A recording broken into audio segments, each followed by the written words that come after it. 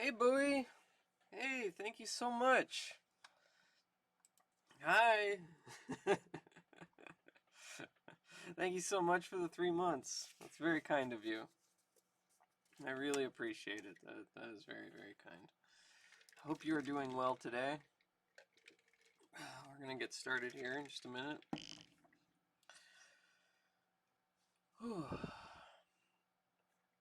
Give people some time to come in here. Hello, Kimura Kumiko. How are you doing? It's good to see you. Hello. Hello. Sorry, I'm like bright because it's set up for comic books. It's not set up for my face. It's good to hear. That's good to hear. I'm glad you are good. I'm glad for that. I'm gonna give it just a couple minutes here before we get started here. But any of you guys doing anything fun today? We're gonna be reading some Star Wars number 5. We're going to finish the movie adaptation today. We've got number 5 and number 6. We'll get through these two. And then after that, it's all Marvel. All Marvel nonsense. Hey, Zeph, how's it going? You want me to do some water? Okay. Glug, glug, glug. Ah, there you go. Thank you for the water, Zeph. It's good to see you.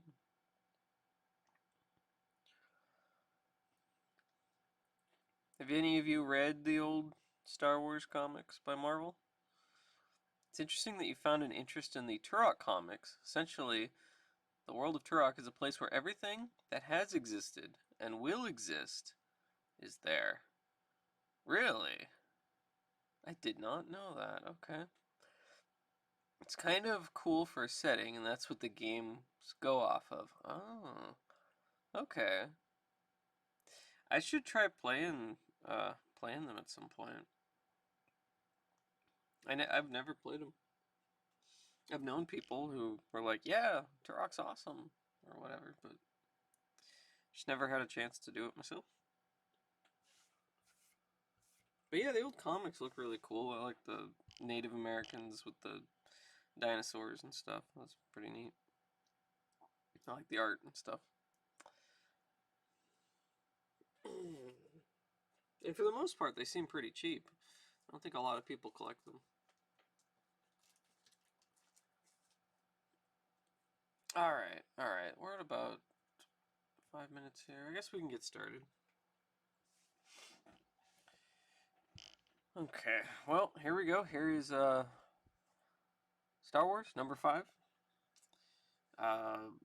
So 5 and 6 are more adaptations of the movie. So this is going to be mainly just based off of the film script. Luke Skywalker strikes again. Hurry, Chewbacca! We're being attacked by the Death Star. They're being attacked. That's a weird. It's kind of a weird scene here. You got the Death Star up here, and it's like shooting little laser beams down at them. I guess they're pretty big laser beams, but it's not like a Death Star laser beam. Are you gonna use an auto-tuned voice for Vader? I thought about that when I was doing it last time. That might not be a bad idea. I don't know how to set one of those things up though, so currently no, but that is a good idea. There's Han. He's saying, "It's too late, kid. We're finished." He's just giving up. He's like, it's too late. We're done for. He's starting to sound like C-3PO there. You like the idea of Star Wars comics? Cool, cool. Well, they've been fun so far, and they get pretty wacky after the sixth issue, because the first 6 issues were all adapting the film. And after that, it was just like Marvel writers just doing whatever and saying, we'll do this, we'll throw this, maybe we can have an alien carnivorous bunny man. All right, so here's the first page. We have an ad for Pizzazz. If you dig dynamite or go bonkers over bananas, here's real knockout news about another great kids mag, Pizzazz. Out of the unmitigated goodness of our happy little hearts, we've created a brand new magazine in the same manner. A powerhouse of phantasmagoric features, ouch, which could only be called pizzazz. Imagine Vader comes into a room to threaten you, but he's auto-tuned like it's party time. That's pretty silly. Alright, so Stan Lee presents Star Wars, the greatest space fantasy of all, based on the film by George Lucas, a 20th Century Fox release. Lo, the Moons of Yavin. The story so far. Luke Skywalker, Han Solo, and Chewbacca have rescued the Princess Leia from her imprisonment on the Galactic Empire's powerful battle station, the Death Star. Now, as Solo's ship, the Millennium Falcon, makes its break for freedom, the question is whether she can stay rescued. Come with me, kid. We aren't out of this yet, he says. So we got Roy Thomas, writer-editor, Howard Chaykin, and Steve Leialoha, illustrators. We have Glynis Wein for the colorist, and Tom Orzechowski as the letterer. And then we had Archie Goodwin as consulting editor. And this came out 1977, November 77 was this issue. Alright, here we go. Let's do a zoom in. Hopefully it still looks good. Is it in focus there? Maybe zoom out ever so slightly. I think that might help. There we go. Okay, I think that should be good. Almost instantly, Luke finds himself setting into the laser cannon on one side of the fleeing starship. Never fired this kind of gun before, but I've got to do it. I've got to. For Ben Kenobi.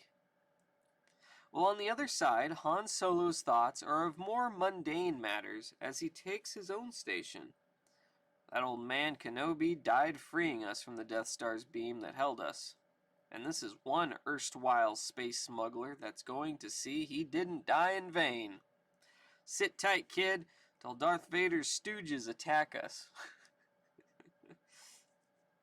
As for our mysterious space princess, Leia Organa, it's hopeless. We're outnumbered, outgunned. But somehow, these characters who are trying to rescue me might just manage to pull it off.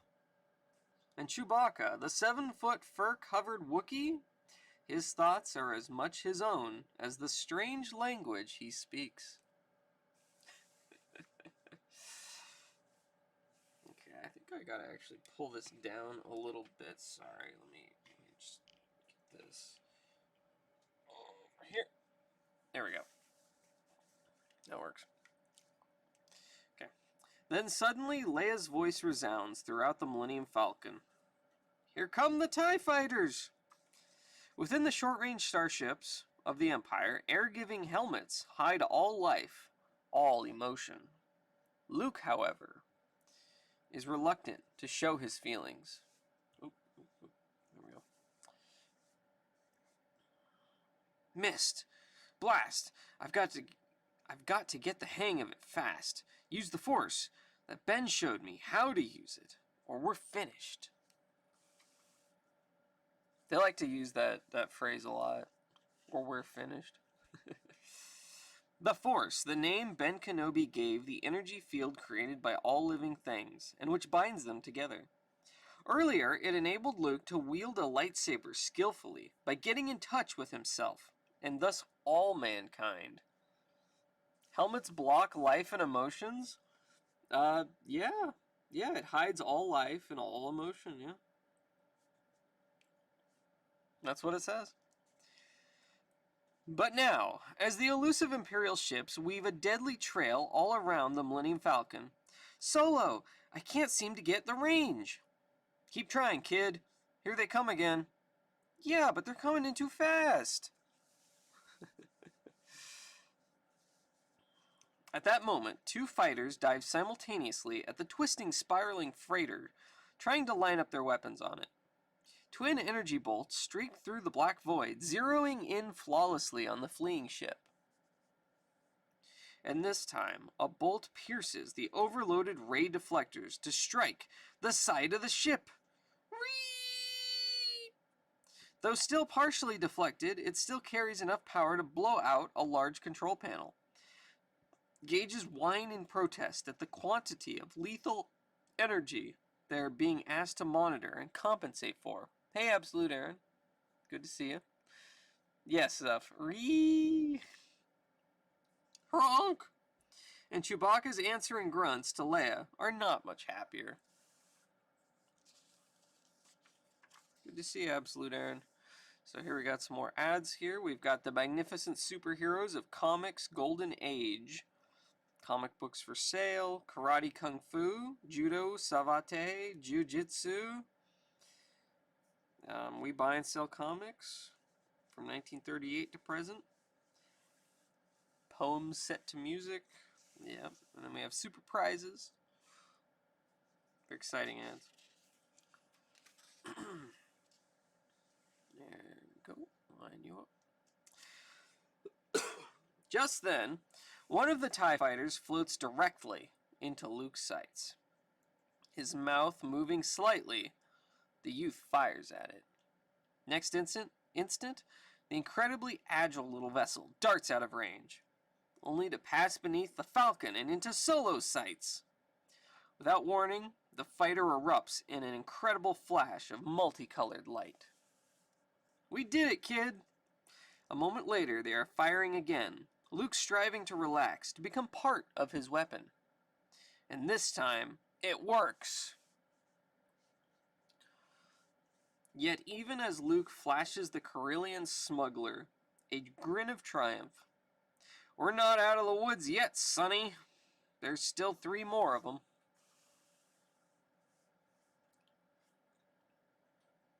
Boom! Correction, 2! Alright, 2 then. But we've still lost the lateral controls for the starboard deflector shield. Frank! Don't worry, crew. She'll hold together. You hear me, ship? Hold together. Uh-oh. Heads up, gang. Here they come. Chewie, try to keep them on our port side. If we... Oh, we got more ads here. Get rich and famous. Make money. Sell grit. Clark Coconut. Clark Peanut Butter Log. Clark Crunchy Peanut Butter. Clark Zagnut. Clark Mint and Clark. And there's some more of these kind of crappy ads. But there's 25 live seahorses for $3. What the hell? Yetch, make your own severed finger keychain. It looks and feel real. The Finger Factory. What? A severed finger keychain? Oh god. That sounds horrible. Why would anyone ever want that? Zagnut sounds familiar, not sure from where. Yeah, I'm not sure either. Oh, these pages are kind of stuck at the bottom there. Okay. There we go. Okay. Oh. Okay. Suddenly, the Corellian is forced to break off as the TIE Fighter's deadly bolts, energy bolts, reach out toward the Millennium Falcon.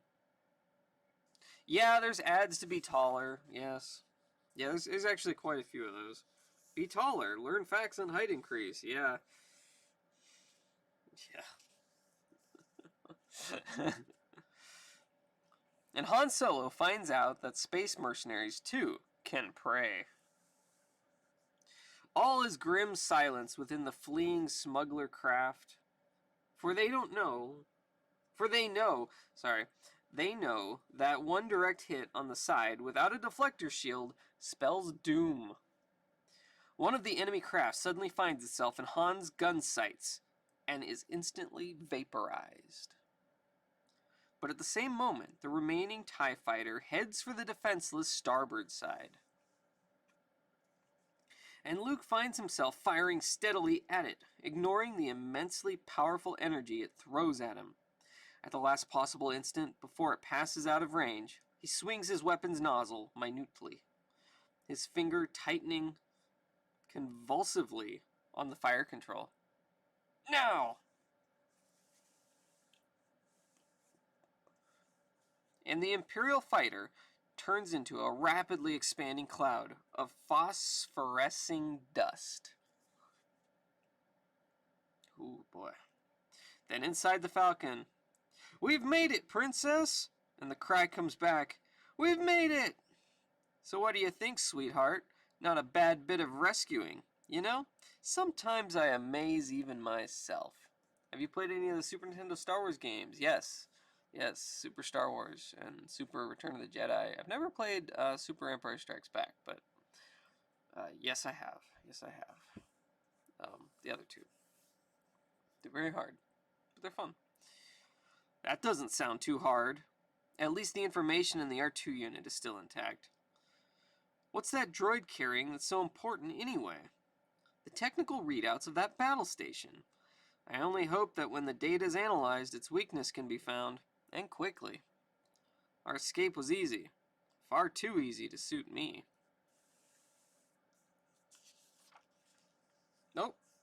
Attention art lovers, now you can be a connoisseur of culture, just like me, by stocking your comic art library with these magnificent masterpieces.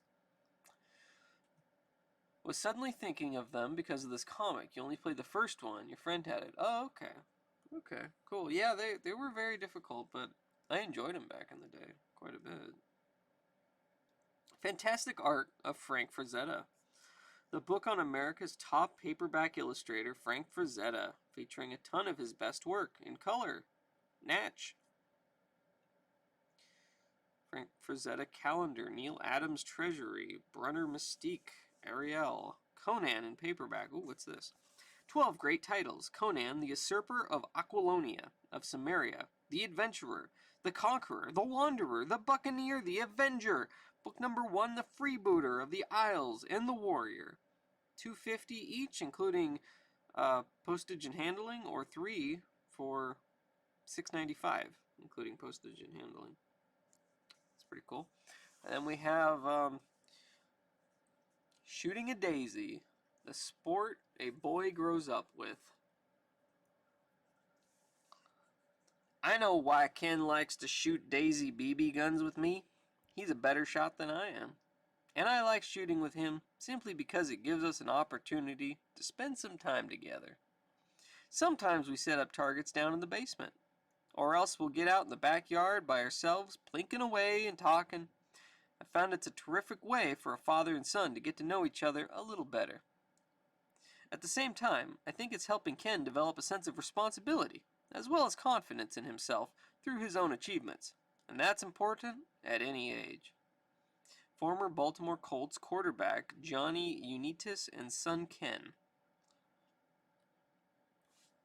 Daisy 1938 Red Ryder, like the BB gun Dad had.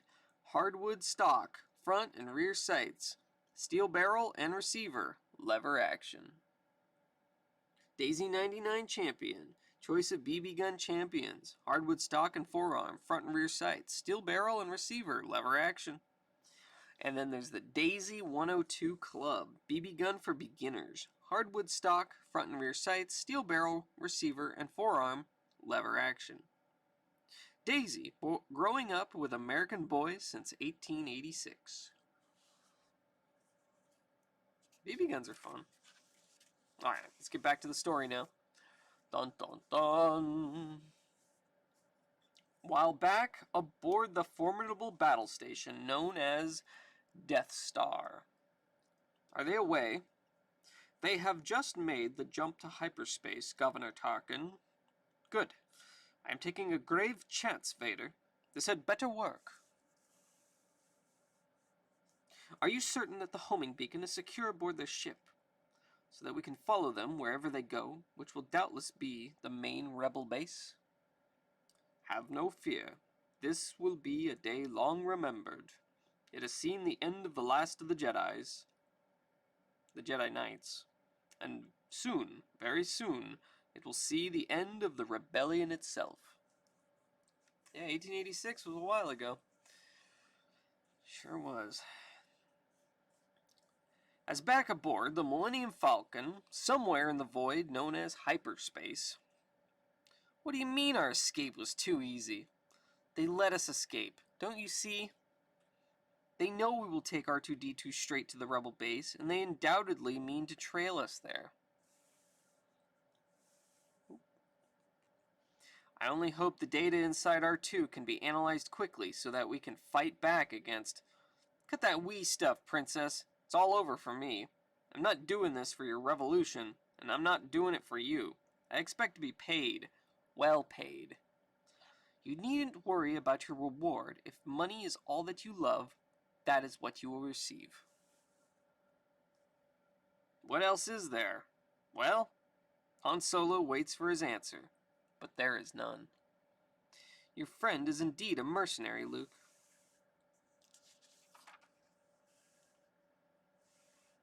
I wonder if he really cares about anything. Or anybody. I do, Princess. I care. Luke stares after the princess/senator, until she disappears into the main hold area. Then, what do you think of her, Han? I try not to. Good. Still, she's got a lot of spirit. Luke hadn't intended his response to be audible, but the quick-eared space pilot overhears it nonetheless. I don't know, Luke. Do you think it's possible for a princess and a guy like me? No. Look how angry he is. Solo smiles at the younger man's jealousy, and he's uncertain in his own mind whether he added the comment merely to bait his naive friend, or because it's the truth. Oh, having a little bit of focusing issues there. Sorry. The planet Yavin, a huge gas giant, is not a habitable world. Several of Yavin's numerous moons, however, are planet-sized themselves, and 3 of these can support humanoid life. It is toward the satellite designated as number 4, shining emerald-like with its thick jungles, that the Millennium Falcon finally drifts. The very air is heavy with the fantastic cries of unimaginable creatures. And rotting in a forest of gargantuan trees, an ancient temple lies shrouded in an eerie mist. But the original builders would not now recognize the interior of their once mighty edifice. Within, seamed metal has replaced rock, and the buried layers far below the surface contain hangar upon hangar of one-man fighter spacecraft. It is toward the uppermost of these hangars that a land speeder now streaks with the makeshift crew of the beleaguered Falcon.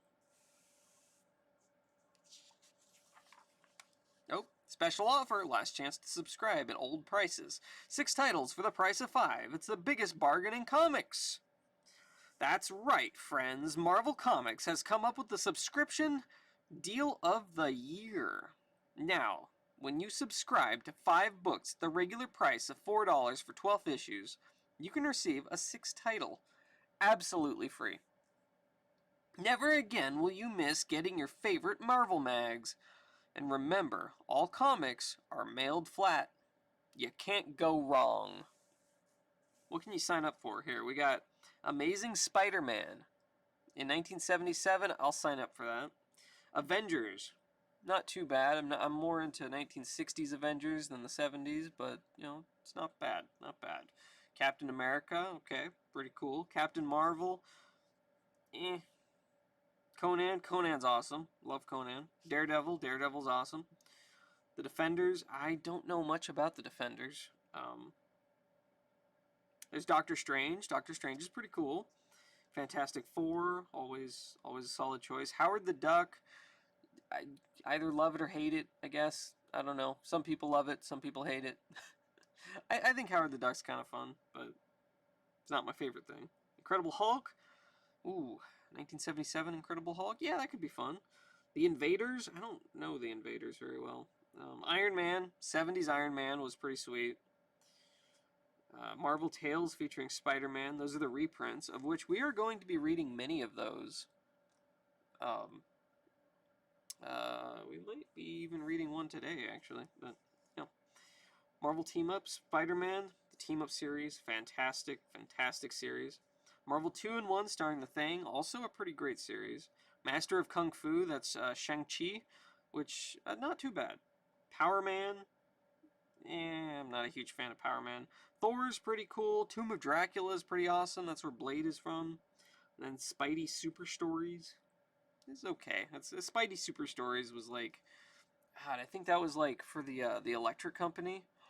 Not like actual Electric Company, but you know the TV show, the Electric Company, which was kind of like Sesame Street, sort of. It was like a really like kiddie version of it. But you should cut that out and send it in. Sorry, camera's having issues. I apologize. Can I? Okay. Let's see if we can zoom out just a little bit there. Might help. Okay. You gonna? What's your problem, camera? What's your problem? I apologize for the.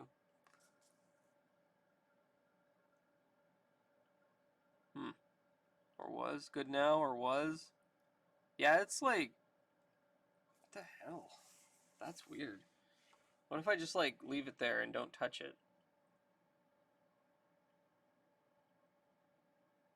Okay, that's not right. The hell? Okay, is that? All right, all right. I think it's good now. I think it's good. Okay, sorry about that. Okay, so here's a whole galaxy of far-flung fantasy awaits you in the grand and glorious group of Marvel magazines. Oh, the magazines is kind of where the Savage Sword of Conan. So they could make like a lot more like mature content in the magazines, which were like a black and white comics, but they were sold as magazines rather than as comic books. So they were not under the guidelines of the Comic Code Association. So like the Savage Sword of Conan comics, they could make it a lot more violent. They could have like naked ladies in there, stuff like that, you know. Which they couldn't do in the actual comic books. Kind of a weird way they got around that. But yeah, Savage Sword of Conan. Those magazines are fantastic. Marvel Preview Star-Lord. Not too familiar with that one. We've got the Hulk, the Rampaging Hulk. It's kind of cool. Let's Go Crazy, super special. But yeah, so one of these days I'll have to do some Savage Sword of Conan. Maybe some old 1970s Conan stuff. Super bodybuilding course. Oh my gosh. And then we have here, what is this? Crazy David. Buy any t-shirt $4. Shown for only. Includes all mailing and handling. Belly buttons need love too. There's a Kiss shirt. Stupids with me. I'm with stupid. Ignore this person. Super Kid. All American Turkey. I can't even tell what these two are. Don't bug me, I bite. Led Zeppelin shirt. Starsky and Hutch. So weird. Disco Duck. Turkeys need love too. Oh yeah, Felix. Yeah, there's Felix. Huh. Interesting.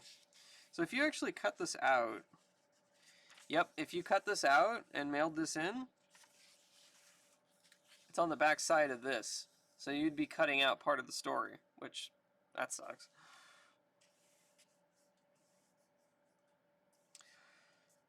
To deposit 5 of the 6 who a short time before took on the most dread weapon of the evil Galactic Empire and survived. Scarcely have they stepped off the land speeder when the noisy cluster of humans nearby ceased their conversation and rushed toward the now hovering craft. Princess Leia! Thank the stars you're safe. We had feared the worst. So did we. We heard about Alderaan being destroyed, and we were afraid you were lost along with your planet and your father. We don't have time for our sorrows, Commander Willard. Commander Willard? I didn't know that was his name. The Death Star has surely tracked us here. You must use the information stored in this R2 unit to plan our attack against it. We'll do our best. You must. It's our only hope. Soon, deep inside the temple, General Jan Dodonna gives an urgent and hasty briefing as the battle station called Death Star is heavily shielded and carries more firepower than half the galactic Starfleet. Shh! That old coot's starting. Gronk! You said it, Chewie. Maybe Luke went crazy and joined the rebel pilots, but we're getting out of here as soon as they give us our reward. Wonder if back then, if you fill in the form but take a picture and send in the picture was ever accepted? Well, that seems kind of difficult to do because you'd have to take the picture and hopefully it was in focus and you'd have to go get it developed. I don't know. I don't know if anyone ever did that. Seems like a lot of effort though. Fortunately, the battle station's defenses are designed around a large-scale assault. A small one-man fighter should be able to penetrate its defense screen and, pardon me, General Dodonna, but what good are snub fighters going to be against that? An analysis of the plans provided by Princess Leia have revealed a weakness in the station. There is a small, unshielded thermal exhaust port that runs directly into the reactor system. A direct hit on it should set up a chain reaction that will destroy the station. Unfortunately, the target is only 2 meters across, and you will have to hit it with photon torpedoes. Or proton torpedoes. Sorry, this isn't Star Trek. These aren't photon torpedoes, these are proton torpedoes. Hit a 2-meter target at maximum speed? That's impossible, even for the computer. No, it isn't. I used to bullseye womp rats in my T-16 back home. They're not much bigger than 2 meters. Your approach will not be easy. You will maneuver straight down this shaft which encircles the station. You must level off in the trench, and there... You must level off in the trench there and skim the surface to the precise target area. And remember, only a direct hit has a hope of destroying the Death Star before it destroys this moon and the hope of the rebellion. Now, man your ships, and may the Force be with you. Gosh, there's actually a lot of ads in this one. You can earn extra money like Tim Newcomer. Exciting collection of real foreign money for only 10 cents. Wow. Be taller. More be taller ads. What to sink your teeth into when you're hungry and you're not a werewolf. The Slim Jim. They had pizza flavored and bacon flavored and salami flavored Slim Jims. I want to know what a pizza flavored Slim Jim tastes like. I don't think they make those anymore. Alright. Moments later, along with hundreds of others, Luke, 3PO, and little R2 run into the huge spaceship hangar. Flight crews bustle about, loading last-minute armament and unlocking power couplings. But it is 2 different figures that suddenly catch Luke Skywalker's startled attention. The huge Wookiee named Chewbacca, and Han! So you got your reward and you're leaving. That's right, kid. I've got some old debts to pay off, and even if I didn't, I'd be a fool to stick around here. You're pretty good in a scrap yourself, so why don't you come with us? I could use you. Why don't you look around, Han?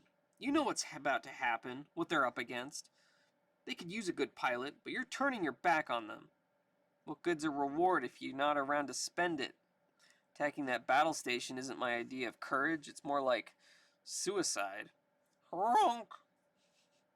Shut up, Chewie. I know what I'm doing. Well, take care of yourself, Han. But I guess that's what you're best at, isn't it? Luke Skywalker hardly hears Han Solo's whispered farewell. May the Force be with you. As Luke reaches his assigned ship, Princess Leia is there waiting. Are you sure this is what you want to do, Luke? More than anything. Then what's wrong? It's Han. I thought he'd change his mind. A man must follow his own path. No one can choose it for him. Yeah, I know. I only wish Ben were here. May the Force be with you, Luke. Oh my God, they're kissing. Look at that. Look at that. They're kissing. Luke, I don't believe it. How'd you get mixed up in this? Biggs? I thought you'd be around here somewhere.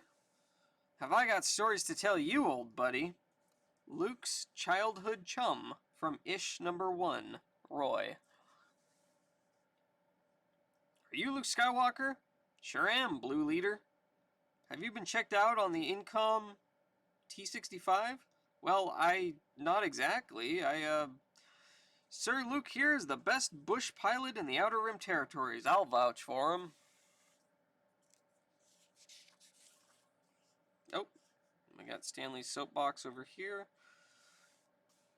Okay, here's another ad. But it's a comic book ad.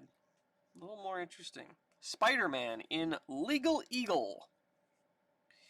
Look, Spidey, it's Ralph G. Fake, the criminal lawyer, with the power to change himself into Legal Eagle, the monster eagle at will. Legal Eagle stealing the Bill of Rights? That's criminal. Stealing the rights? Wrong, I'm destroying them, you soft humanitarian spider.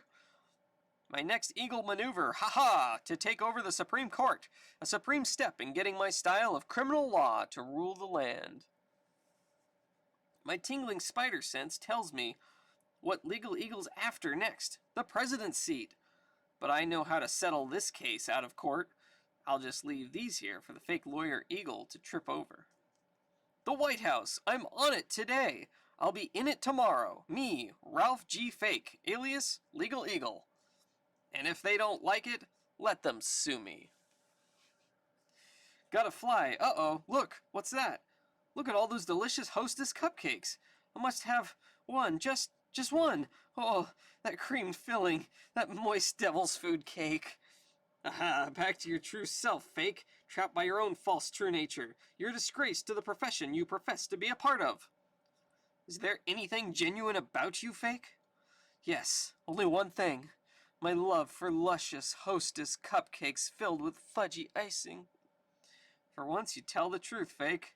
You get a big delight in every bite of Hostess cupcakes. That was a weird ad. What the hell was that?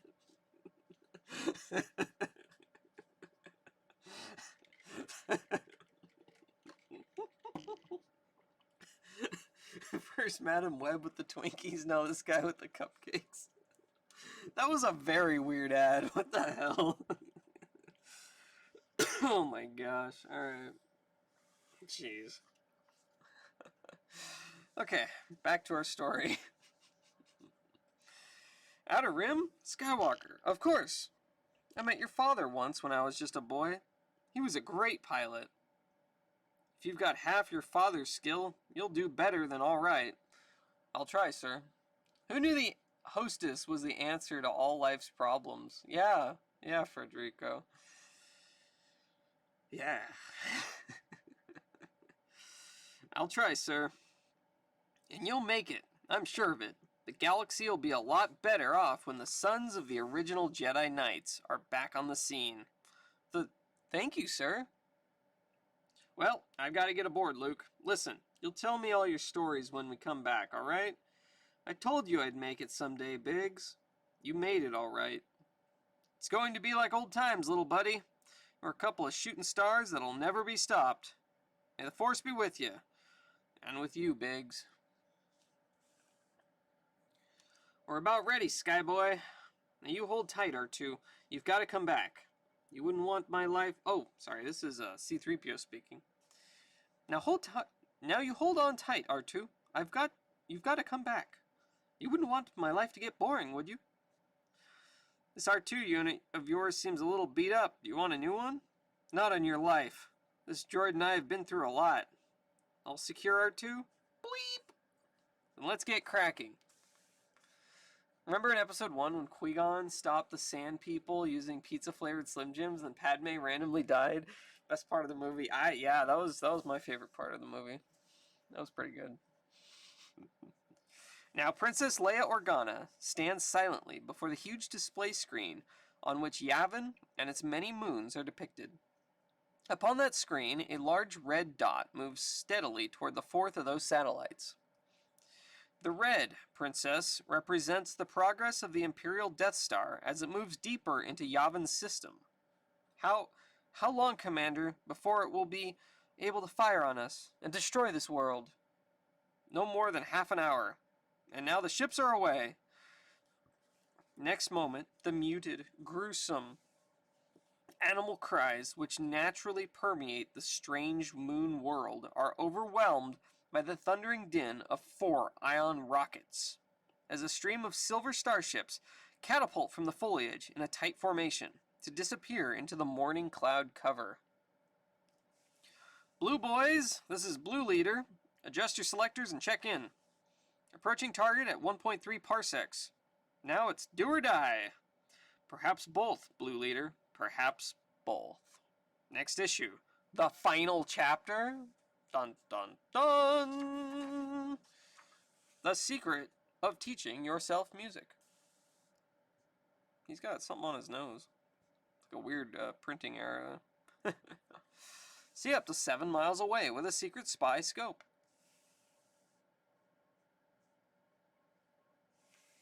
Alright.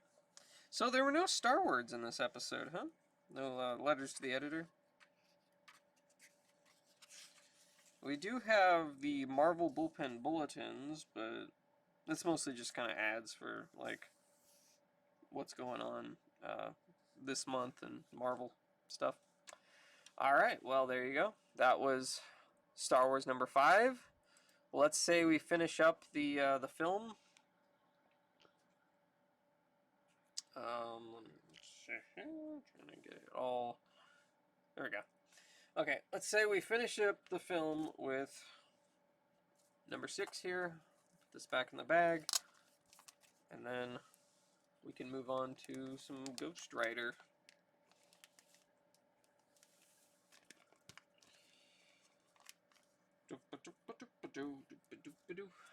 Okay. I don't know, where am I putting this? That goes there. This is over here. Okay, there we go. Alright. Star Wars number 6. The greatest space fantasy film of all.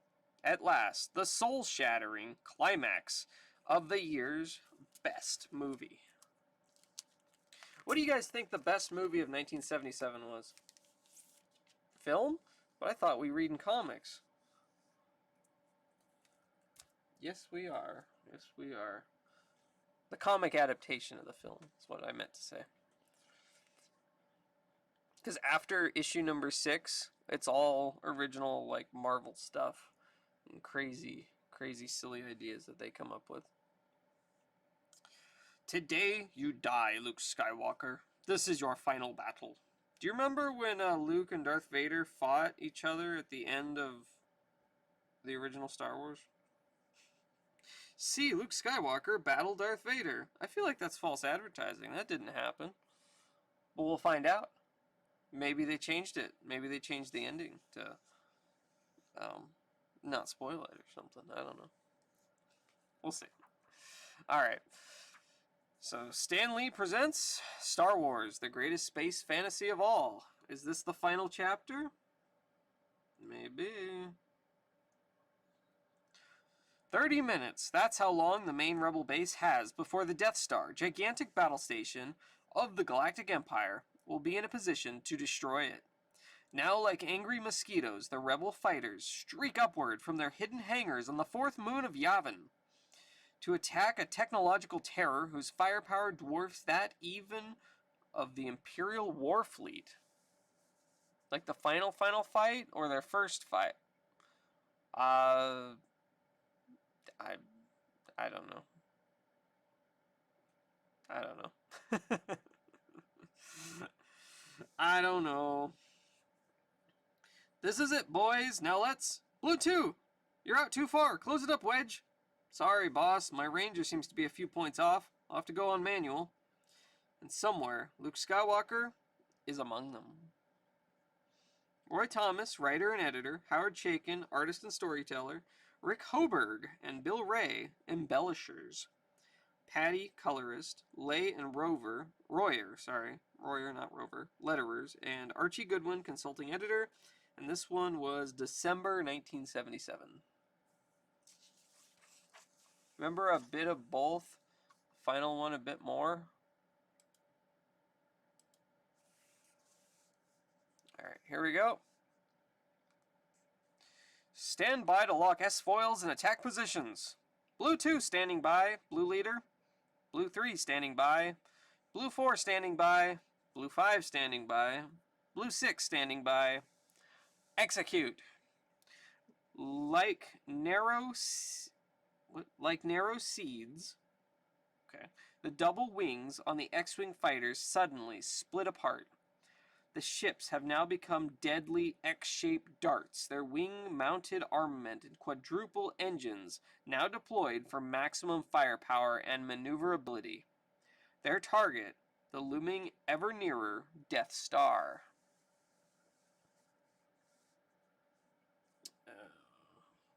Okay, this is... I don't know why I'm having such a hard time with, like, moving this thing around. But there we go. Okay, that should be good. Okay. And in the cockpit of Blue 5, alias Luke Skywalker. Blue leader here. We're passing through their magnetic shields. Hold tight. Lock down your control units. Switch your deflector shields on. Double front. Check, Blue leader. Keep the channels quiet until we've reached the surface.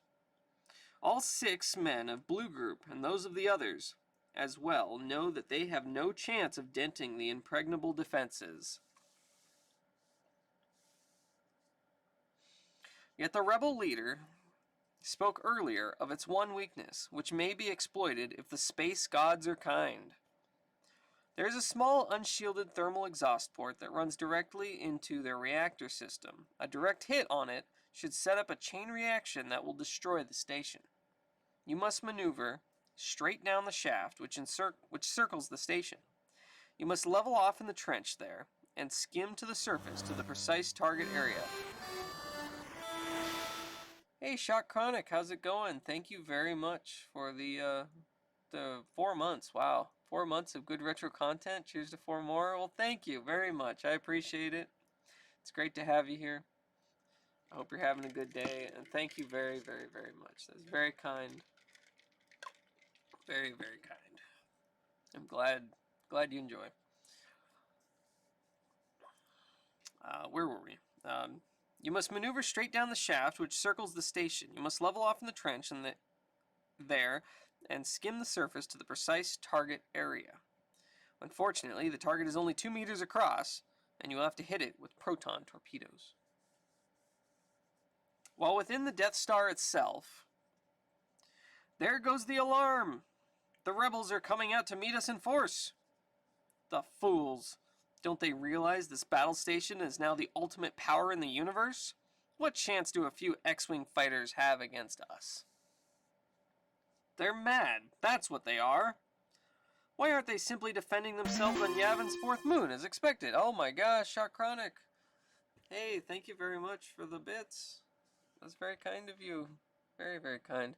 You say, I like comics myself, more of a hero comic guy, but Star Wars is also dope. Well, we are also doing some, after this, we'll be doing some Ghost Rider. We got Marvel Spotlight number 7 here. And we will be doing Amazing Spider-Man number 1.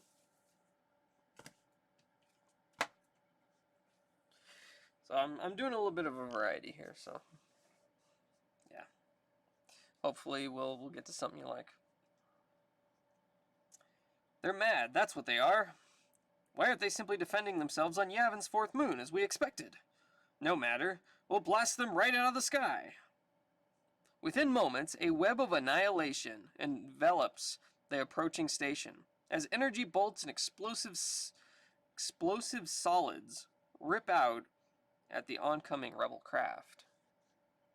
Then, as Blue Group draws near the battle station, Blue 3, this is Blue 5. Hi, Biggs.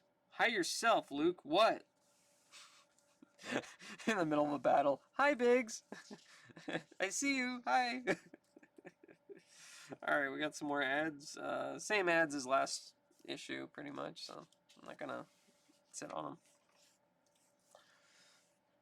I'm going in, Blue 3. Cover me. I'm right behind you, Blue 5.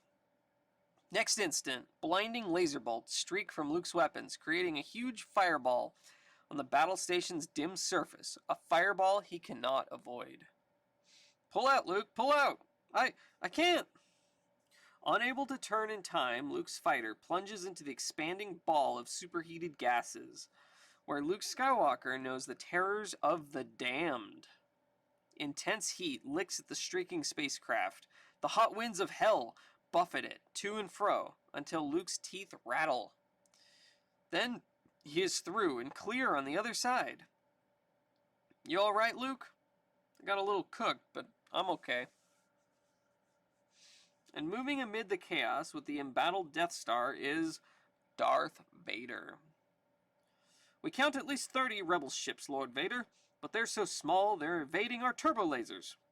Get the crews to their fighters and prepare to lift out immediately. This station is not designed to do battle with such puny, insignificant spacecraft, and that could be its fatal flaw. We'll have to destroy the rebels ship to ship. Yes, Lord Vader. Another hit. The rebels are good. Too good to take any chances with. Prepare my own personal ship. Yes, my lord. I'll deal myself with any who dare to come too close. As Darth Vader prepares to do battle, the rebel spacecraft continue their energy runs, and Luke, recalling his earlier wisecrack, reflects that it really is like hunting womp rats back home in the crumbling canyons of Tatooine. Then, from the rebel war room comes an urgent message. Attention squadron leaders. We've picked up a new group of signals. Enemy fighters coming your way. How many of them, General Dodonna? Enough to... No way we can tell, Princess. And out in space. My scope's negative. I don't see anything. Wait a minute. Here they come. Nope. Alright, yeah, same ads as last one. There we go. Oop. Oh no. There we go. There we go. That's better. Cool. Okay. I'd feel better if Han Solo and Chewbacca were here, but Han got his reward for helping save the princess, and that's all he seems to... Biggs! Look out! The enemy's swooping around us. They're more maneuverable than we thought. You've picked up one. Watch it. I can't see it. Where is he? Luke Skywalker watches helplessly away from the station's surface and out into clear space. Still, with each successive enemy bolt passing a bit closer to his hull. He's on me tight. I can't shake him. I can't shake him. Hang on, Biggs. I'm coming in. The next moment, electronic crosshairs line up in Luke's gun sights. There's a small explosion in the vast silence of the cosmos, and the Imperial pilot is vaporized with his ship. Got him! Within the rebel temple fortress on Yavin's moon, Leia and her generals are observing the actions 1 second on a spacious... Wait, what is this saying? Within the rebel temple fortress on Yavin's moon, Leia and her generals are observing the actions 1 second. 1 second? Okay. On a spacious screen. And the following instant. The image has faded, Princess. The high band receive has failed. Then switch to audio only and do the best you can. Oh dear. Even with R2-D2 serving as his R2 unit, Master Luke is likely to be hurt. I do wish he wouldn't take so many chances. So do I, 3PO. So do I. Meanwhile, high above, Blue 4 has become the first rebel spacecraft of Blue Group to fall before the deadly Imperial laser bolts. And Luke Skywalker looks as if he may soon become the second. The fighter on my tail. Can't shake him. Blue 2 here. I'm on him, Luke. Hold on. The youngest of the rebel pilots doesn't have to wait very long. Thanks, Wedge. Wait. Blue 6 is hit. Come in, Blue 6. Porkins, do you read? Eject. Eject. I'm okay. I can hold her. Just... Those are the last words ever uttered by the man Luke Skywalker knows only as Blue 6. Rest in peace, Porkins. But Biggs has fought beside Lieutenant Tono Porkins for long weeks and months, and he knows suddenly what it means to lose a friend. So long, Piggy. You will be avenged. I didn't know Porkins was known as Piggy. He had a nickname of Piggy. Jeez. Porkins. Oh my gosh. Alright. Okay, what's this one? Make way for more Marvel Super Fun. With these mighty Marvel belts. They sport a beautiful bronze-like finish, and they hold up your pants, too. Be a super heroic fashion plate. Or give a friend a belt. Biggs and Wedge are in here, too? Yep. Porkins, Biggs, Wedge. Yeah.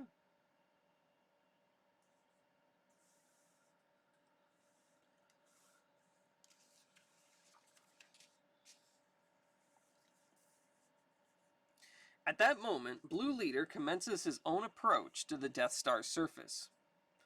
His two wingmen so far behind him that he seems alone in the vast gray trench, which leads to the target thermal exhaust port ahead.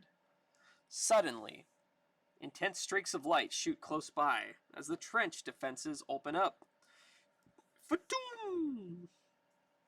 And near misses batter Blue Leader's wingmen for what seems like an eternity. Then, just as abruptly, the energy bolts cease, and all is silent and dark again in the trench.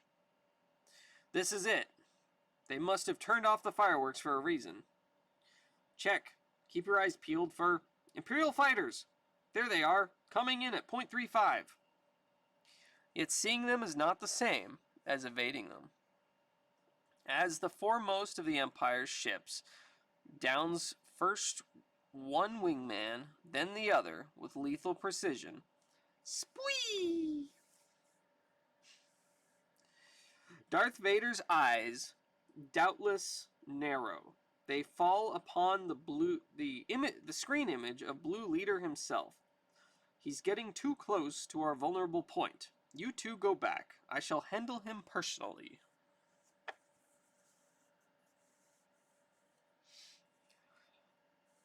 I'm in range. Target in sight. If I can just... Now. Ah! Blue Leader's proton torpedoes were launched a microsecond before the fatal energy bolt from the Lord of the Sith sent his ship hurtling downward to smash brilliantly but harmlessly against the Death Star hull.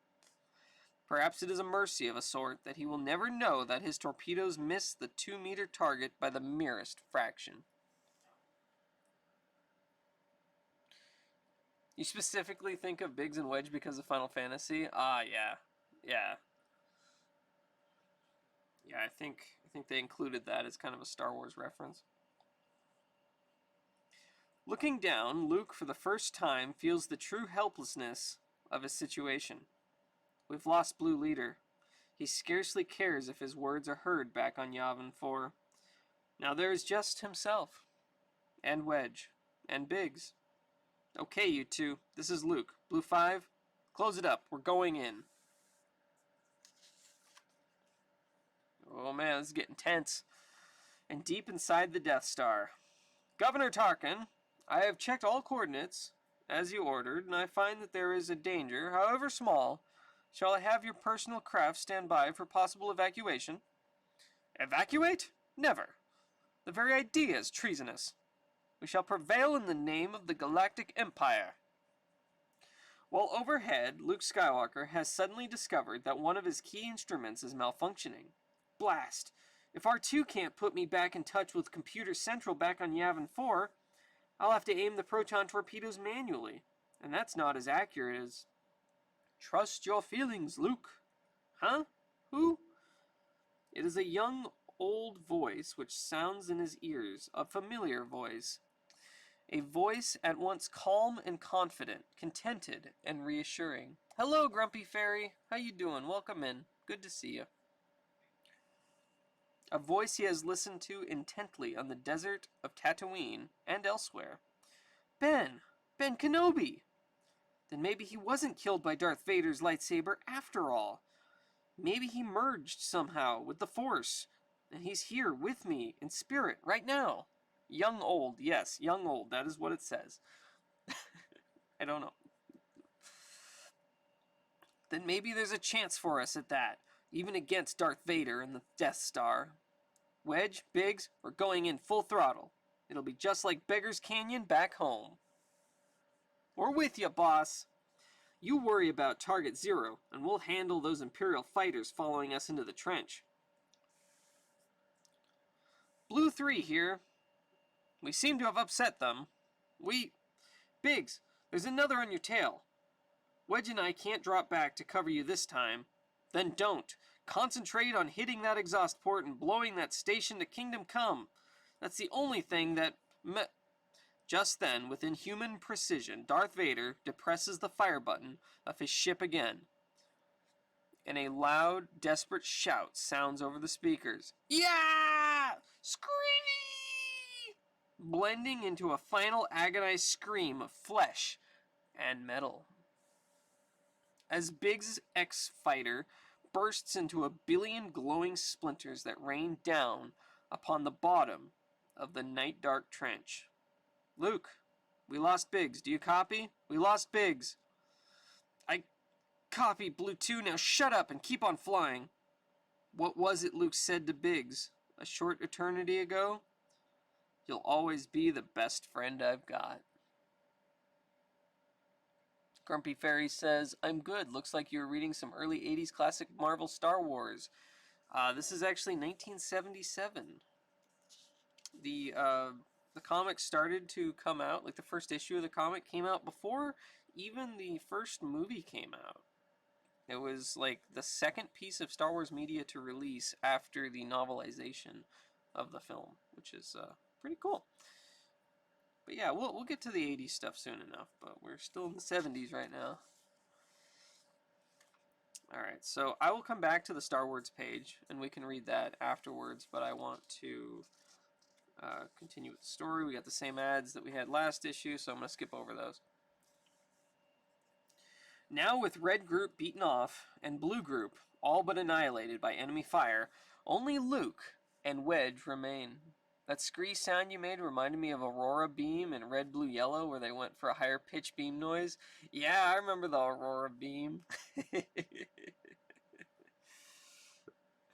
Oh, man. I love the beam attacks in the Pokemon games. I thought they were so cool. Like, the animations and the sound effects were just awesome. I remember the early ones. They were printed in black and white here. Oh, really? Really?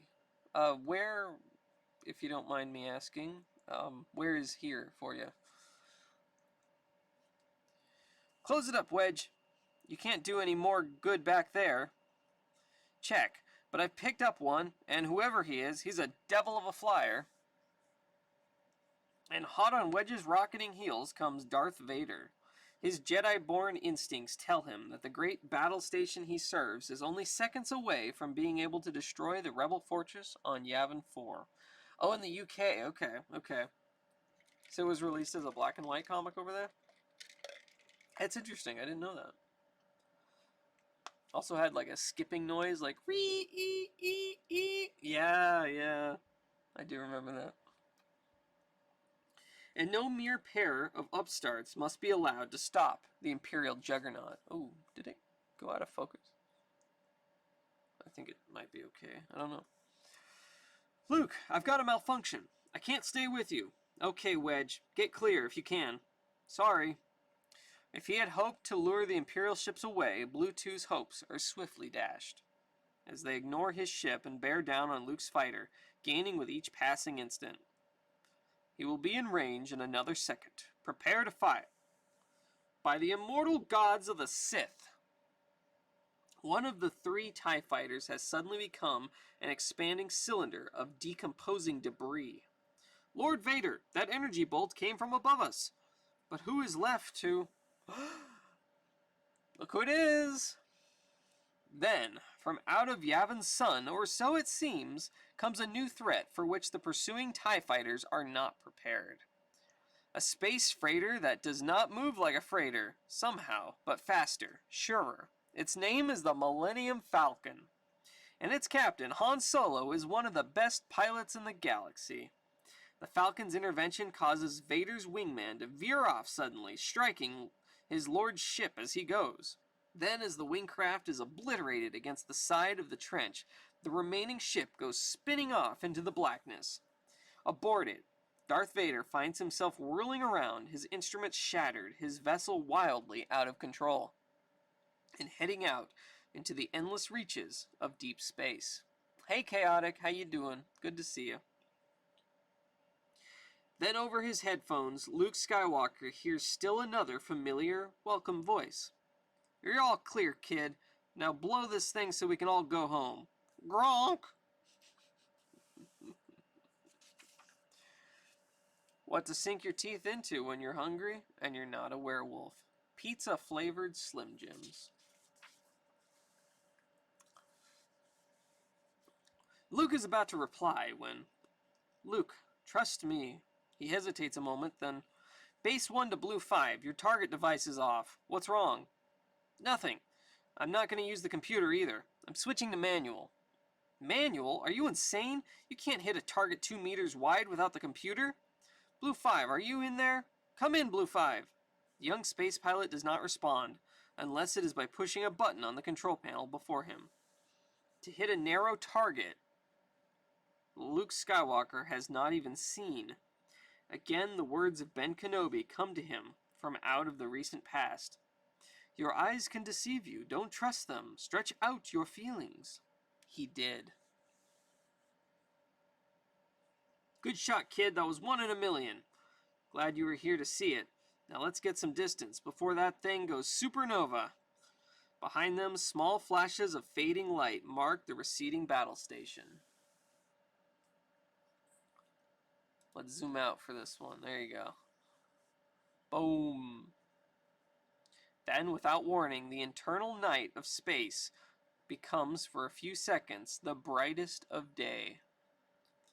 No one dares look directly at the exploding battle station. Not even multiple shields set on high could dim that awesome glare sufficiently to prevent permanent blindness. The universe seems filled for an instant with trillions of microscopic metal fragments propelled past the retreating ships by the liberated energy of a small artificial sun. The collapsed residue of the Death Star will continue to consume itself for several days, forming for that brief span of time the most impressive tombstone in this corner of the cosmos. It's a big boom. Oh, there's Spider-Man and Legal Eagle again. We already read that one, though, so I'm not going to read it again.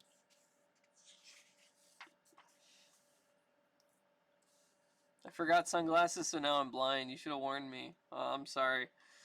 Well, at least your hearing will be better for it, right? I don't know. Following Wedge and Han to touch down in the hangar of Yavin 4, Luke soon finds himself in the center of a cheerful, gleaming throng that includes technicians and generals alike. Technikos! Hurry up and see to my R2 unit there. He took some bad hits up there. Oh my, R2! Can you hear me? You can repair him, can't you? We'll do our best. You must. If any of my circuits or gears will help, I'll gladly donate them. Didn't expect a super bright, blinding light in a comic panel? Yeah, you gotta expect the unexpected when you read Marvel, I guess. Han, you old space devil! I knew you'd come back in time to keep me from winding up space dust. Well, I couldn't let a flying farm boy go up against the Death Star all by himself, could I? Besides, I didn't want you to get all the credit. And as they laugh, a lithe figure, robes flowing, rushes up to embrace Luke in a very unsenatorial fashion. You did it, Luke! You did it! And you big Corellian, I knew there was more to you than money. Once in a while, princess. Once in a while. Gazing upward toward the ceiling, Luke Skywalker thinks for a passing moment he hears something overhead. Something faintly like a gratified sigh. Of course, it's probably only the intruding hot wind of a steaming jungle world. But Luke prefers to think otherwise. Epilogue. In the vast and ancient chamber, the banners of many worlds flutter. Worlds which have lent support to the Rebel Alliance during its most difficult days. Today, hundreds of Rebel troops and technicians stand assembled in pressed uniforms and polished semi-armor to honor those who stood against the might of the Galactic Empire. You should work for Audible. And at the far end of an open aisle stands a vision in white, the Princess Leia Organa. It takes a full minute for the trio of figures at the other end to cover the distance to the raised dais where she stands. And several times it seems as if the gigantic, furry one will bolt and run. Then, wordlessly, Princess Leia places gold medallions first around Han Solo's neck, then Luke Skywalker's. Chewbacca the Wookiee, too, will have his own medal, but he will have to put it on himself. Few space princesses are that tall. You know, people always complain that Chewbacca didn't get a medal, but he totally did. Look at that. Look at that. He got a medal.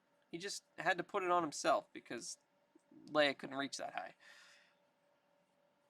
Then joined by a fully repaired R2-D2 and a beaming C-3PO. They stand awash in the cheers and shouts of a grateful alliance. What the future holds for these 6 daring souls, only time and the space winds know. But for today, for now, they are content. Next issue, a new adventure of the Star Warriors. So yeah, that is the end of the adaptation of... Why can't he just kneel down? Because he's a Wookiee. Wookiees kneel for no one. But that is the end of the adaptation of the original movie. After this, it's all crazy Marvel stuff that they came up with. It goes off the rails, and it is fantastic. So we will get to that next week.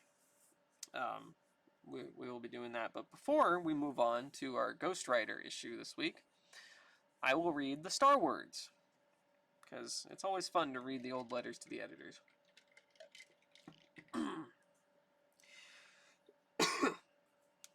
What a difference a few weeks can make. When our first Star Wars column was penned a fortnight or so ago, we were talking about good reviews given the movie by trade papers such as Daily Variety and The Hollywood Reporter. Since then, be there a soul with head so dead that he doesn't know what's happened? George Lucas's multi-million-dollar space fantasy was hailed in advance by Time magazine as the year's best movie, and has received nearly universal praise from one and all.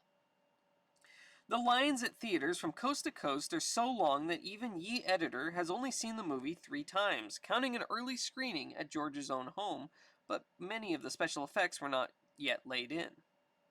But it's a situation he'll soon remedy. And yes, as heralded at the end of this issue's wind-up of the film's story, just 30 days from now, Thomas and Chaykin will be carrying on the story of our Star Warriors into new areas not covered by the movie itself. It came about this way. George Lucas himself, of course, has had plans for more than one Star Wars film ever since its inception several years ago. In fact, there exist several earlier screenplays under the name Star Wars, which bear almost no resemblance whatsoever to the film as it eventually emerged, and Roy was given these to scan to see if there was anything that could be turned into a comic book Star Wars number 7 and beyond. While the screenplays are fascinating, they seem, if anything, to occur in the months and years before the movie itself, and we're pretty certain that it's really the likes of Luke Skywalker, Princess Leia, Han Solo, and Chewbacca, the droids R2 and 3PO, that everyone wants to see more of. Accordingly, Roy got together for lunch in Hollywood the other day with George Lucas, as well as amiable Mark Hamill, who plays Luke in the movie, to discuss the direction he and Howie would take the strip. Messrs. Thomas and Chaykin had already plotted number 7 and set the direction for an issue or two beyond, but they wanted to be sure that their own scheme of things did not conflict with future plans of George himself, who oversees the movies, books, and other priceless items which will be emanating from the Star Wars Corporation in the months to come. Fortunately for us all, since we labor always in the shadow of the dreaded Deadline Doom, George was enthusiastic about Roy and Howie have done, and the other directions he suggested for the strip were nearly identical to what our writer-artist team wanted to do anyway, which perhaps is only natural, since Roy and Howie have been two of the movie's biggest boosters since long before the film was even completed, let alone released. Thus, beginning next issue, you'll be treated to the first ever sequel to Star Wars the film and Star Wars the comic mag, in a series of stories which initially will center mostly around the space mercenary Han Solo and his Wookiee companion Chewbacca. But never fear, because Mark Hamill threatened to turn the Sand People of Tatooine loose on Roy Thomas and Howard Chaykin if they don't bring Luke and company into the scene pretty soon as well. Oh yes, and one final point. Roy was pleased as a parsec of Punch to learn that he is one of the few people in the galaxy who is spelling the word Wookiee correctly, namely with 2 E's. Most places, even in the movie's own program books, it's been misspelled with only 1. And since George went to great pains to explain just how upset Wookiees get when their generic name is manhandled, we're glad it wasn't us who goofed. Now on to a few letters about our second Smash issue. They released them collected in color 1978 as an annual. Your brother had it. Oh, that's awesome. Oh, cool. I also have a copy of the Treasury edition of this, which I could pull out sometime. But it's basically what we just read. But the Treasury edition is like a massive book. It's huge. It's like a foot and a half tall. It's really quite a big book. Ah. Alright. That's really cool. I feel Star Wars is destined to be more successful than your other current sci-fi adaptation, Logan's Run. The galactic struggle of Luke Skywalker and Ben Kenobi offers more scope for extension beyond the adaptation than Logan. I did not find Star Wars number 1 as auspicious a debut as I had hoped, but issue number 2 has given me renewed faith. One of the major breakthroughs, I feel, is the artistic combination of Howard Chaykin and Steve the Hawaiian.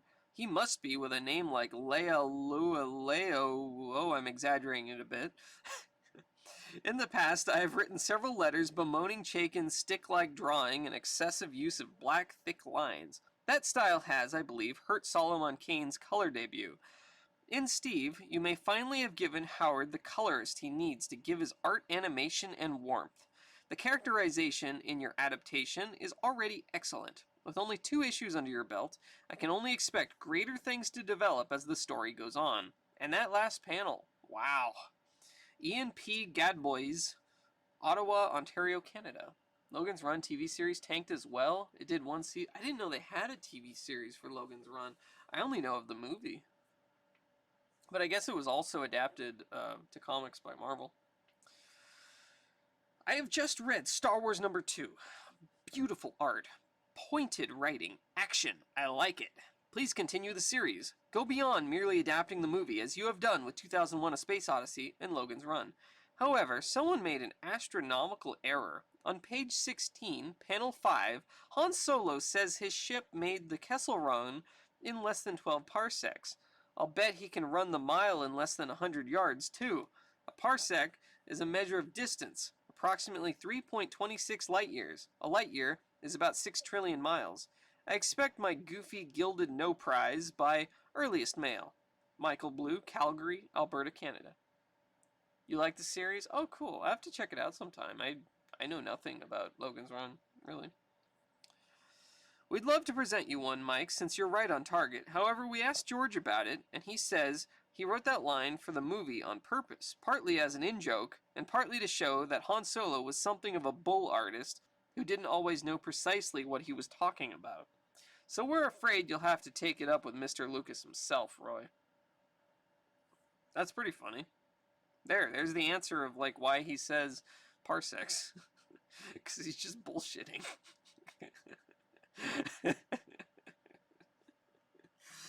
I love it. Oh, hey, it's a Nicholas Petrus raid. Hello, Senor Nicholas. The mighty Nicholas Petrus. The esteemed Mike Newmeyer. The amazing DGDC. The sensational Shattered Rift. Serve the Hive, Nick Raid. The delightful Digital DC, or DigiDC. I'm trying to come up with quick alliteration. How you guys doing? Hope you're doing well. Let me throw out a shout out here real quick. Sorry about. Oh my gosh! Thank you very much for the 7 months. Dang, that's quite a long time, Nicholas. I appreciate it very much. How was your StarCraft? Sorry, I was blanking for a second there. Did you finish the Zerg campaign? Did you start the Protoss, or are you going to start Protoss next week? But welcome in. We were just reading the Star Wars. We had just finished the issue number 6 of Star Wars. So we're reading the Star Wars, and then we'll move on to some Ghost Rider afterwards. You made it? Hey, the magnificent Magnum Force 83. How you doing? Good to see ya. Alright, I'm going to continue reading the, How are you? I'm doing well. Chillin', man, and you. StarCraft was a bit of a struggle, but we finished Zerg episode yes. Protoss next week. Cool. Alright, I'm looking forward to it. Hopefully I can catch a bit more of it than I have today. But thank you very much for the raid. I really appreciate it, and hope you guys enjoy the comic reading. If not, if you want to leave, then that's perfectly fine. I hope you guys have a great day, and if you want to stay, welcome in. We'll be doing Ghost Rider next, and after that, we'll be doing some Spider-Man. But we're just finishing up the Star Wars issue here. The second issue of Star Wars continued with the quality science fiction storytelling begun in the first issue. With this issue, some of the pieces begin to fit in place, as the premiere issue had to introduce a lot of story concepts and leave the details for subsequent issues. Luke Skywalker appears to be a character on a quest for vengeance after the murder of his aunt and uncle, the only family he has known. The lightsaber is a very interesting weapon, and those two robots, 3PO and R2-D2, are two of the most unique and at the same time lovable characters to appear in a long time. My only complaint is that the art suffered this time as opposed to the first issue. Howard Chaykin is one of my 2 favorite comic artists, and anything less than his full penciling does his work a great injustice and disappoints me personally. Am I wrong in assuming that Steve did the finished art over Howard's breakdowns? Gentlemen, in this book is the finest science fiction comic I have ever read. In that, you can take great pride. Bill Dickinson, Crystal, Minnesota. Roy is giving this mag something that the movie will never have: a great narrator. The story is full of a lot of little things that have given the series a definite flavor in just 2 issues, like the slightly offbeat people and the interaction of a dozen or so different races, not to mention lightsabers and stuff. The story isn't standing still. I just hope it lasts longer than Logan's Run. That was by Ruben G. Toyos, N. Bergen, New Jersey. Star Wars number 2 was superb. The story, characters, and art combined to yield a fantastic comic. George Lucas is crazy like a fox to have gotten you to adapt this movie. The movie's bound to be a smash when it starts showing. All I can add is that you've got me until you finish the adaptation. Sam Hayes, Garden City, New York. And so another film adaptation comic hits the stand. What with Logan's run in 2001 already having been done, you'd think it would be getting a bit monotonous. No way! Star Wars is the best yet. If this comic had never come out, I doubt I would have even considered going to see the movie. But now, I'll probably watch it twice. I may take the comic with me to the theater and compare the movie and the comic. Matt Holmes, St. Thomas, Ontario, Canada. Alright, those were the star words of issue number 6. Let's now move on to some Ghost Rider. As much as I would love to just keep reading Star Wars. It's yeah, I get started with the Star Wars and then I just want to keep going, but no, we gotta pace ourselves, you know. Okay, we put these back in box over here. So next week will be the first non-film adaptation for Star Wars. It'll be the stuff that Roy Thomas came up with. It gets pretty wild and wacky. Here we go. Let's continue the Ghost Rider. Here's Marvel Spotlight number 7. A very clean copy, I have to say. It's got a couple creases at the bottom there, a few spine ticks, but very, very nice copy. Alright, so we're shifting gears now a little bit. Marvel Comics Group, Marvel Spotlight on Ghost Rider, the most supernatural superhero of all. So this will be Ghost Rider's 3rd appearance. Is he alive or dead? They who serve Satan. Alright, let's see what happens. Whoa, look at those muscles. Look at those muscles. Free muscles? Wow. Amazing. Alright, here we go.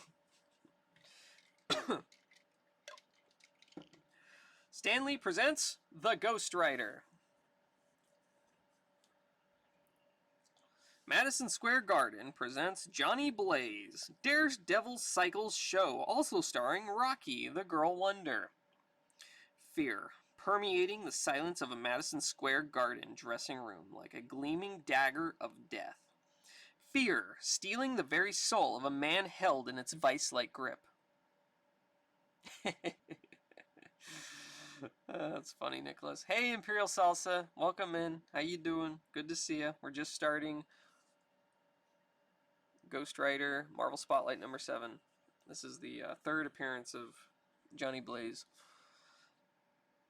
Fear, the devil's favorite weapon, in his never-ending battle to destroy all that is good, so that hatred and evil may triumph. You know your duty, mortal. Now ye do it. Die, die, my daughter. Yes, yes, no matter who she was or what she was to me, she must die for the master.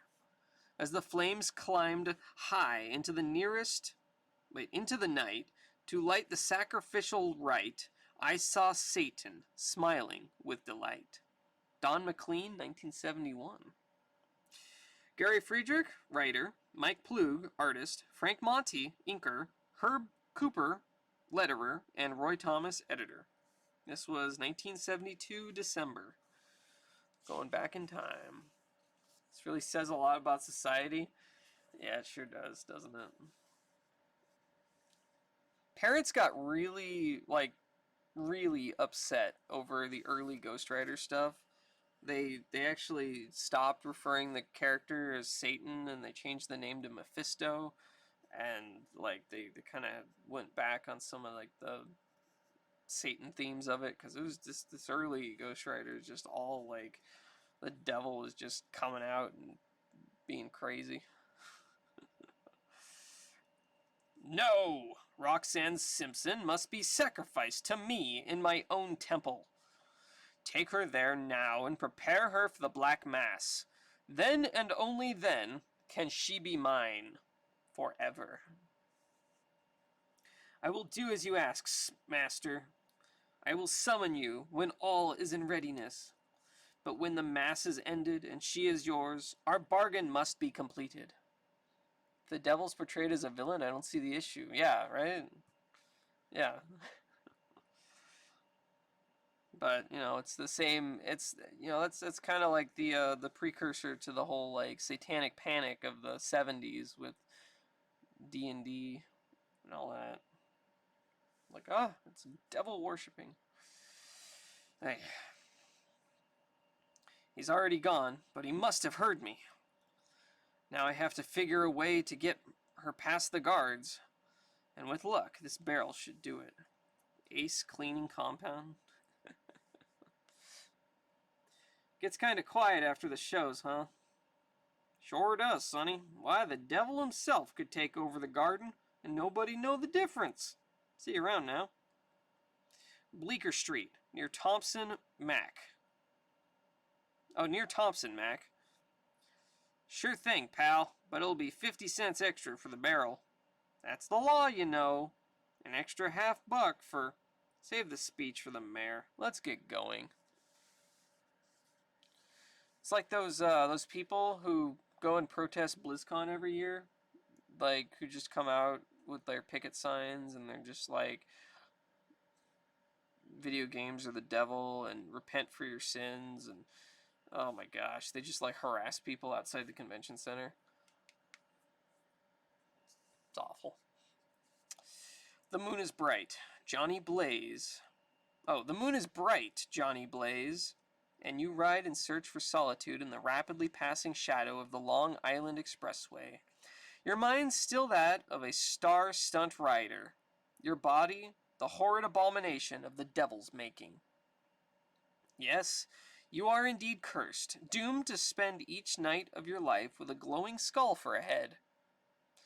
Maybe I should just give in, surrender my soul to Satan. Whatever I know, I can't go on like this, scorned by normal men as a freak, and living in constant fear that something will happen to Roxanne, the girl I love, and my only protection against him. Yes, Rocky, the same girl who only yesterday was kidnapped. Last issue. And only your revealing yourself to the public saved her from those cycle demons. It took a chase in which she could have died at any second to save her from death.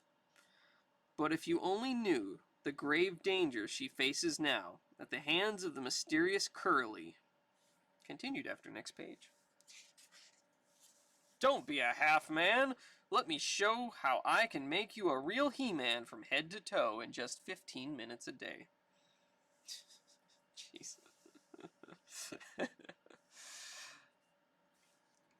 You don't know, though. You think she's safe for the time being, so you ride and ponder your fate, and unwittingly open up on the throttle. So deep in your thoughts are you that you fail to notice the Nassau County Police car waiting for speeders along the expressway. What a night. You'd think the expressway was closed down. That's what you think, Barney. Didn't you see that guy on the cycle? He was going 100 if he was moving at all, and he was wearing the helmet that sort of, well, it glowed. And stop beating your gums and let's go get him. It's about time we had a little excitement. You hear the siren, then turn to see the patrol car in hot pursuit. So now what do? Stop and let them see you? Or hope you can outrun them? Your decision isn't a hard one. You feel the thrust of raw power as you open the throttle full and realize the chase is on. Love toothpaste. Brush your teeth with love.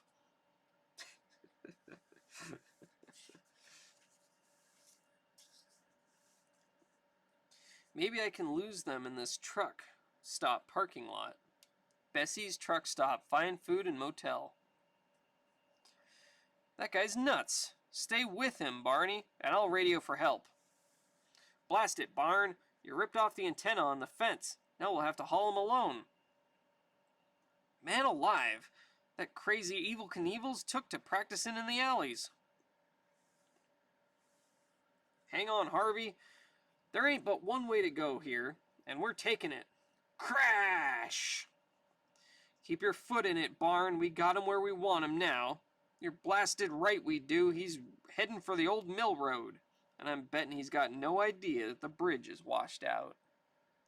Great commentary reading. Oh, thanks. I appreciate it, Magnum Force.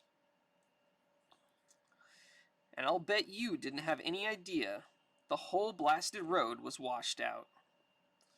We just bottomed out in this mud hole, and we'll be darned lucky to get moving again.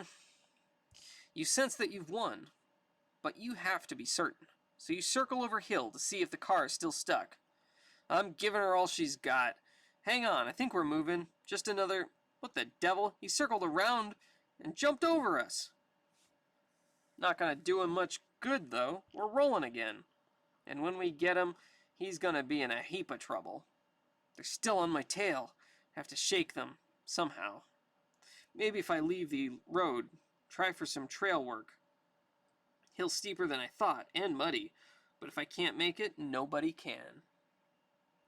He's up there above us somewhere. But he still has to come out of the bridge. They're heading straight on, at full speed, as if they know something I don't. Any 14 of these hit records for only $2.86. What is on here? What do we got? We got Faces, David Cassidy, Aretha Franklin, Neil Diamond, T-Rex, Electric Warrior. What? Led Zeppelin. There's Santana. We got The Who. Alice Cooper, Elton John, Rod Stewart. There's Jethro Tull, Three Dog Night, Bill Withers, Iron Butterfly, Black Sabbath, Simon and Garfunkel, Steppenwolf. Look at all these great records you can get. 14 for only $3? Really? If you join now and agree to buy 10 more records at regular club prices. Oh, so you have to buy 10 more after that? What? What are the regular club prices? How much are those? I don't know. I don't know. Blood, Sweat, and Tears? Alright. That's pretty cool. And when you reach the road once more, they knew all right, a dead end, and no other way out except danger. Road closed, bridge out. He's heading straight for the bridge at better than 100. He hasn't got a chance, and neither have we, unless I lock up the brakes now. Your cycle is wound for all she's worth as you leave the pavement and hurtle through space. The rancid smell of death racing into your nostrils, gagging and choking you as you hurtle toward your fateful rendezvous like a streaking eagle with its wings shot off. Made it. If that doesn't stop him, it did. Thank the Lord. Last thing I need on my conscience about now is a couple of deaths. You know, Harvey, none of the boys are gonna believe this. Frankly, neither do I, pal. Neither do I. Their car is just so messed up. Just smoke coming out of it. Oh, that's great. Safe once more for the time being, and what better place to seek refuge than a graveyard?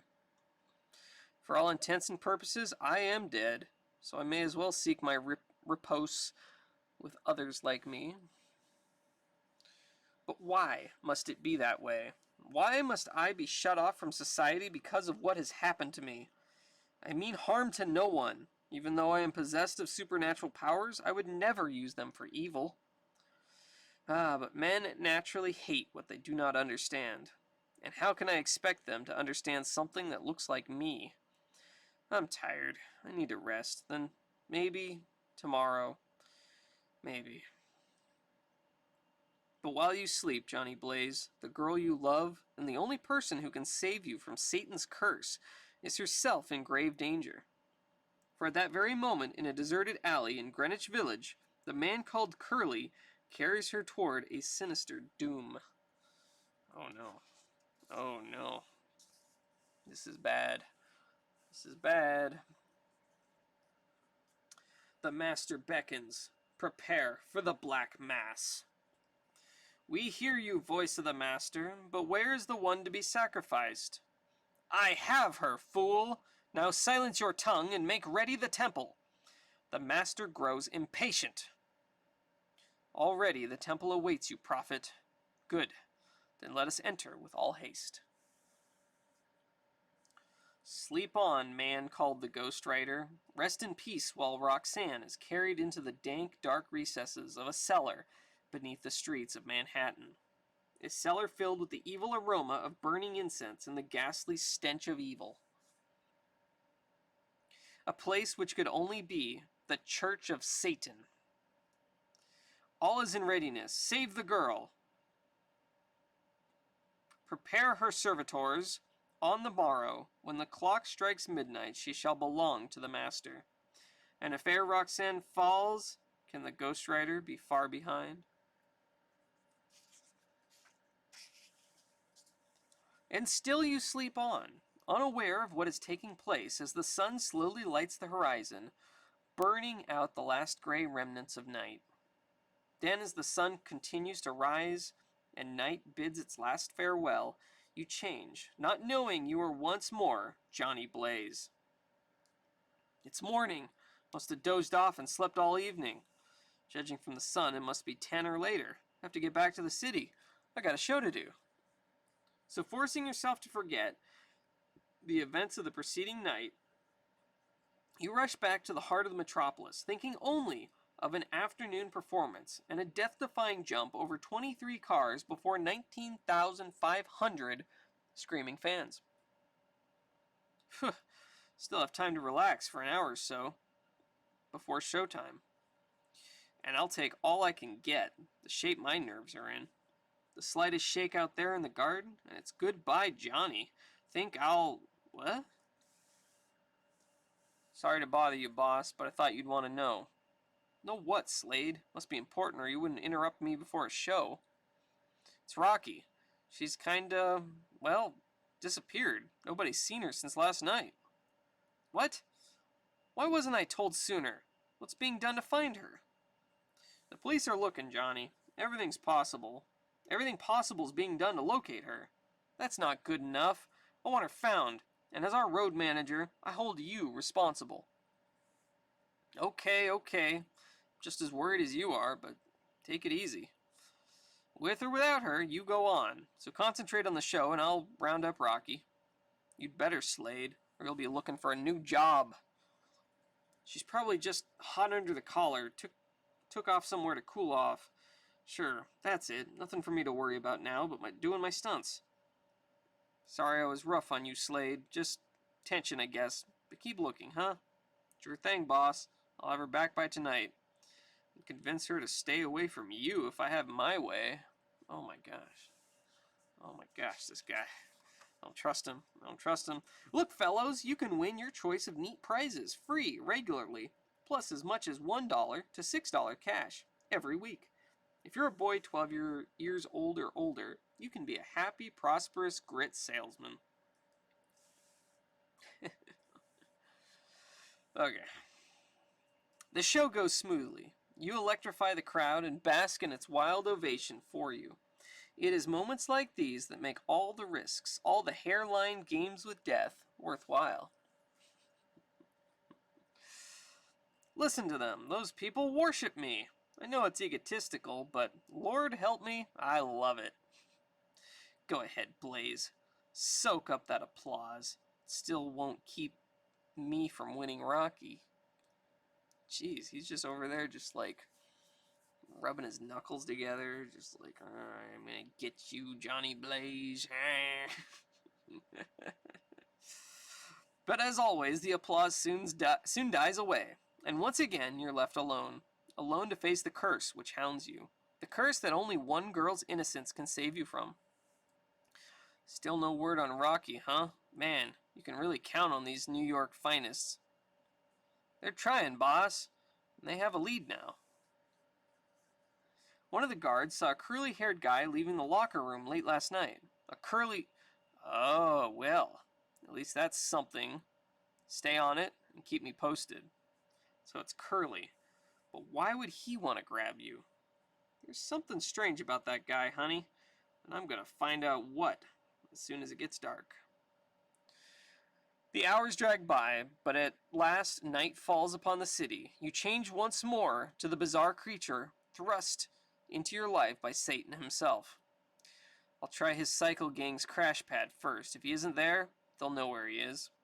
I'm coming, Rocky. And God help those swine if anything's happened to you. So swears the Ghost Rider. I'm taking a big chance. Riding through the streets like this. But I'll have to risk it. Try to ride fast enough that no one will notice. I say, they should arrest those ruddy, speeding cyclists.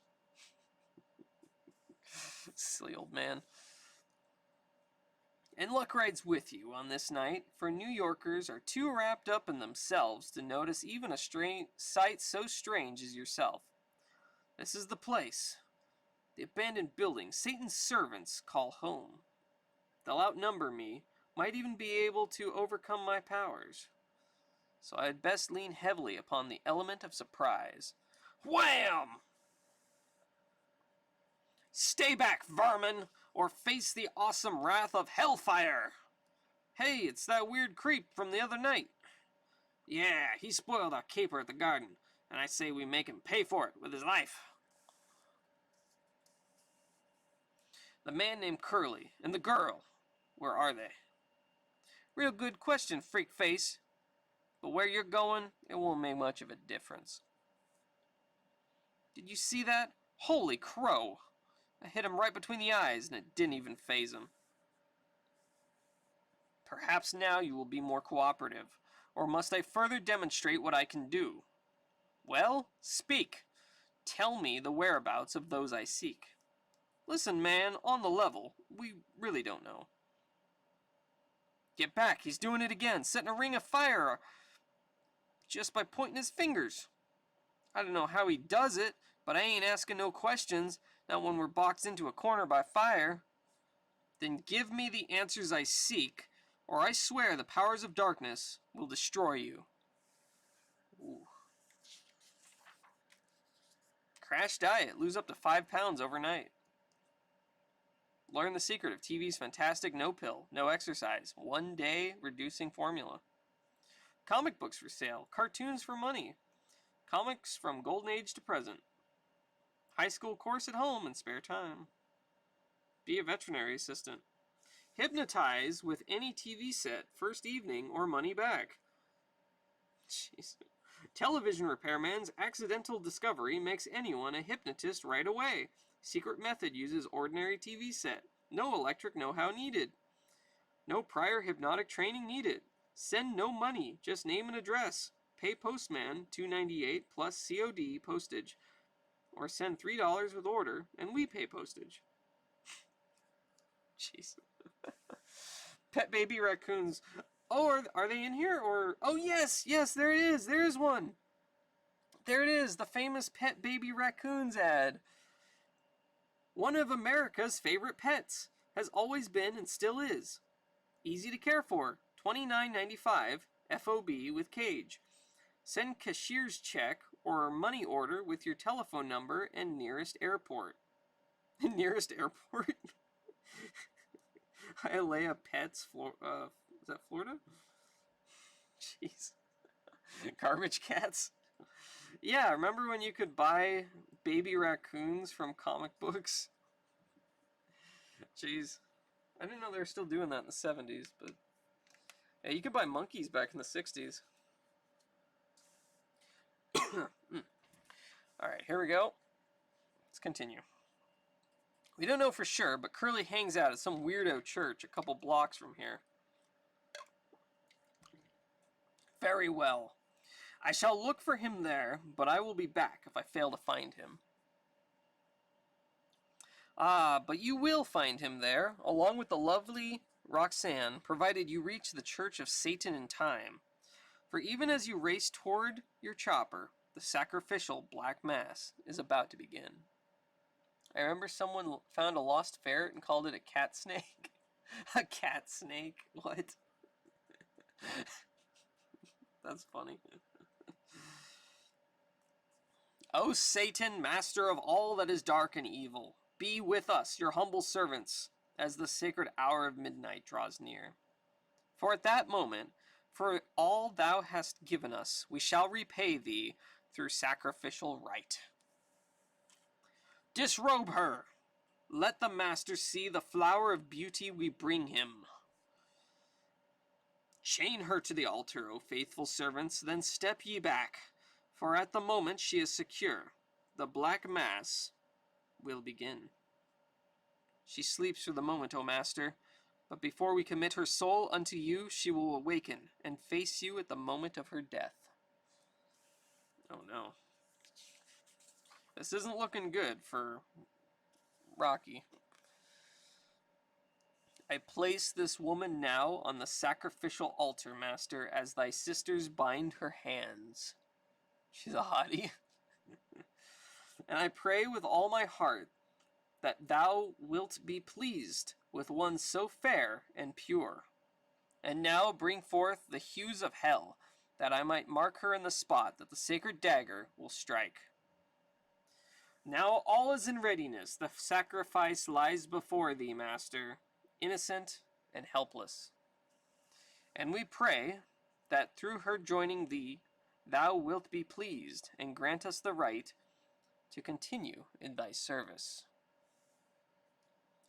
All that now remains is thine appearance, O master, and now I prepare to call thee. Rise, followers of darkness, and join me in bidding the master's welcome to this humble house of worship. Sing your praises unto him, that they might guide him here to accept this woman's soul as our gift to him. Chant loud and long, disciples of Satan, whilst I make the sacrifice. First, the symbol of Satan, emblazoned up upon my chest, with the hues of hell itself. Next, the awakening of the master's bride-to-be, so that she will know the fate which awaits her.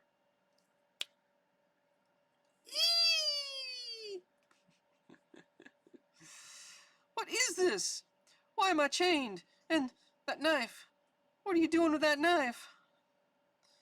The devil's dagger, my dear, a sacred weapon which momentarily will snuff out your life and commit your soul unto him we serve. Oh. Blood-curdling vampire bat, it's life-size too. Enjoy an exciting romantic look, impressive any time. Quick change to suit your mood time. Send for mustache, sideburns, and Van Dyke at once. Simply check the color you want, send a sample of your hair, and leave the matching to our expert. Mail order sideburns and mustache. I love it. That's great. Horror outfit, free with order. Free $1 million cash. Comic, science fiction, hardback, paperbacks. Oh boy. Oh boy. Rare stamps. Marketplace, hobbies. We got train at home for a big income career in accounting. Comics. I'm 11 years old and I sell $75 to $100 a week. Home import business, make big profits. Too skinny? Eat lard today. Hey Remmels, how's it going? Welcome in. New scientific discovery helps you put on weight. Put on weight with Health Aid tablets, improve your figure and looks by adding a few pounds and inches to the right places. Don't be skinny because of bad eating habits. Gain as much weight as you like. Guaranteed safe for man, woman, teenagers. Health Aid tablets are packed with pounds, gaining calories, vitamins, iron, minerals, and other nourishing ingredients to help you put on weight. Satisfaction guaranteed, or return tablets for refund. Oh, be taller. Check that out. If you could grow 2 to 6 inches taller in 1 month, would you spend 25 cents to discover how? Fantastic new method of growing taller. Quick, safe, and permanent. No exercisers, appliances, drugs, or elevators. Send 25 cents coin for How to Be Taller. Brampton, Ontario, Canada. The Height Increase Bureau. Jeez. Oh boy. Alright. Let's continue here. Raise your voices higher. Still higher. I cleanse the blade in the master's own fire, that when it strikes home, it will be free of all save the most unholy presence of Satan! Dun dun dun! Yeah, the Height Increase Bureau, the HIB. Jeez. Hear me, Satan. Unto thee we commit this pure soul to be thine to do with as thou dost please. O Lord, help me! Someone, please, help me! O Satan, through endless time brought boundless space. Wait, what? Through endless time, through boundless space, I beg thee, journey to this place. The HIB helping the vertically challenged. Yes. Someone has heard you, Curly. Someone, but not Satan. Oh, he's melting his dagger. Look at that, with his hellfire beam. Oh my gosh. Ghost Rider's coming in to save the day. Let's go, Ghost Rider. Release the girl, servant of demons, or face a fate more terrible than death itself. This demon is our master's enemy, and he has desecrated sacred ground. Stop him. The master will be doubly pleased if we offer him 2 sacrifices. No! Nothing can stop them, woman. Nothing save the death of him who has sworn to sacrifice you to me. Satan appearing in person. Just the same. If it's either Curly or Roxanne. Oh, whoa, sorry, I went all wrong here. Okay, I have to do this panel first. Sorry, you gotta watch the arrows. It's a little bit unclear sometimes. The one you serve is a liar and a cheat, and he will take nothing from me so long as I am able to fight. Johnny, they're trying to kill me. You must stop them. Nothing can stop them, woman. Nothing save the death of him who has sworn to sacrifice you to me. Satan appearing in person? Just the same. If it's either Curly or Roxanne, then Curly dies. Never! I will fight to the end with life eternal as the victor's reward. Roxanne, you don't have to put on that red dress on. Let it be so. But your foe will fight you as you were, so that the shock of your true identity may offset the advantage of his powers. Good Lord, Curly's changing into Crash Simpson. But he's dead. Truly dead? No, Johnny Blaze, not until Satan says so. And to assure a fair battle, I entrust in you my own blade, and direct you to wield it in my behalf. Man, he looks like a character out of Conan right now. This is amazing. Considering this was about 2 years after Conan launched, and Roy Thomas was involved with both of them, that may be, I don't know, could be a little bit of Conan influence there. Not sure. Imagine you spend money on them, and they tell you to just get some stilts or stand on a chair or something to get tall. It was probably something stupid like that, I would guess. Yeah, like I'm sure it was like a scam. Wield it I will, master, for my own benefit as well as yours. Prepare to die, Johnny Blaze. Johnny, no! You can't harm him. You can't. He's my father. I know, but what else can I do? Either he dies, or we do. To be continued! Dun dun dun! Alright, so I will actually do the next issue, because I kind of want to move on to doing 2 issues of each series a week. So, yeah, we'll move on to that. But after we do the Spotlight Mail. Dear Marvel the Marvelous, Fantabulous, I'm speaking of Marvel's Spotlight on the Ghost Rider. Gary Friedrich has come up with a winner that's dynamite. Ghost Rider is one of the most unique superheroes this side of Warlock. Supernatural, wow, I love it. Let's give Ghost Rider his own mag, he can't lose, and shine the spotlight on another Marvel creation. Give my congratulations to Gary on a real fine story, to Mike Plug on a superb showing on the art. Mike is going to be one of the best artists ever to hit comicdom. He's already great. Enough said, never about Marvel. Thanks for listening. Larry W. Morgan, Dix, Illinois. Thanks for listening, he says. Larry, when someone lavishes this kind of praise on us bashful bullpenners, it's all we can do to stop listening. Thanks for writing, man, and we mean it.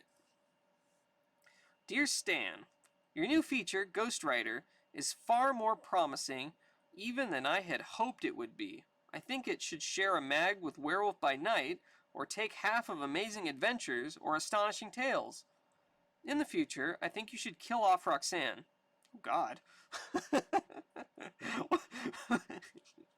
I think you should kill off Roxanne, have Satan trying more and more to take control of Ghost Rider's mind, have Ghost Rider become feared, and then introduce another girl. Nothing against Roxanne, but the girl in this feature should be someone who was to have been the prey of the inhuman Ghost Rider until his human self intervened. Have Johnny Blaze leave the cycle show, and also give him more powers. As for Stan leaving, well, kinda leaving, to bring us Marvelites better things, I know you will be working for us all. First off, please get us another fan club, and please get Marvel back on TV, even if only on Fantastic Four reruns. Stan, without you as our leader, Marvel wouldn't be Marvel. Bless you, and I know you'll be watching over all. RFO, QNS, KOF, Alexa, Lezuimus, Rockville Pike, Rockville, Maryland. Oh, Rockville, Maryland. I was just there in September. That's cool. That's where my uncle lives. Over all our shoulders, you mean since Stan left. He's been spending more time than ever around the bullpen, Alexa. He may have gone into semi-retirement from scripting, gal, but he's still a professional kibitzer. And as for those projects you'd like to see him at work on, well, just sit tight. Meanwhile, as they say in the comics, Gary's keeping his plans for the Ghost Rider strip a secret even from us. What lies ahead for Johnny and Roxanne, only the Frederick typewriter knows. And it ain't tellin'. Next comic, you should kill off these people. Yes. Dear sirs, I don't like it. Not at all. Not even a little bit. Though surely some sort of award ought to go for its being absolutely different. Personally, I'm not religious, but the concept of very personal devil and an absolutely remote god strike me as, well, hardly in line with your usual optimism about the race of man. The devil, at least, cares enough to show up. Matter of fact, he may soon get to be as familiar as the Red Skull, and if he's that easy to get rid of, why did the Silver Surfer have so much trouble with him? Rocky may have a pure heart, but her mind must be about as stable as a certain Martha M. Granted. A woman has a right to change her opinions, but back and forth 5 times in 22 pages? That's once every 4 pages, and it didn't seem like it was that far apart to me. Your humble servant, W.M. Banks, Berkeley, California. Maybe the reason the devil is so accessible, W.M., is that it's harder to get people to go to his place than to his competitors. After all, he doesn't exactly run a Holiday Inn, you know. And as any good general will tell you, when enlistments are down, you gotta get out there and recruit. By the way, Roxanne says hi, or was it low? Maybe you've got a point, Mr. Banks. Jeez. Dear Marvel, what do I think of Ghost Rider? To tell the truth, I'm not sure at all. As I read the mag, I was really swept away by the sheer supernatural awe it conveyed. Most of the time, though, throughout the 22 pages, the mood was perfect, and that's something few comics can claim, but at the same time, something was lacking. I think the weakness lay in the dialogue. It was too stiff, and in the characterization, Roxanne was much too flexible in her thinking, should I say, given to follow any whim, no matter its source. Crash was too much the kindly father, strutting masculinity symbol. Johnny was too wishy-washy vague. Everybody was just too something. And that includes Mike Ploog, by the way. He was just too much. I can really get into his eerie scenes.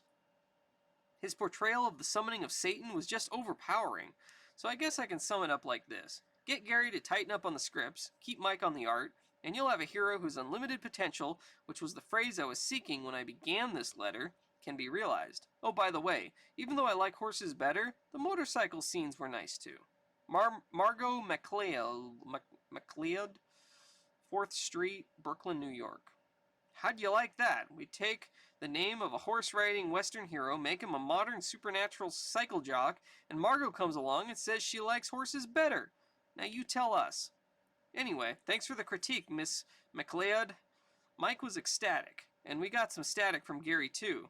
Nevertheless, when he last walked out of the office, we could have sworn he tugged his belt a notch tighter. So it looks like you'll get your wish. If the groovy one can still breathe, that is. Know ye the hallowed ranks of Marveldom. RFO is a real frantic one, a buyer of at least 3 Marvel mags a month. Oh, okay, so these are the titles that the person was giving themselves there. And then there's a TTB, the Titanic True Believer, a divinely inspired no prize winner. A QNS, Quite Nuff Sare, a fortunate frantic one who's had a letter printed.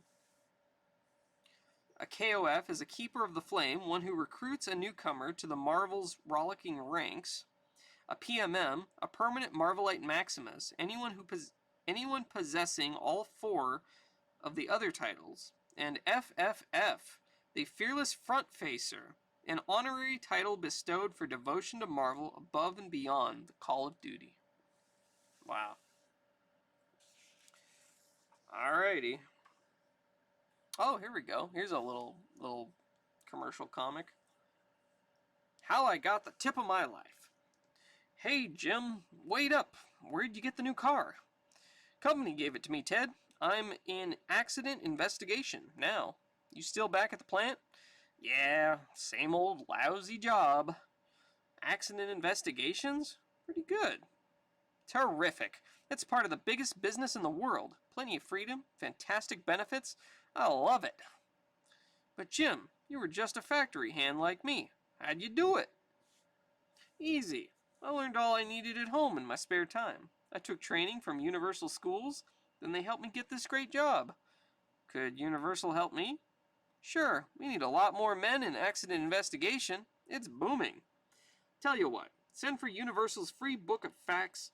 If it tells the whole story, you'll be amazed at the opportunities in accident investigation. Look, Mom, we're winners. Choose great prizes or cash. It's fun and fast. Selling JSCA greeting cards makes winning easy. Look who's smiling now.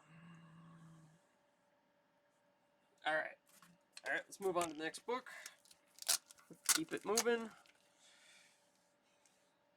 That was Marvel Spotlight number 7. Hope you guys enjoyed that. Let's go ahead and pull out number 8. If I can find it. Where are you? Here we go. There it is. Here's number 8.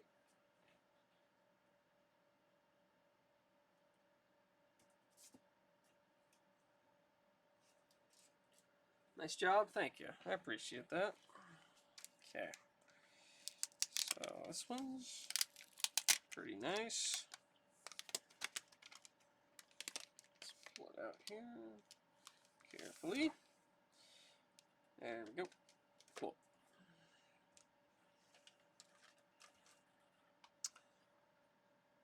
Here, let's let you see the whole cover. Very nice colors on this one. I really like the color on this. It is a very, very cool looking cover, I think. Marvel Spotlight number 8, The Ghost Rider. The Witch Man Cometh. Here we go. Dope cover. Sweet. Hey, I need 250 skinny guys. That's not what I expected to read.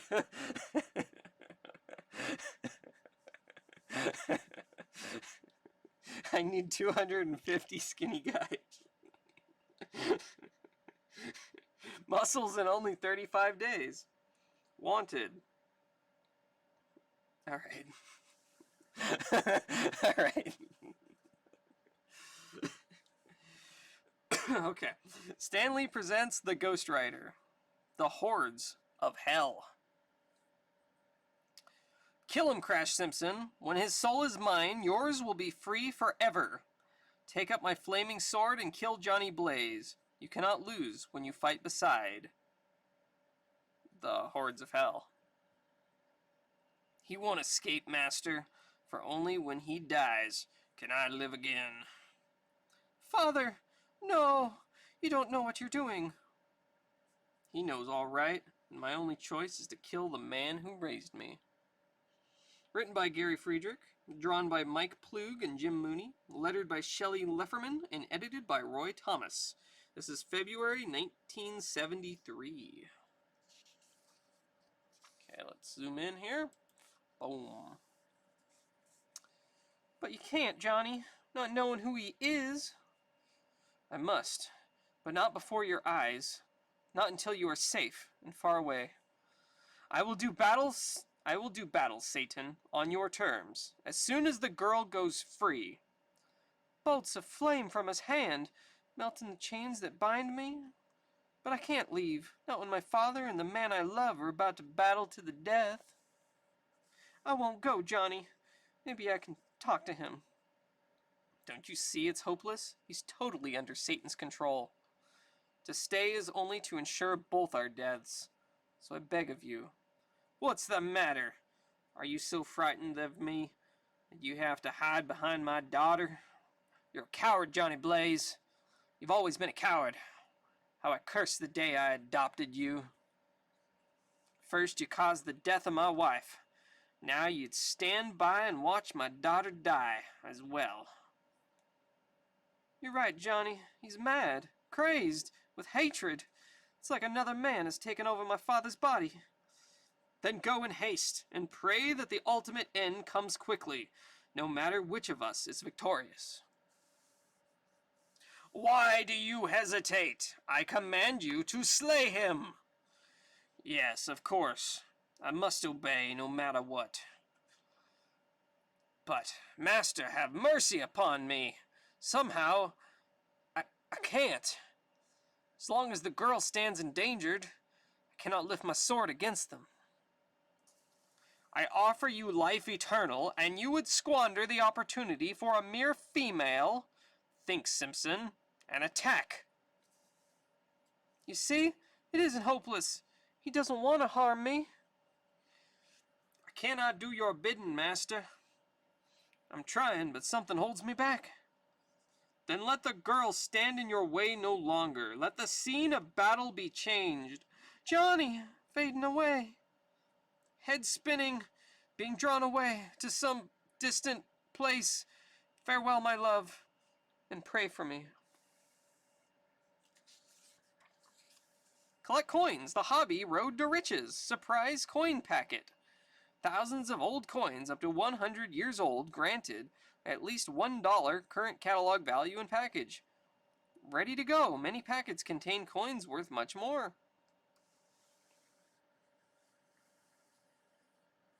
Snatched away from reality by some awesome force that defies the depths of man's comprehension, Johnny Blaze tumbles helplessly through a maze of searing heat and blinding color. Down, down, down, into the very pits of hell. Ooh. Now, you're in my arena, Johnny Blaze, and it's on its fiery floor you will meet your fate. The Master speaks the truth, Johnny. My daughter's safe, and soon I will be with her again. While you fulfill your bargain with the Master, and spend eternity here in the flaming depths of hell as his servant. Johnny Blaze, prepare to die. Boy. Let the flaming sword of Satan draw your blood, that I may drench my hands in it, and thus claim the reward my master has promised me. Fool, you're but a pawn in his treacherous hands. Do you not know the devil keeps his promise to no one? You lie! Oof! If Satan speaks the truth, why am I able to disarm you so easily? And why does he call on demons to complete your job for you? Holy crap, is that a Jabberwocky? That's wild. No, master! Call the creature back. You promised Johnny Blaze to me, and by my hand he must die, as I swear to you he shall. Fear not, humble servant. It matters not by whose hand the victim is delivered to me. So long as his soul is mine, you will receive your reward regardless. It's a jibber jabber? Is that what it is? Is that, like, actually the name of it?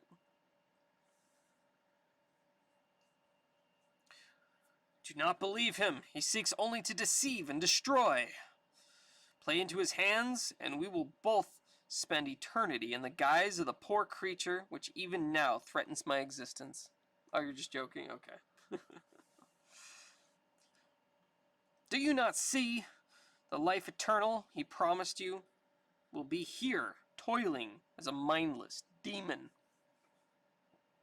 You must think and act while there is still hope for us. Think of Roxanne, your daughter. Why did he want you to kill her? Because it is her hold on me which prevents him from claiming my soul. See last issue. I beg of you, turn your soul on the devil or be his servant forever. No, I won't believe you. When the flaming sword strikes, it must strike. It can only strike for Satan. Dun dun dun dun dun dun dun. Never finished high school. Now you can get a diploma without going back.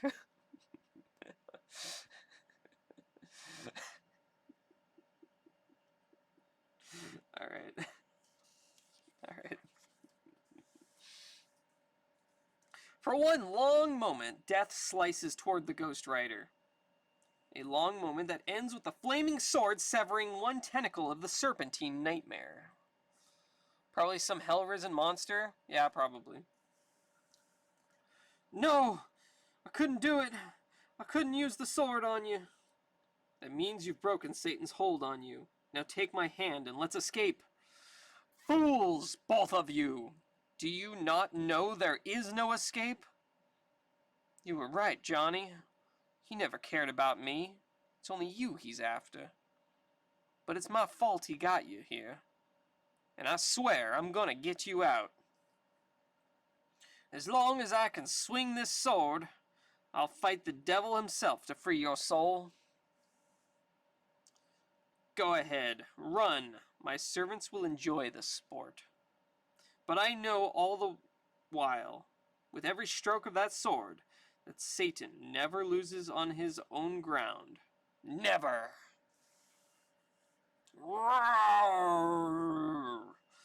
Some demon rising from the bubbling quagmire. Stand back, Johnny. This is one I owe you and the devil. Roar! Die, monster! Die so that Johnny Blaze can live. Crash! Oh Lord, no! He slew the creature, only to have it grasp him in its huge claw and crush him as it died. Crash! Father! Why? Why didn't you let me help? We could have escaped together. No, son. It was over for me from the beginning. I was already dead, brought back to life only temporarily as the devil's pawn. But you still live, and you must go on living for Rocky. Promise me.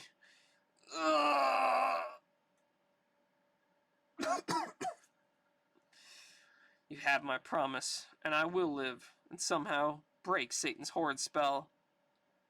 And I will take you with me, that your soul may forever rest in peace.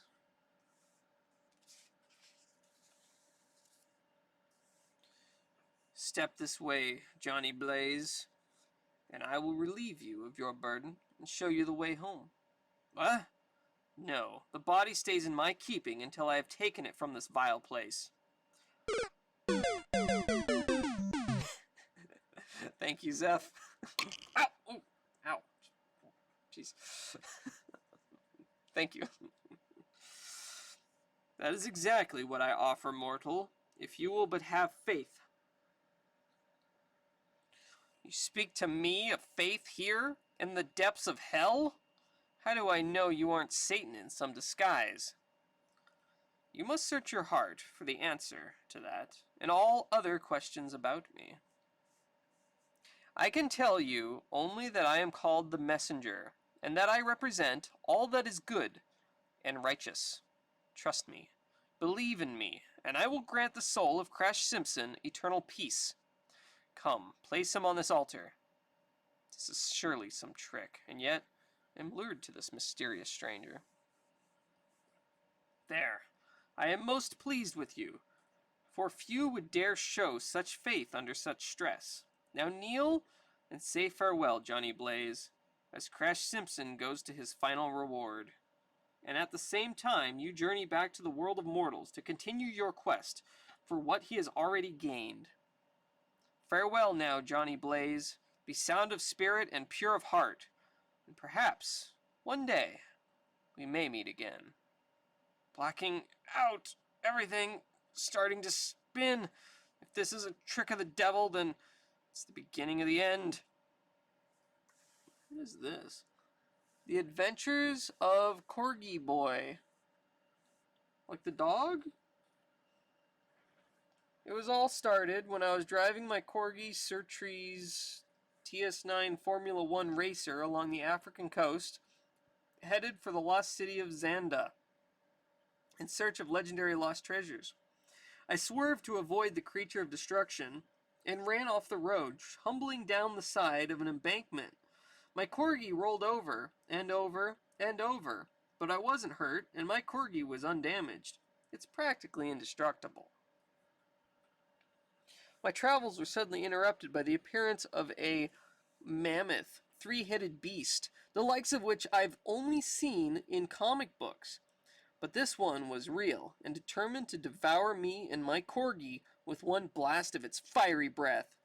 I then circled around behind the menacing mutation and let go with my dashboard-controlled liquefying laser, turning the enormous creature to mush milk right there in its tracks, enabling me to advance along my path, unintimidated.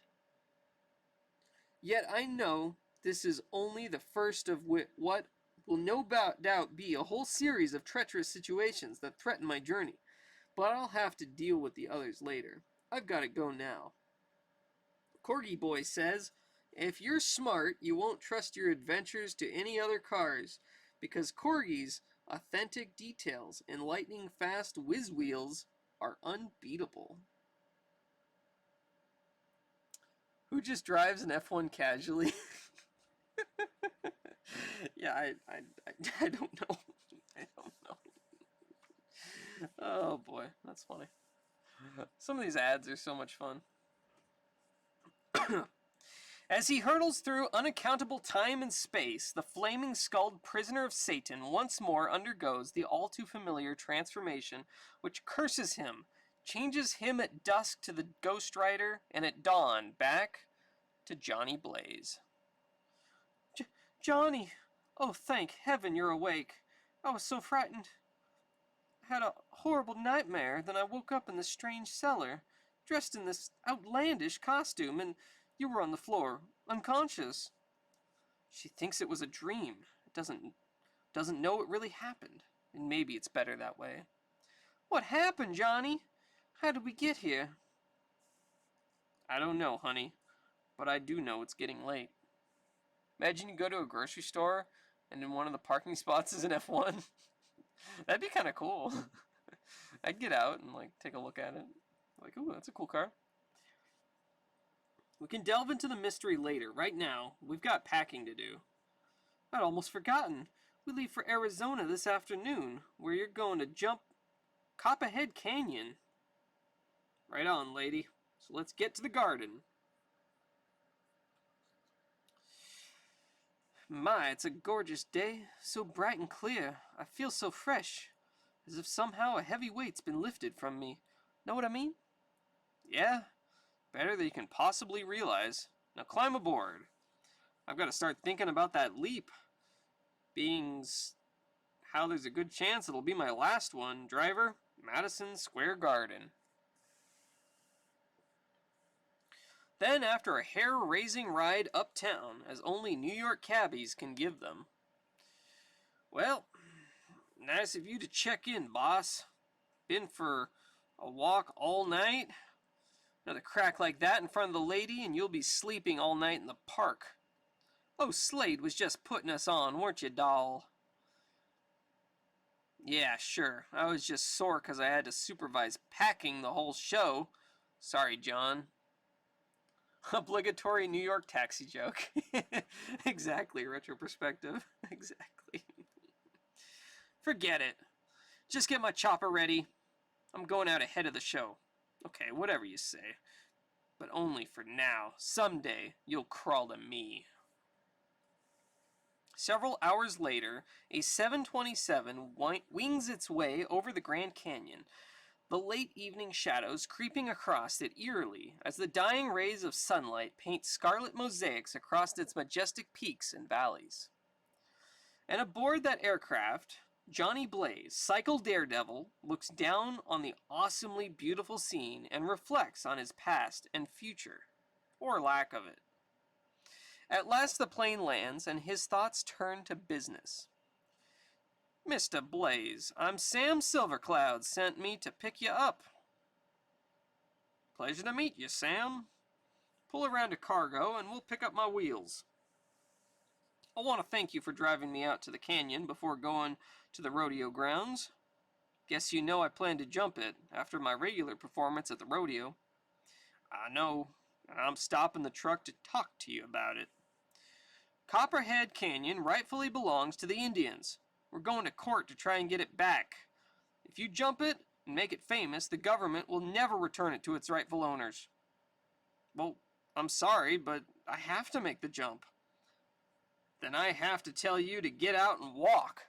Wow, that's a twist I did not expect. I did not see that one coming. Oh my gosh, the guy's holding him at gunpoint.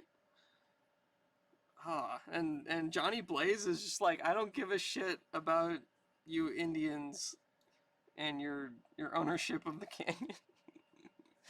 Oh my goodness. Okay, this is going in an unexpected direction. Oh hey, here's a 2-page comic ad. Here we go. Let's maybe zoom out for this one. Here. The Terrific 10, Saturday morning, and Adam and Evie? Adam and Evie are talking over what to do. Don't look now, Evie, but something funny's happening to our TV set. Adam, it's the Pink Panther, and he wants us to come with him. Wow, it's a whole new world. Never fear, Underdog is here. Come meet the Terrific 10, NBC's great new Saturday morning lineup. Adam, look who it is! The Jetsons! America's first family of space. We're all on NBC this fall along with a bunch of far-out, brand-new shows. Look out! We're the Houndcats, fastest goons in the West. We ride in a Stutz. We're short on guts. But we'll make you laugh harder than you ever laughed before. We're the Holidays, the Roman holidays. When in ancient Rome, this fall looks us up. Et tu, Brutus? Me too. Who are you? A bunch of Romans? What's wrong with a good American family? But Arnie, that's us, the Barkleys. We'll be here on Saturdays too. Looks like the 21st century. It is. It's C-Lab 2020.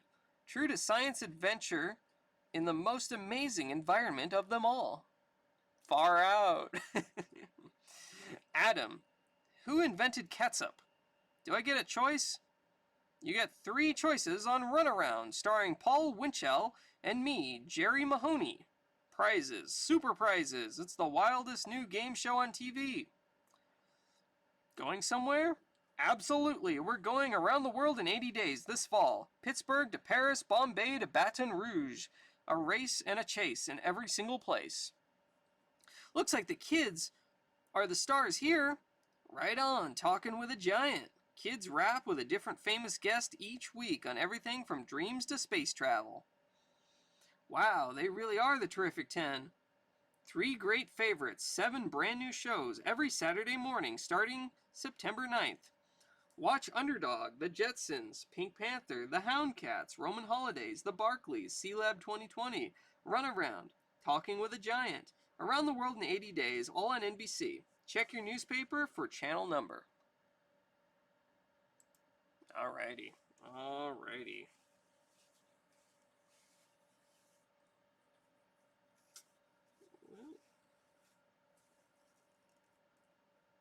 Ew.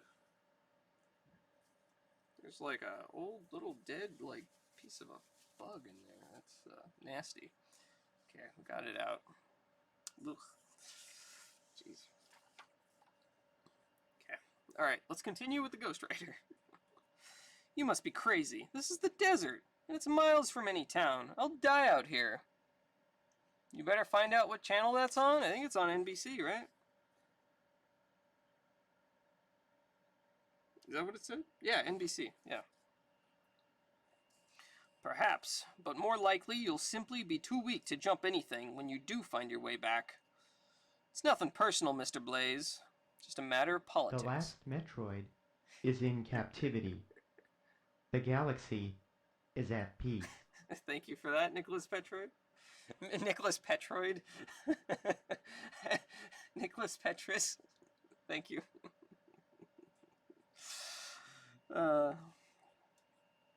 Only hopes to grab the back of the truck, try and get the bike out. Got it. Road's rough, though hard to hang on. Whew. So far so good. Now if he doesn't look back before I can get off, easy.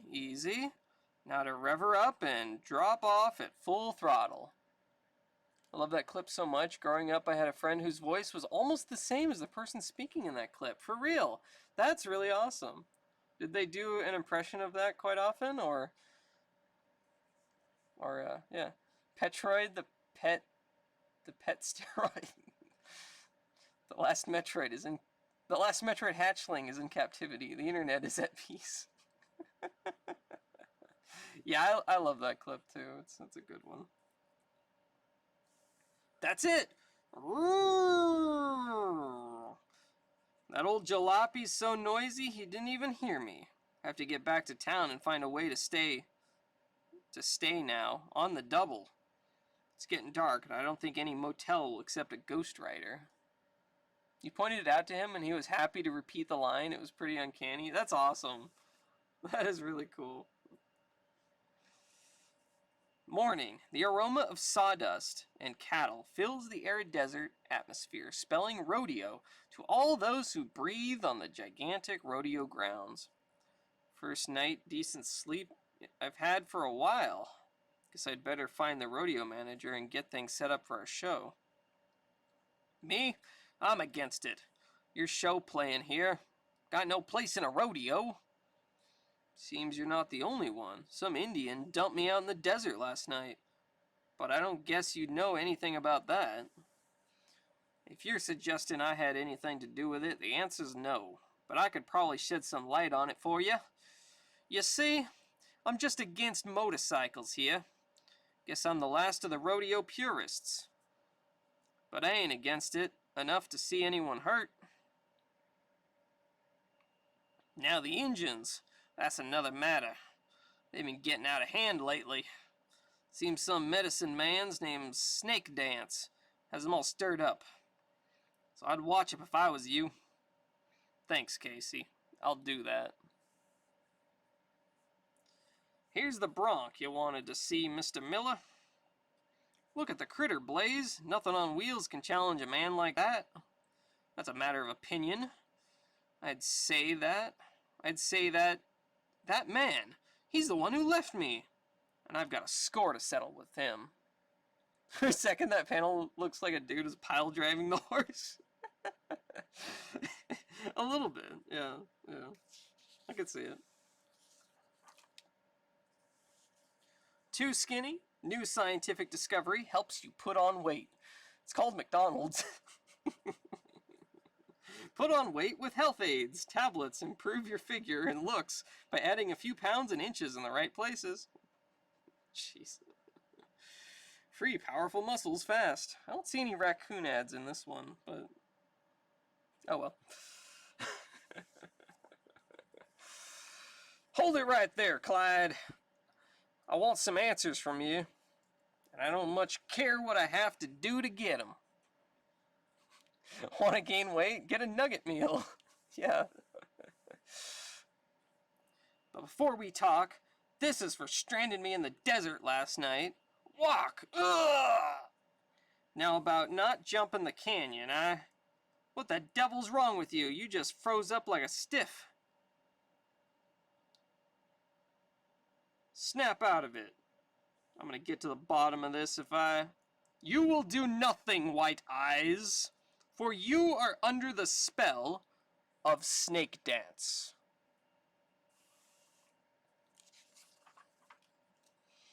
Go, Sam Silvercloud. This is not the time or place. I hear, Great One, and I obey. As for you, White Eyes, I can only warn you, stay away from the canyon of my ancestors, or die. Snake Dance has spoken. Then a high-pitched wail splits the air as the medicine man chants in some strange unknown tongue. The wind howls, sand whirls, and as mysteriously as he appeared, he is gone.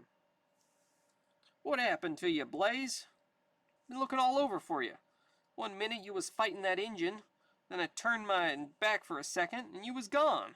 What you doing out here? I'm not sure I know. That's right. That's a right spooky yarn about the old medicine man. Can't rightly say as I believe it. No sweat. I'm not sure I believe it myself. Can't be bothered with it right now, anyway. Have to ride out and look over the canyon. But while the young daredevil zips up his leathers, a shadowy figure steals into the nearby garage where his cycle is parked. A figure the dim light reveals as that of Sam Silvercloud. And working with trance-like precision, he seems bent on the death of Johnny Blaze. Alright, here's the spotlight mail. We will continue. We'll go back to that in a second. Ah, there it is. There it is. Pet baby raccoons. There we are. We got the pet baby raccoons here. One of America's favorite pets. Has always been and still is. Easy to care for. $29.95 FOB with cage. Send cashier's check or money order with your telephone number and nearest airport. Yep. What is this one? Catch animals, birds, fish, turtles, alive and unharmed. Send $2 for booklet containing complete Tran plans with drawings and simple instructions for making a number of inexpensive traps. No snares. Hints on trapping and types of bait to use are included. Wow. Free $1 million? Yeah, free $1 million cash. Fool all your friends. You'll get $1 million worth of laughs with these exact reproductions of old U.S. gold banknotes, 1840. They're yours free when you send for our brand new fun catalog. Send only 25-cent coin for shipping. Dollar bargains. Yep. Who else wants a He-Man body? Tired of watching others grab the best jobs, the most attention, the prettiest girls? Let me show you how I can make you a real He-Man. Once I was so scrawny that I dreaded being seen in a swimsuit. Then I discovered dynamic tension, a secret that developed me into the world's most perfectly developed man. I can build up your body the very same natural way, only 15 minutes a day in the privacy of your room. Mail coupon with 10 cents for my 32-page illustrated book. These ads were so sketchy back in the day here. Be taller. Look, there's another Be Taller ad from the Height Increase Bureau, the HIB. Crash diet. Lose up to 5 pounds overnight. Oh my gosh, what is going on this one? Gotta get swole, bro. I have the power! The heaviest human on record weighed 1,069 pounds and was buried in a piano case. The highest alimony ever paid was $11,550,000. A war that lasted 38 minutes. A woman who bore 69 children. The largest insect, a Goliath beetle. The world's most expensive perfume at $370 an ounce. The biggest, the smallest, the richest, the highest, the oldest, the longest, the fastest, the greatest, the Guinness Book of World Records contains over 3,000 records of science, nature, the achievements of man, the world of sports, the arts, the entertainment, and little-known, fantastic phenomena. Packed with unbelievable facts and over 350 photos. Settle any argument. Amaze your friends. You will not be able to put it down. This 600-page hard-covered volume is a must for any library. Over 5,000 copies sold worldwide. Only $5.95 money-back guarantee. Book of World Records Department, G34, 1966, B-Way, New York, New York. Where's Bat Boy? This was February 1973.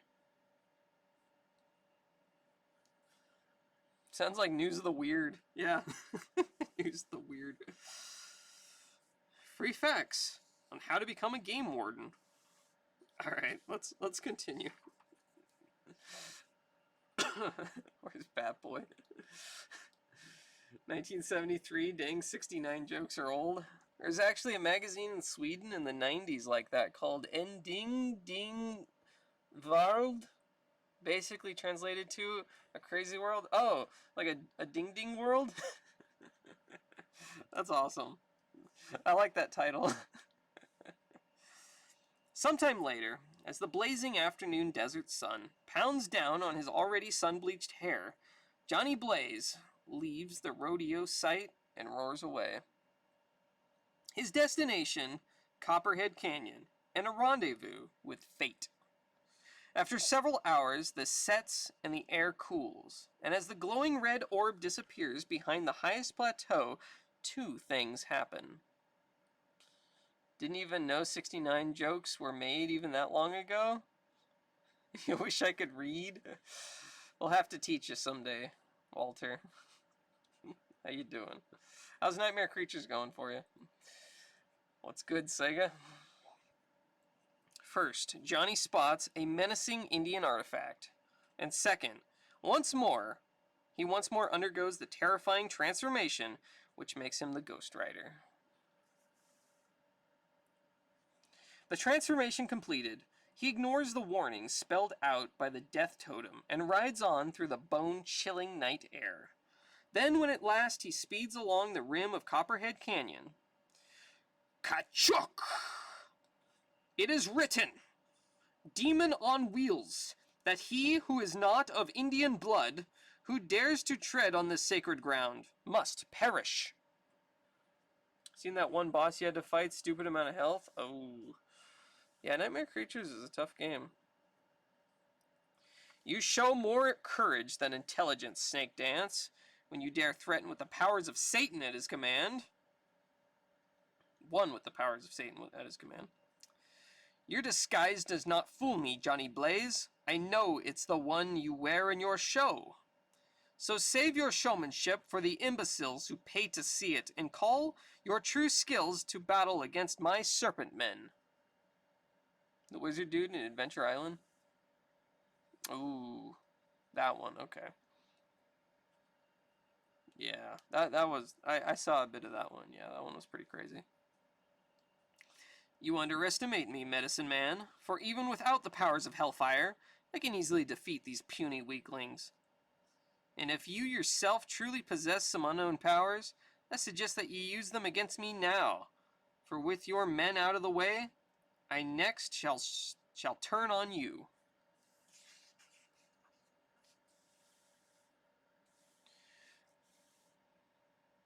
Now, Medicine Man, see how those who serve you cower before the flaming fury of Hades. Fire shooting from his fingers and surrounding us. Your powers are great, O Snake Dance, but They are no match for those of this demon. Then be gone with you, cowards. You are not worthy of the blood of your ancestors, nor of witnessing the sacred resurrection of serpents which is about to transpire. You speak to me of power, Johnny Blaze? I will show you power, the power of a rite which has not been performed for 100 years. Owe-ah-ye, owe-ah. Snakes attacking me. Oh no. Nice, I've seen Damage Sponge, but that guy seemed a little too tanky. Oh yeah, that guy was wild. What do you say now, Johnny Blaze, now that you can feel the strong, cold, scaled bodies of the snake spirits, serpents squeezing the very life from your feeble body? Would you still pit your puny gimmick-spawned powers against mine? It has to be some sort of spell, some hypnotic illusion. Must close my mind to it and explode it now! Boom! Whoa! That man turned into a snake. That's wild. So you are stronger of mind than I anticipated. Therefore, the ritual must continue to its terrible, brain-shattering conclusion. Die, Johnny Blaze, die! Head exploding. Seems so real. It must be real. Have to run, or I'm finished. It's gaining on me. I have to get away from it, or from the brain that's creating it. But there is no escape from the gargantuan nightmare that slithers ever closer to the speeding chopper. And so has it become that the Ghost Rider feels its bone-chilling breath on his neck.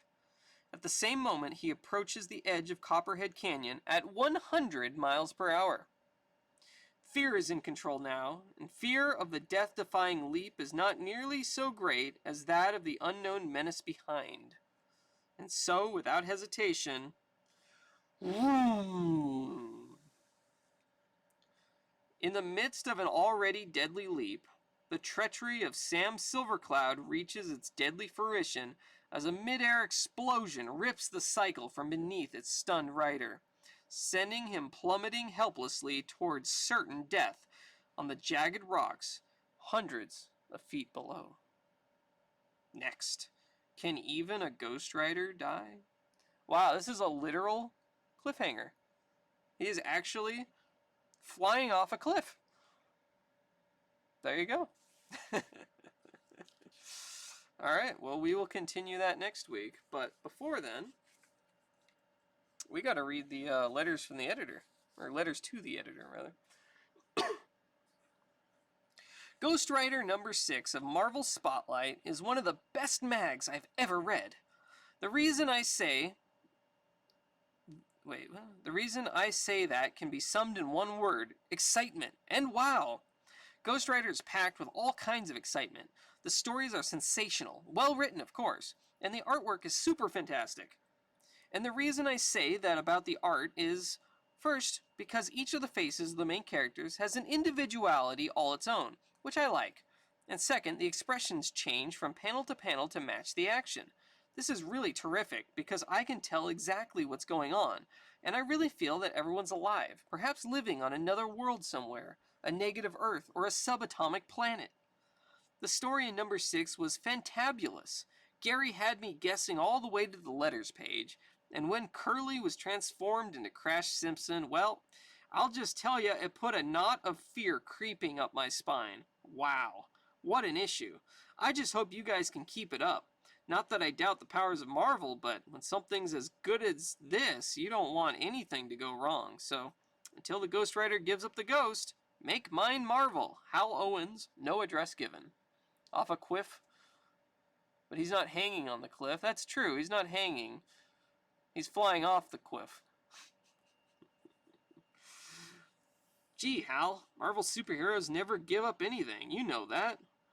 But what we want to know is, what's all this stuff about negative Earths and subatomic worlds? What do you think we're publishing here? Fantasy stories?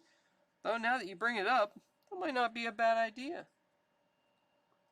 Dear Gary and Mike, the Ghost Rider in Marvel Spotlight is another addition to the current supernatural craze that is sweeping the nation.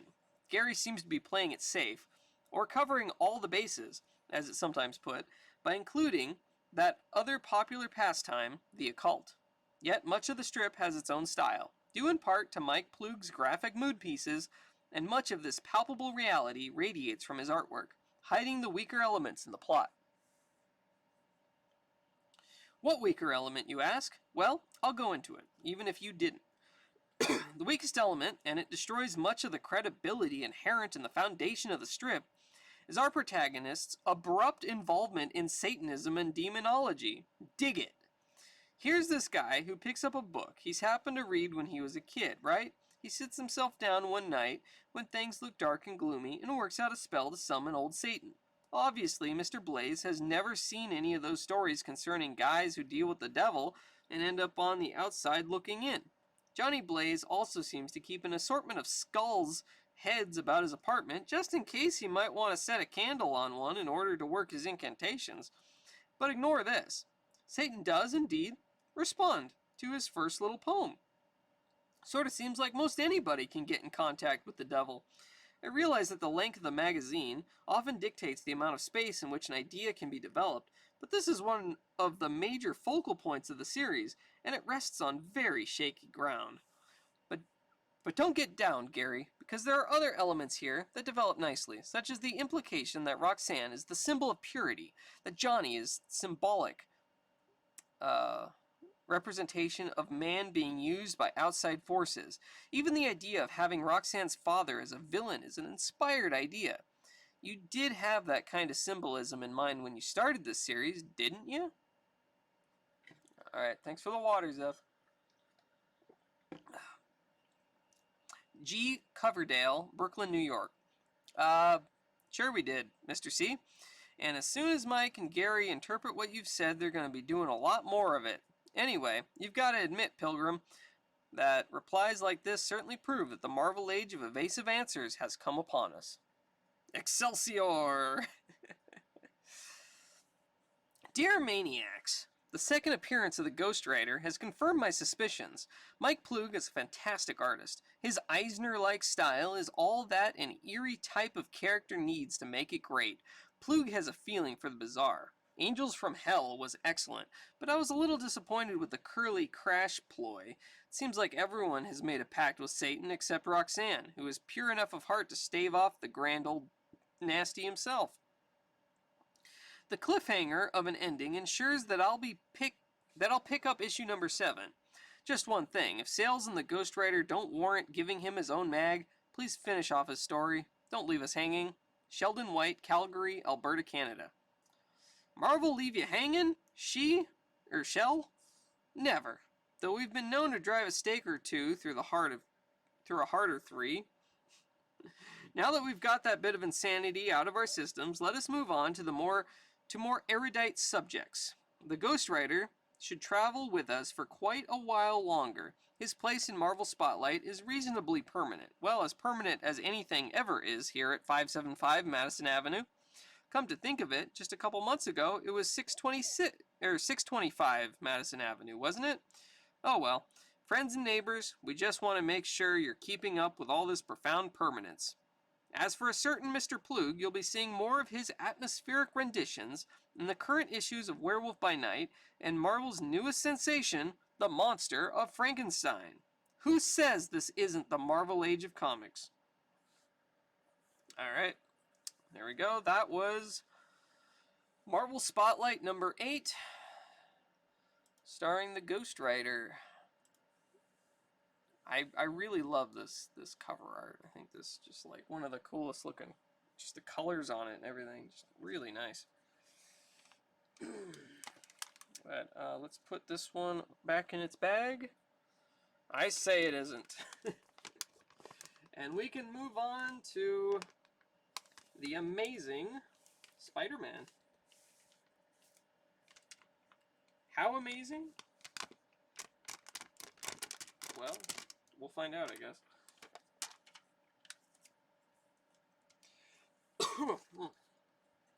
Alright, let's put you back down here. There we go. Pull out out number 9 for next week.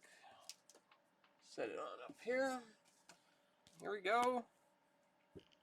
With Amazing Spider-Man number 1.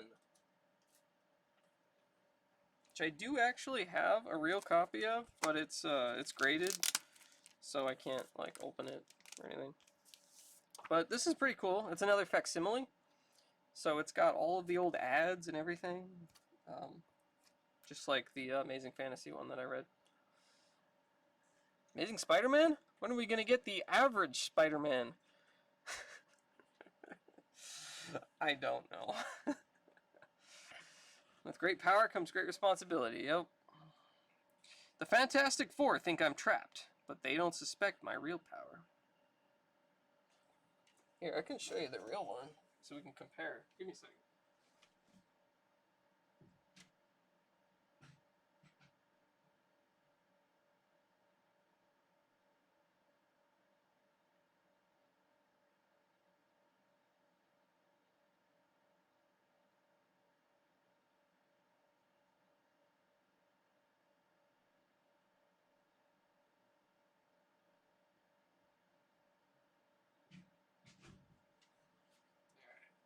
Ow. Don't walk into the wall. So there's the original. The facsimile is a lot more blue. Unless this one is like... No, well, I think the colors are still pretty good on it. But... Anyway, yep. And then the back of it. Pretty cool. Pretty cool. 12 cents versus $4? Yeah. Yeah, the original one's 12 cents. Came out, I think March 1963. One I have is it's a restored 3.0, so it's like a pretty low grade, but these are kind of tough to get, like in any grade. But, yeah, that's the earliest Spider-Man I have, which, I mean, you can't really get much earlier than one. Amazing Fantasy 15 is the only earlier. This one's the first appearance of J. Jonah Jameson and the Chameleon. It's the first Fantastic Four crossover. And, yeah. Anyway, there you go. Let's open it up. Read it. Here we are. Actually, no, let's keep on the big one for right now. There we go. Spider-Man. Fill the gaps in your family's education with the amazing Made Simple self-teaching encyclopedia. That's pretty cool. I love these old facsimiles because you can get like really expensive books. You can get really cheap and be able to read it with all the old ads and everything. I wish they did a little bit more of this, but like I don't think there's a facsimile for Spider-Man number 2 because after this we're gonna have to go to the old Marvel Tales. But let's get started here. Spider-Man, script by Stan Lee, art by Steve Ditko, lettering by John D. Note, Spider-Man first appeared as a feature in Amazing Fantasy number 15, August. So great was your response via letters and postcards that it was decided to give him his own magazine. A brief summary follows. An encyclopedia that teaches itself? Amazing. Freak!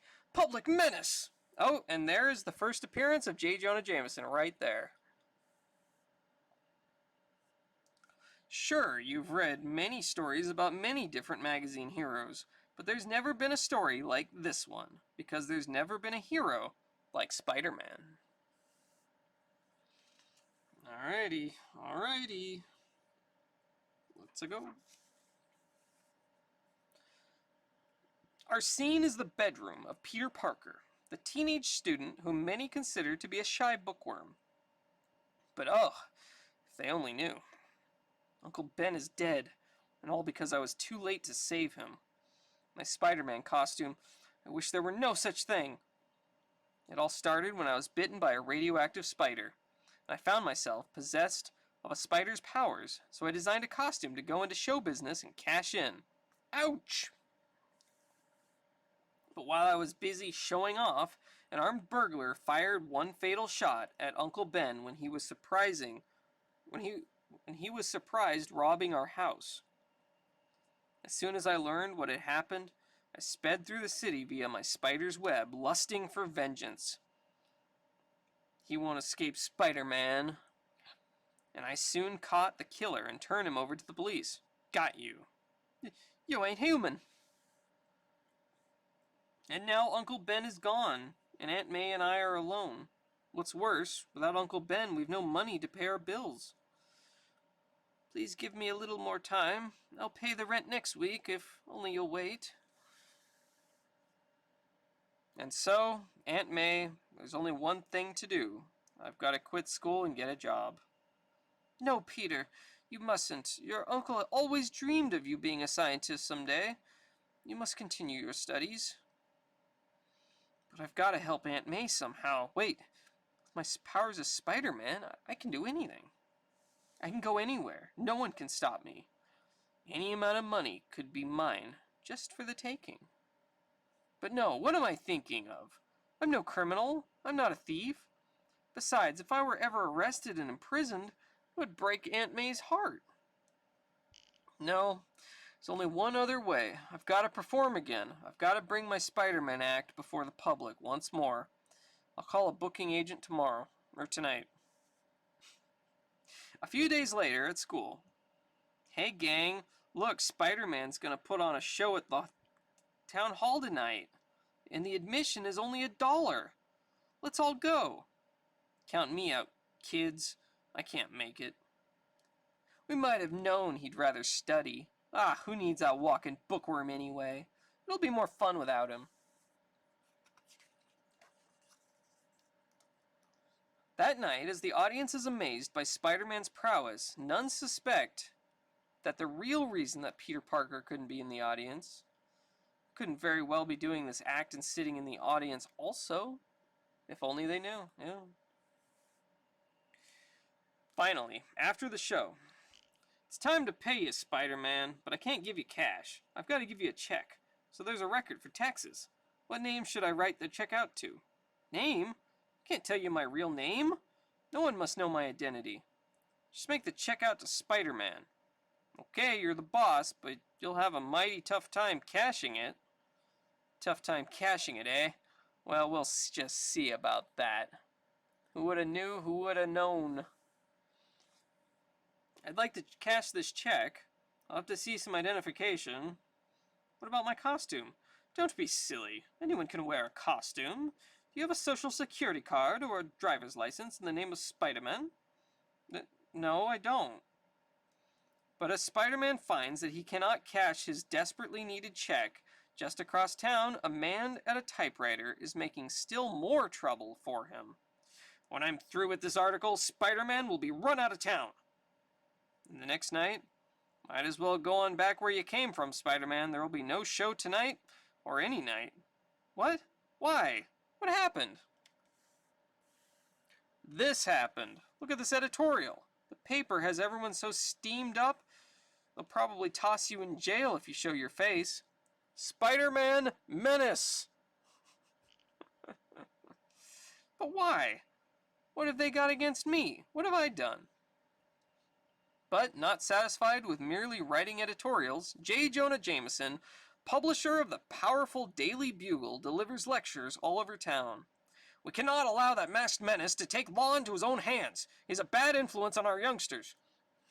Why didn't he show off his powers to prove he's Spider-Man when cashing it? I don't know. I don't know if that even would have helped. Children may try to imitate his fantastic feats. Think what would happen if they made a hero out of this lawless, inhuman monster. We must not permit it. I say that Spider-Man must be outlawed. There is no place for such a dangerous creature in our fair city. The youth of this nation must learn to respect real heroes, men such as my son, John Jameson, the test pilot, not selfish freaks such as Spider-Man, a masked menace who refuses to even let us know his true identity. I love how the first appearance of J. Jonah Jameson, he's already just right off the bat, just going crazy after Spider-Man. I don't get it. How do other superhuman guys like the Fantastic Four and the Ant-Man get away with it? Nobody bothers them, and they always seem to make enough dough. Spider-Man Menace, Spider-Man Menace. Bah, I don't even believe that there is a Spider-Man. It's all a publicity stunt.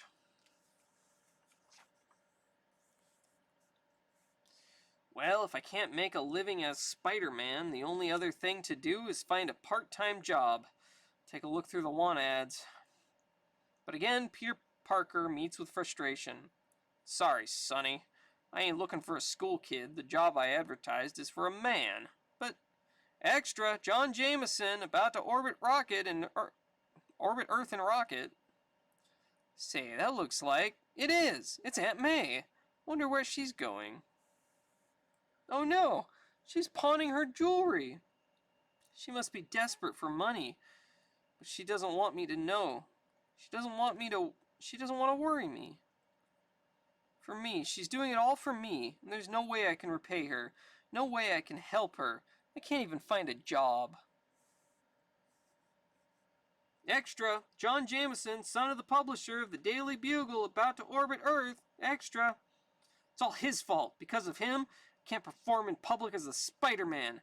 But I can't give up. I've got to earn money somehow. I can't let Aunt May down, even if it means that Spider-Man will again stalk the city by night. To men who want big money but don't know how to get started. Hey, that's Peter Parker. How to cash in on opportunities in air conditioning and refrigeration. Okay. Like any other ambitious man, you want to get ahead. A top-paid job or your own business, security, better living, these are highly desirable benefits. How do you get them? Best thing to do is switch over to an industry which offers plenty of opportunities. Air conditioning and refrigeration is just such a field. It's one of the fastest growing. Air conditioning is widely used in homes, autos, offices, and factories. It's growing so fast that 20,000 newly trained mechanics and technicians are needed each year. Or can I get ahead? You build a complete refrigeration system, learn by practicing, get experience as you train with 25 kits of parts and tools. That's pretty cool. You gotta call in, or not call, you gotta mail in. Send for 3 free booklets. Yeah. That's pretty neat. Alright, Spider-Man Part 2. Next day, having nothing better to do, Peter Parker finds himself among the spectators, anxiously awaiting the orbit flight of John Jameson. Are they launching it from New York? Do they typically launch rockets in New York? I thought that was like more around like Texas or maybe Florida, but I don't know. Sure must take a lot of courage to go up in one of those babies. I'll bet even Spider-Man would think twice before volunteering for this ride, huh? I suppose so. 15 minutes to blast off. All authorized personnel, clear the field. This is it, John. Make your country proud of you, son. As proud as I, your father, am today. I'll do my best, Dad. I promise. Good luck to you, boy. Minutes later, the capsule with John Jameson inside is set in orbit by a perfect launch. But then, disaster strikes. A small section of the forward guidance package breaks loose from the capsule and falls into space. Without this essential guidance unit, the capsule goes into an erratic orbit completely out of control. Something's wrong. I can't control her. This flashing red light, it can mean only one thing. I've lost the heart of the guidance device. There's no way to direct the capsule now. Oh no, look at JJ's face. Meanwhile, miles away. What is it? What went wrong? Capsule is out of control, sir. Component 24-3B has broken loose. Condition red. What's that? Without the missing part, he will continue to go into lower and lower orbit until he crashes to Earth? Gentlemen, We haven't much time. We must find some way to save John Jameson's life, even though the capsule is doomed. Acting with desperate speed, the space technicians attempt to drop a steel net to catch the capsule, but with no success. A complete miss! We've got to find a better way. While unsuspected by all, a better way does exist. In the form of Peter Parker, who has observed the entire dramatic event. There's only one person who can save John Jameson. And that is Spider-Man. I've got to reach the Missile Control Center the fastest way.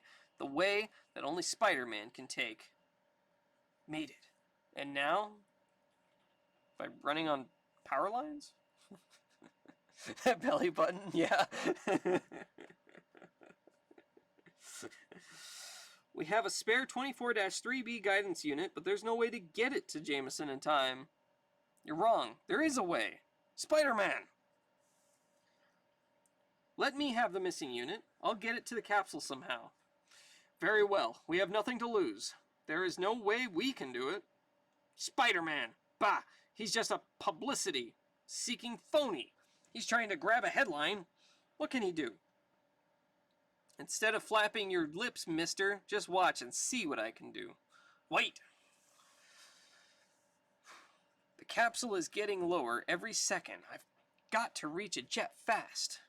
Arriving at a nearby field, Spider-Man's amazing web shoots out, engulfing the guard's gun hand before the sentry can fire.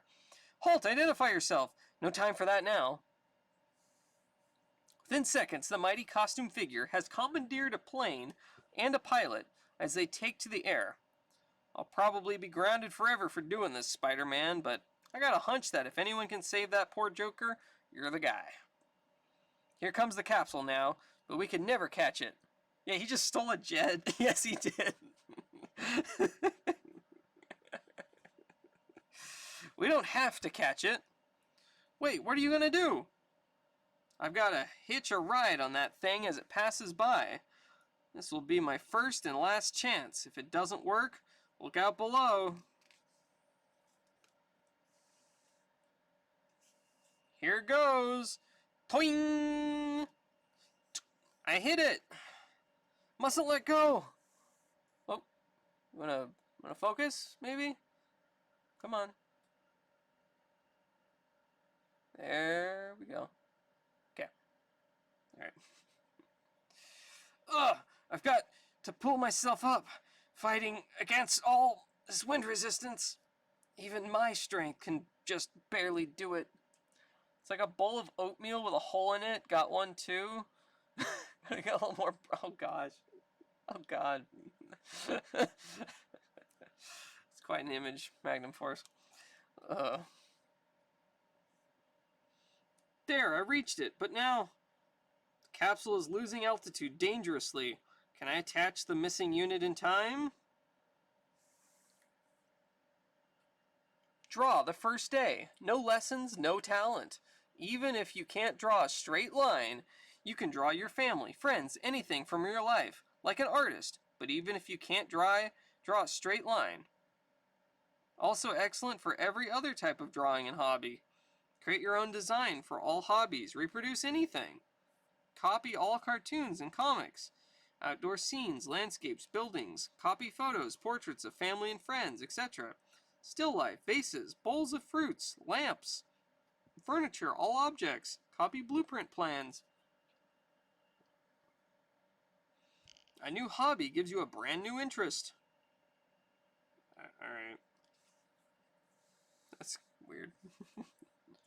Alright, Spider-Man Part 3. What a lucky break. It fit in place as smooth as silk. And within the capsule under manual control again. Will eject chute and land immediately. He's safe. I did it.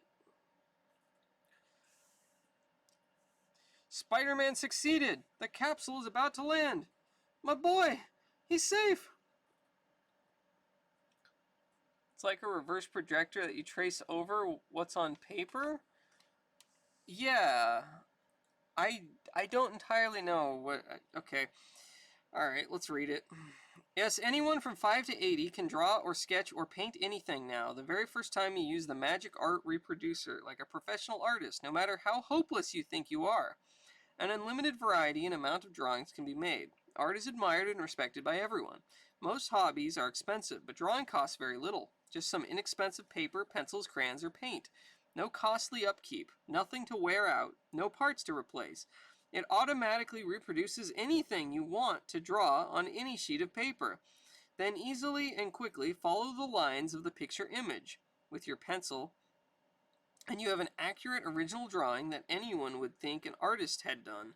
No guesswork, no judging sizes and shapes. Reproduces black and white and actual colors for paintings. Also makes drawing larger or smaller as you wish. Anyone can use it on any desk, table, board, etc., indoors or outdoors, light and compact, to be taken wherever you wish. No other lessons or practice or talent needed. You'll be proud to frame your original drawings for a more distinctive touch to your home. Give them to friends as gifts that are different, appreciated. Have fun, be popular. Everyone will ask you to draw them. You'll be in demand. After a short time, you may find that you can draw without the Magic Art Reproducer because you have developed a knack and feeling artists have, which may lead to a good paying art career. Free. How to easily draw artist models. This valuable illustrated guide is yours free with order of Magic Art Reproducer, packed with pictures showing all the basic poses of artist models with simple instructions for beginners of art. Includes guidance on anatomy, techniques, and figure action. There you go. You found one on eBay? Really? It's just a small mirror on a 45-degree angle? Oh, okay. Facts that it is very inexpensive to draw, but you can't buy talent. Yeah. Yeah. You found one on eBay for $25? Oh, wow. That's pretty cool. Alright, my boy's safe. This is as good a time as any for me to get off. I'll bet I'm the only living person who ever had a ride like that before. I better make myself scarce now. I'd just be embarrassed if everyone wants to congratulate me and make a big fuss about what I've done.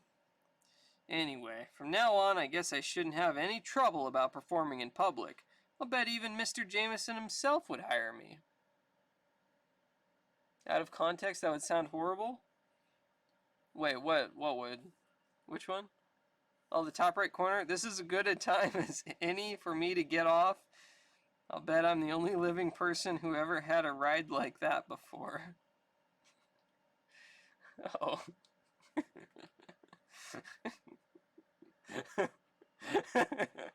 Okay. Jeez.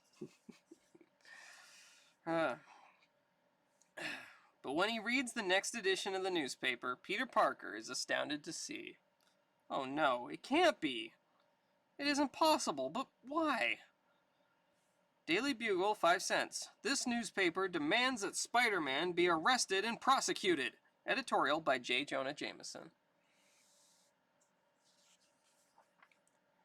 It was all a plot by Spider-Man to steal the spotlight from my son. I accused Spider-Man himself of sabotaging the capsule so that the guidance unit would fall off. Spider-Man unlawfully broke into a military base and commandeered a plane by force.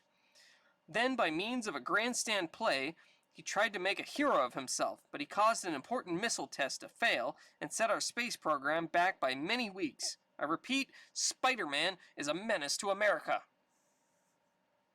Unfortunately, if something is shouted loud enough, there are always those who will believe it. They fear me more than ever now. Spider-Man ought to be run out of the country. And how? And finally, under pressure of the angry newspaper's continual barrage, wanted, Spider-Man. Reward for his capture. Caution, he is dangerous. Report him to nearest FBI office. Dang, the FBI is after Spider-Man. Oh dear. I certainly hope that they find that horrible Spider-Man and lock him up before he can do any harm. What do I do now? How can I prove I'm not dangerous? How can I convince people that I wasn't responsible for the failure of that capsule? Everything I do as Spider-Man seems to turn out wrong. What good is my fantastic power if I can't use it? Or must I be forced to become what they accuse me of being? Must I really become a menace? Perhaps that is the only course left for me. And so a lonely boy sits and broods with the fate of society at stake. What will his decision be? What will Spider-Man do next? Only time will tell. The end. And here is an ad for live seahorses. Order one mated pair of dwarf species living seahorses. Sent airmail from Florida for $3.50 postage paid. We include food and instructions free. The seahorse often swims in an upright position and bucks like a stallion. It is not unusual for Mr. and Mrs. Seahorse to swim along with tails entwined. The father actually bears the young alive. At times, 3 or 4 babies take a ride on the father's head. Easy for you to keep in a goldfish bowl. Hearty, educational, fun for the entire family. We guarantee live delivery, an ideal gift for young or old. Special offer, order included. Order 2 mated pair for $6.98 and get 1 pair free. Extra food included. Also available, send $1 for pair of beautiful artificial seahorse trees. Will decorate and beautify any fish bowl. Order today. The Florida Seahorse Company. Learn any dance fast. In 1 hour. Giant foot charts. And another ad for selling grit. Alright, let's move on to the next Spider-Man story. Spider-Man versus the Chameleon. This is the first appearance of the Chameleon.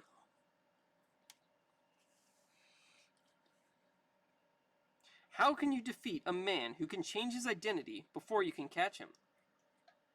Perhaps you don't know the answer, but the Spider-Man was determined to find out, no matter the cost.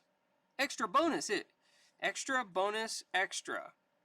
In this same amazing tale, you will meet America's most famous, most colorful group of super adventurers, the Fantastic Four. Script by Stan Lee, art by Steve Ditko, and lettering by John Duffy. We know him as Peter Palmer, but the world knows him only as Spider-Man. Peter Palmer? What? Who's Peter Palmer? Did someone goof?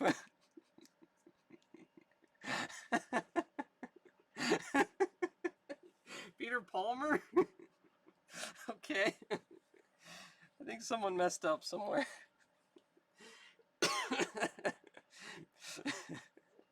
Maybe he was Palmer before Parker? Well, he was Peter Parker in Amazing Fantasy 15. I don't know. Maybe they... I don't know. Maybe someone got confused somewhere. Okay, well, whatever. Peter Palmer, here we go. We've just fallen into an alternate timeline, like a different reality. We've just switched and we don't even know it. He was Peter Palmer the entire time. He was always Peter Palmer. Say, why didn't I think of it before? There's the way I can make some money by joining the Fantastic Four. They'll probably jump at the chance to have a teenager with superpowers working with them. It'll be a natural. Here's their private elevator, but the blamed thing isn't working. Uh-oh, I forgot. It can only be operated by using one of the 4 using a special electronic beam. Well, that won't stop Spider-Man. Forcing a couple of locked doors open is mere child's play. For heck, I didn't figure the elevator would be above me. A room to climb past it. Minutes later, Peter Palmer reaches the roof of an adjoining building. Well, there's more than one way to skin a cat. I should have thought of this right away. They'll probably be twice as impressed when they see how easily I get into their private skyscraper headquarters. Peter Palmer, the alternate universe where Aunt May dies and Uncle Ben lives, and she says, with average power comes average responsibility. Oh my gosh, yeah. Yeah, we could have an entire alternate universe based on Peter Palmer. I love this idea. Just rewrite all of the Spider-Man stories just from the ground up, but he's Peter Palmer, and Aunt May dies and Uncle Ben lives, and oh my gosh, yeah, we could do so much. He's the average spider guy. There you go. Here goes nothing. Meanwhile, down below, it's the Spider-Man. What a bonus I'll get for this shot. He's heading for the Fantastic Four's headquarters. He balances himself on that strand of web like a human spider. At that moment, an alarm rings in the ready room of the Fantastic Four. The alarm! Someone is trying to sneak in! Look at his neck. It's Mr. Fantastic. He's got stretchy limbs, but pretty goofy looking.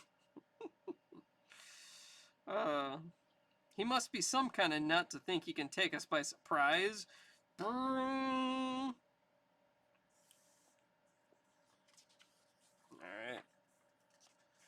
There's his picture on our viewplate. It's Spider-Man. Why didn't he phone for an appointment like anyone else? Because he's a teenage cornball show-off, just like the Torch. How obliging of them to leave a window open for me. This is a breeze. Activate Defense Measure B, just to be safe. Greetings, group. You shouldn't make it so easy for people to drop in on you. Got news for you, loudmouth. It ain't that easy. What? A plexiglass cage dropped from the ceiling? This gizmo may keep out the riffraff, gruesome, but it's a joke to me. That device cost us thousands. If you wreck it, don't worry, rubber face. This squirt's gonna be taught some manners right now. Ow, you big ape. Who do you think you're pushing around? Did you forget you're messing with a guy who has the proportionate strength of a spider? For crying out, that's what I get for pulling my punches on account of his size. Now hold it, son. We don't want to fight with any strangers.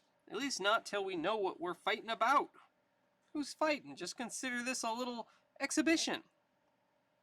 He caught my hand in that net of his. He certainly does live up to his name. While invisible, I might be able to get this rope over our impetuous young friend. My spider instinct senses danger behind me. I have to move fast. Who tossed that rope? Don't see anyone. Wait, it must be the invisible girl. Well, I'll just give her a whirl for her money. That's it, you animated insect. Fun's over. I'll settle you now. Flame on! He's got me in a circle of flame. Well, I'll just jump over that clown's little trap and keep out of reach until his flame dies down. Then it'll be my turn. Hey, stay still, darn it. Okay, that's it. No more fun and games, fella. Someone might get hurt.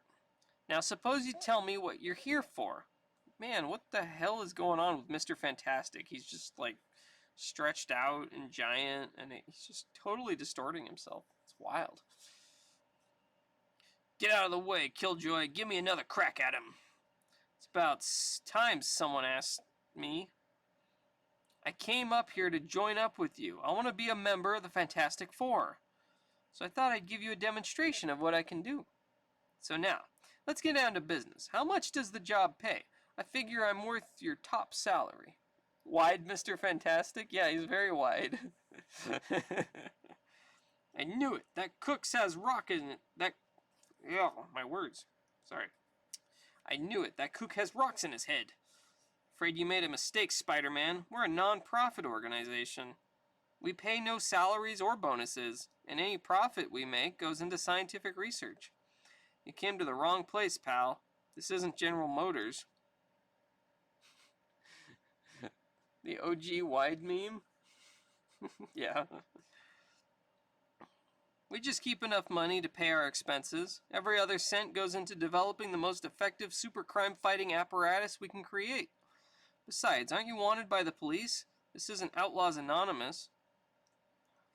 They're trying to tell them that they're completely non-profit when they have their own skyscraper in like downtown Manhattan?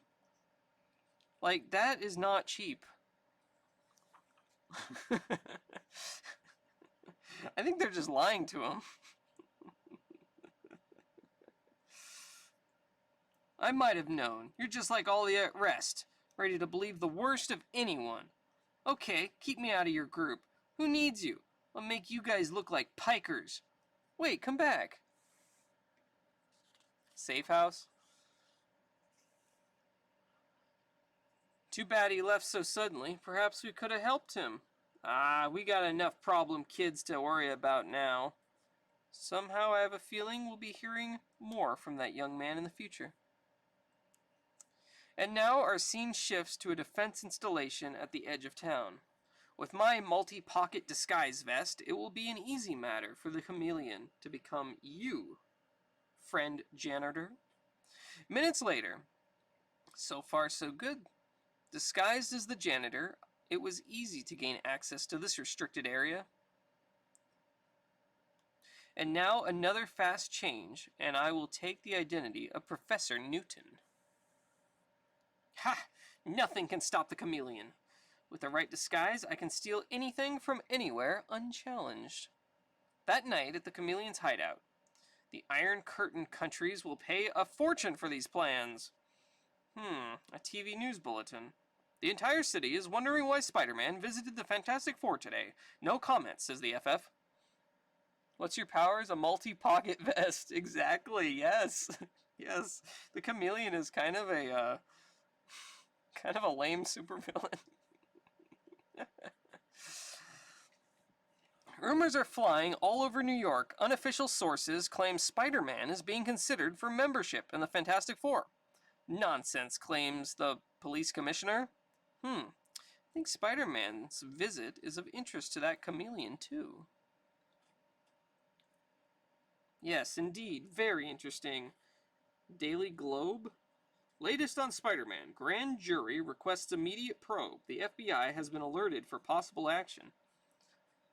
He is the chameleonaire. Sometimes all you need is a dapper multi-pocket vest. Sometimes, yeah. Sometimes.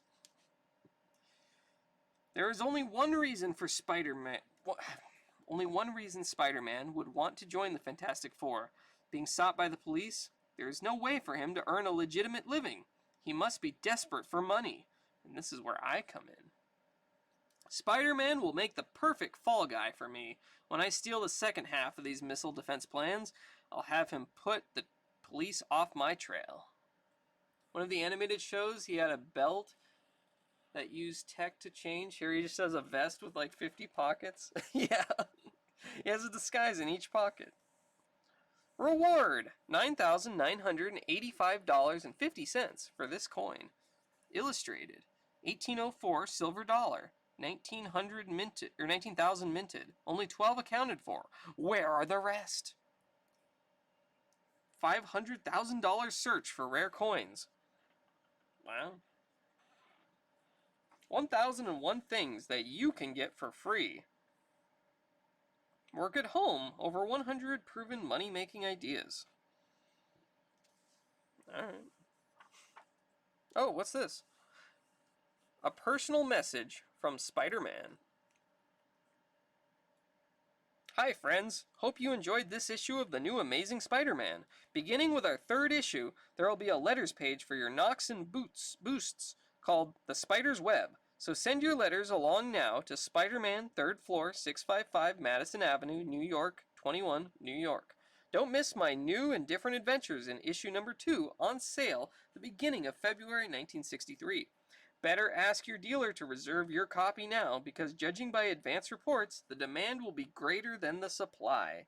Yours for thrills and fantasy, Spider-Man. Note, we can't print your letters till our third issue because our second issue will already be on the presses by the time you read this.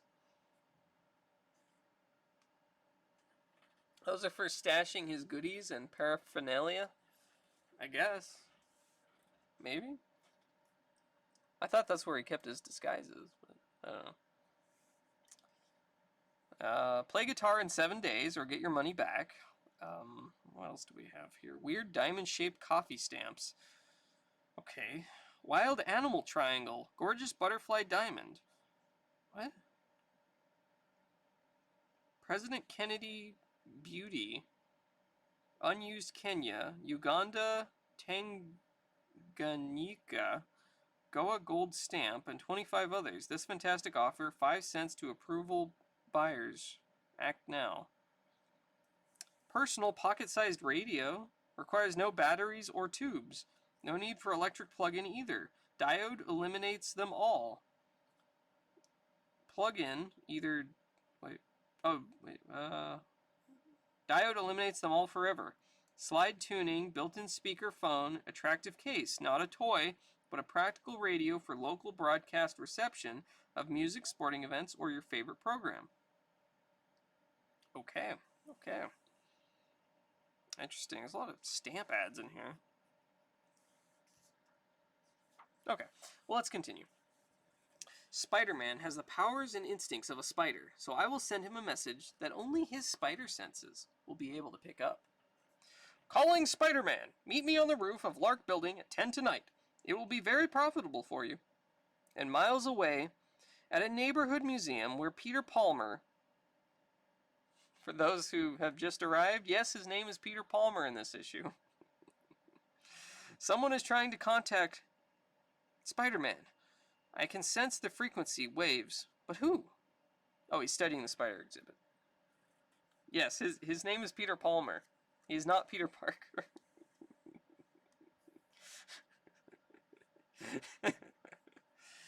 Well, no matter who it is, I can't afford to pass up a chance for profit. I'll just leave my clothes up here and then a few minutes before 10 p.m. Almost time for me to take over the elevator shift. Yes, it is time. But not for you. For the chameleon. After binding and gagging the real elevator operator, the bogus one brazenly takes his place. I'll relieve you now. It's about time. I'm bushed. Then, once inside the elevator, so far my timetable is running right to the split second. Now to change to my Spider-Man guise. And finally, Spider-Man, how did you get in? What do you want? Those missile defense plans which you're holding. I can't believe it. You, a traitor. Wait. My web will keep you a prisoner until I can escape. This artificial web isn't as strong as Spider-Man's real one, but no one will notice the difference. Seconds later. Help! Police! Spider-Man's heading for the roof with stolen plans. Help! He finally broke free. Good. It's all going according to plan. Here's my ship. Can't fail now. I'll be gone just before the real Spider-Man gets here. I'm sorry I won't be there to hear Spider-Man try to talk himself out of my trap. Strange. That helicopter must have just left the roof I'm heading for. I wonder who sent for me. Nobody's waiting on the roof. Look, there he is. Freeze, Spider-Man. We want those secret plans you stole. Plans? Stole? I'm beginning to smell a rat. I don't know what this is all about, but nobody's framing me for anything. That'll hold you till I can get away. What a fool I was. The message was a trick to pin a crime on me, and I fell for it. But who could have... Wait, that helicopter. The pilot is the one the police really want. If he hasn't flown too far, I can use my spider senses to tune in on the ship, get its location. Got him. He's out towards the waterfront. I gotta stop him.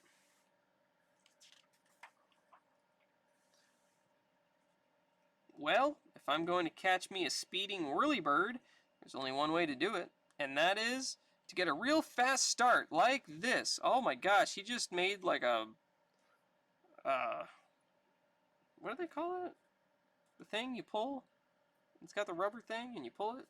Slingshot! He made a slingshot with his webs. And he just slingshotted himself across the town. It's pretty cool. Oh, and then he made a parachute out of webs. He's already reached the sea. But I can make a parachute out of my web and float down to that motorboat below. I'm not licked yet.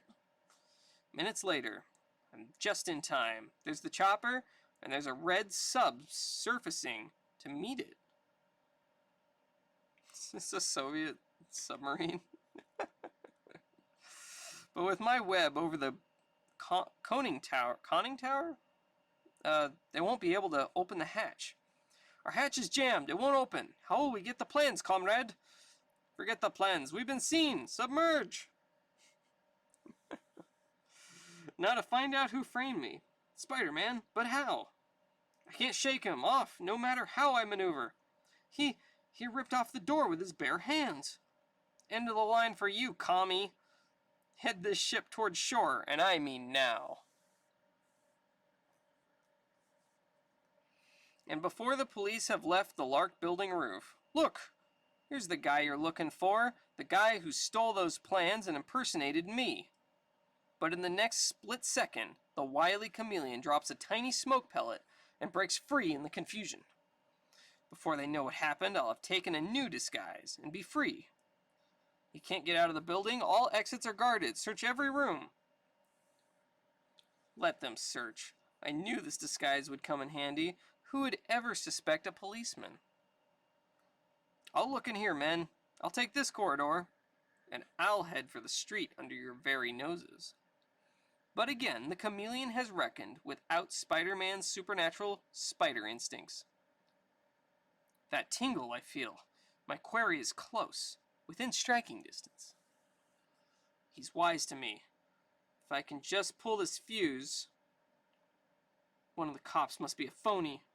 He's doused the lights, but that won't stop me. I can still sense him in the dark. I'll just shoot my web over... Oh no, I'm all out of the special fluid. Ah, what a time to run out of fluid. I've got to reach that exit before he does. This is the fastest way. That figure, leaving the others, it's him!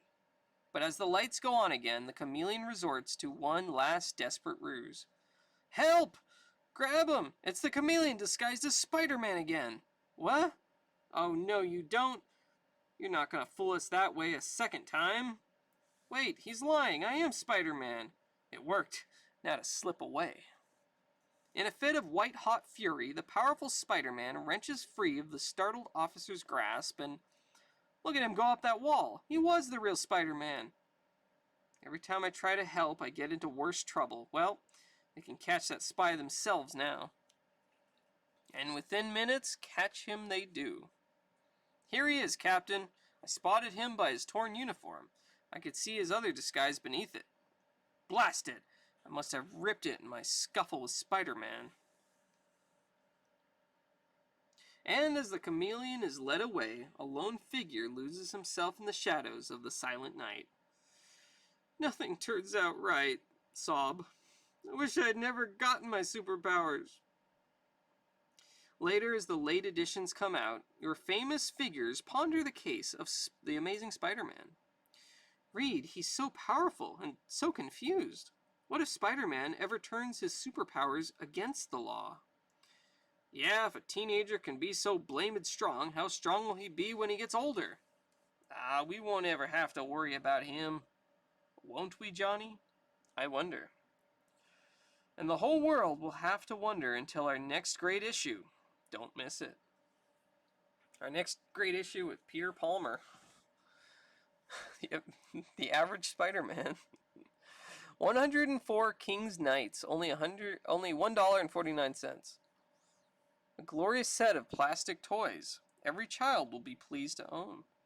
Comes in two separate armies, the Black Knights and the White Knights. Form your own battle lines. Every fight a delight. Fun for everyone in the family. Pretty cool. And, here we go. Boys, men, my secret new Dynaflex method can build you a magnificent new He-Man muscled body in just 10 minutes a day with absolutely no weights, no barbells, no exercise at all. Peter Palmer, the Amazing Clockmaker. Oh, gosh. Oh, boy. Oh, boy. Free Secret of Attracting Girls. Fellows, mail the coupon now and receive Mike Marvel's free gift to you. This exciting and informative book, discover a secret method for developing a new, almost magnetic way of attracting the girls. At parties, dances, at the beach, you will have the girls clustering around you, breathlessly, while the guys watch enviously. What does he have that we don't, they will say. The answer is in this exciting new book. Your gift from Mike Marvel. Fill out and mail the coupon now. Hey, he's not looking for 150 skinny guys. Yeah, the other one, it was 250 skinny guys. Yes, it was 250. Are you weak, always tired, lack pep? Whether you're thin and scrawny or sagging with unsightly fat, my secret Dynaflex method will cram pep, vigor, and red-blooded vitality into your puny, exhausted body. Once Dynaflex makes you a two-fisted dynamo of manly beauty, rippling with power, glowing with magnetic sex appeal, you'll be bursting with get up and go. Man, you'll really be alive. Tingling with zest and rip-roaring energy for the first time in years. Jeez. Here's learn radio television electronics by practicing at home in your spare time. That's pretty cool. Alright. Oh, and make an extra $5 to $20 a week operating this Saturday morning shoe store. We furnish everything free. Okay, well, that was Amazing Spider-Man #1. The very first. Okay, well, let's see, we'll do one more comic for the day. See which I have here. Alright, we can move on to... So unfortunately, they do not have facsimile copies of the early Spider-Man. And original copies of Spider-Man 2, 3, 4, all those ones are like many thousands of dollars. But we have here a Marvel Tales reprint for Amazing Spider-Man #2. 2 great Spider-Man thrillers, 2 great supervillains featuring the Vulture, and Spider-Man is trapped by the terrible Tinkerer. Good job, haven't read that one? Cool. Well, and then that's next week, right here. We'll be doing first appearance of Dr. Octopus, Amazing Spider-Man #3. So the ads in this one will be newer, because these were printed in the early 80s. Rather than the 60s, but still a good way to read them, I think. Alright, Spider-Man, Duel to the Death with the Vulture. And now we have an ad for Cracker Jacks. Scotty, a Cracker Jack story. Okay, Scotty, the score is tied. Bases loaded, and 2 outs. Get in there, and show 'em what you're made of. I'll do my best, Coach. Strike 1! What if I strike out? Strike 2! Whap! Zoom! You can do it, Scotty. You're a Cracker Jack. Crack! Home run! You did it, Scotty! We won the playoffs! What a Cracker Jack! When you're really good, they call you Cracker Jack. Cracker Jack, candied popcorn and peanuts, with a toy surprise inside. Crunchy caramel-coated popcorn and peanuts, and a secret toy surprise. Hey, Elegod, how you doing? Welcome in. It's good to see you. Hope you're having a good day. Give me a little of that Cracker Jack. You ain't caramel-coated Cracker Jack. Alright, here's Spider-Man Duel to the Death with the Vulture. The most colorful superhero of all. Spider-Man. His name makes the underworld tremble, but there is one who does not tremble. What fantastic power can the Vulture have, which makes him so sure he can defeat Spider-Man? Script by Stan Lee, art by Steve Ditko, lettering by Johnny Duffus, and coloring by Andy Yanchus. Or Yanchus, or I don't know how the hell you say that, but yeah. Alright, here we go. Which issue of Spidey is this? This is Amazing Spider-Man #2. We are reading the Marvel Tales reprint of it, because I don't actually own a real copy, sadly. But this is just as good, I think. Maybe. It's the same story. But Amazing Spider-Man #2. The Almighty Elegod. Yep, that's him. 4 days A new and ominous danger has menaced the vast city of New York. No man knows where he will strike next. No one can cope with this new awesome threat. Without warning, without the slightest sound, he strikes. For this is the Vulture. It's the Vulture! He stole my briefcase! With a fortune in bonds! Help! I've read about him, but never expected to see him. I didn't believe it, though. I thought he didn't exist. It's impossible. It can't be. How can he fly without a sound, without any effort? It's more like a gigantic bird of prey than a human. And in the executive suite of the powerful Jameson Publications, Mr. J. Jonah Jameson is on his usual rampage. I want to devote the next entire issue of Now magazine to the Vulture. He's big news. Everyone wants to read about him. But keep printing stories about Spider-Man also. I'll never rest till that dangerous menace is destroyed. J. Jonah Jameson, Publishing, Now magazine. Is this the only photo we have of the Vulture? What's the matter with you men? What am I paying you for? The public wants to see him. But, Mr. Jameson, nobody can get pictures of him. He's gone before any photographer can get to him. We have only an artist's drawing. No more excuses. Get me pictures of the Vulture, or I'll get some new editors. Meanwhile, in a nearby high school, Peter Parker overhears an interesting discussion as the young science major performs an experiment in the lab. Boy, I'd like to see a close-up photo of the Vulture. A photo of the Vulture would be worth a fortune. Nobody can get close enough to him to snap one. Say, that's an idea. I never thought of it before. Magazines pay big money for hard-to-get photos, and I know how to get them. Here, bookworm, take a look at what's going on in the outside world, or can't you read anything but scientific formulas? Very funny, Flash. At least my brain isn't muscle-bound, like that fat head of yours. He'd be grinning out the other side of his mouth if he ever suspected timid Peter Parker's Spider-Man. Now, where was I? Oh, yeah. I'll bet Spider-Man could get close enough to the Vulture to take some pictures that would pay off. I could use the dough. Parker, I don't expect you to ignore a delicate experiment right in the middle while you pour through a lurid picture magazine. Parker, pay attention. As soon as school ends, the excited teenager rushes home to his Aunt May and is delighted to learn, "Here, Peter dear, the miniature camera was your Uncle Ben's. I'm sure he'd have wanted you to have it." Thanks, Aunt May. This little gadget is going to be a great help when it comes to paying our bills. And then in the privacy of his room, Peter Parker changes into the most dramatic costume figure of all, that of Spider-Man. I'll figure out a way to attach the camera to my costume and then test it out. Meanwhile, in a carefully prepared hideout on the outskirts of the city. Well, so the Park Avenue Jewelry Exchange is moving $1 million worth of diamonds to their new offices. Across town, eh? Oh, hey, thank you. Oh, man, thank you, Eligod, for the gift sub to Mr. Sega Fan Walter.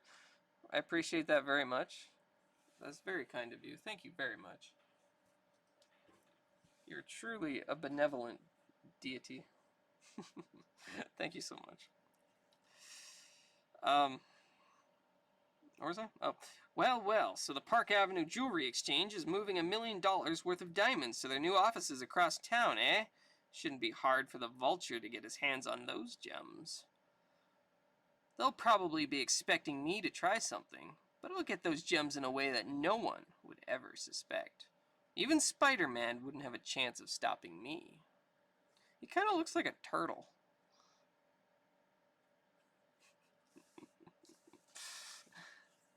Hey!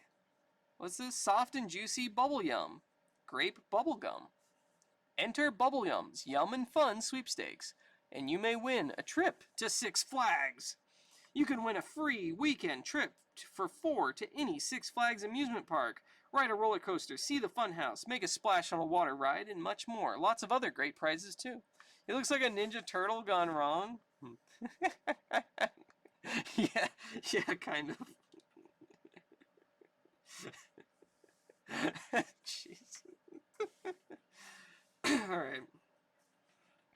After making certain he is not observed, the Vulture darts from his hiding place atop an abandoned silo in Staten Island, just a few seconds from the heart of Manhattan. So I guess back in the 60s, Staten Island was just like farms and stuff? Kind of weird. Kind of weird. Seconds later, atop an apartment house where he had been checking his camera, Spider-Man's amazing spider senses pick up a strange sensation. Something coming through the air, but making no sound. Can't be a plane. Not noticing the powerful figure on the rooftop, the Vulture sweeps past. They'll never figure out how I'm going to steal those diamonds. I've got everyone completely baffled. No one has yet discovered how I managed to fly with these artificial wings. What luck, it's the Vulture. I'll toss some messages where they'll do the most good. The first one is for the Jameson Publishing Company building. My next message is for the radio network. Nothing I like better than taunting my enemies. He's just throwing a rock through their window. And finally, one for the police chief himself. I'll be gone before they have a chance to read them. The Vulture has never failed to carry out a threat yet. But we must go ahead with the transfer of the diamonds. We can't let the city think that one criminal can make us change our plans. I shall steal the diamond shipment from under your noses, the Vulture.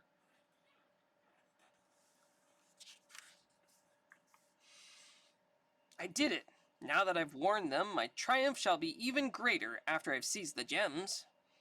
If these photos of the Vulture come out all right, they should be worth a small fortune. But in his eagerness to get a close-up picture of the Vulture, Spider-Man carelessly kicks a loose brick. That sound! There's someone on the roof behind me. I've got to move fast, as only a Vulture can. There, I've got everything adjusted perfectly. Now to... Hey, where'd he go? Well, well, so Spider-Man himself is on my trail. Good. It will be amusing to finally face a foe worthy of my mettle. Ugh! Having been momentarily taken by surprise, Spider-Man is stunned and dazed by the Vulture's brutal onslaught as his merciless foe flies toward a nearby water tower. This is almost too easy. Once I drop him in the water below, he'll never bother me again. With Spider-Man out of the way, the city will be mine. Now that I have disposed of that temporary interruption, I'll carry out my step 2 of my master plan.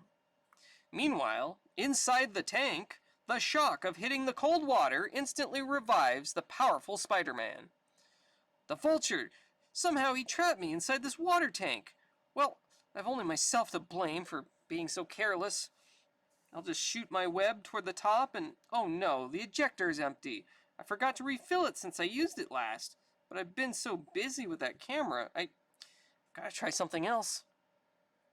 Can't climb to the top. It's too wet and slimy even for me to get a toehold on. But I sure as shootin' can't stay afloat here much longer. Not a pleasant choice. I'll either drown or suffocate in here. Wait a minute. What's wrong with me? Why don't I use my head? I can get out of here. My muscles are far stronger than in ordinary humans. There's one little trick that only the Spider-Man can perform. All I've got to do is reach the bottom, squat down, and prepare to hurl myself upwards like this. Did it! Whoa. Want to focus here? There we go. I may not be able to fly like the Vulture, but my spider strength hasn't let me down yet. My luck's still holding out. Here's my camera. Sure is unbelievable how the Vulture managed to fly so swiftly. I'd sure like to know how he does it. Later in his room again. The pictures came out fine. Now whom do I sell them to? Jonah Jameson, the publisher of Now magazine, hates Spider-Man. I'd get a kick out of making him pay good dough for my pictures without knowing I'm the photographer. Originally, I designed my Spider-Man costume just to give me some color so that I could make money as an entertainer. But if I'm really going to be a secret adventurer, I've got to make some changes. First, I'll add an extra web fluid capsule so I'll always have enough spider webbing on hand. I'll fashion small containers in my belt to hold additional web fluid cartridges. Then, when I get paid for my pictures, I'll buy a special miniature camera to secretly attach to the belt buckle.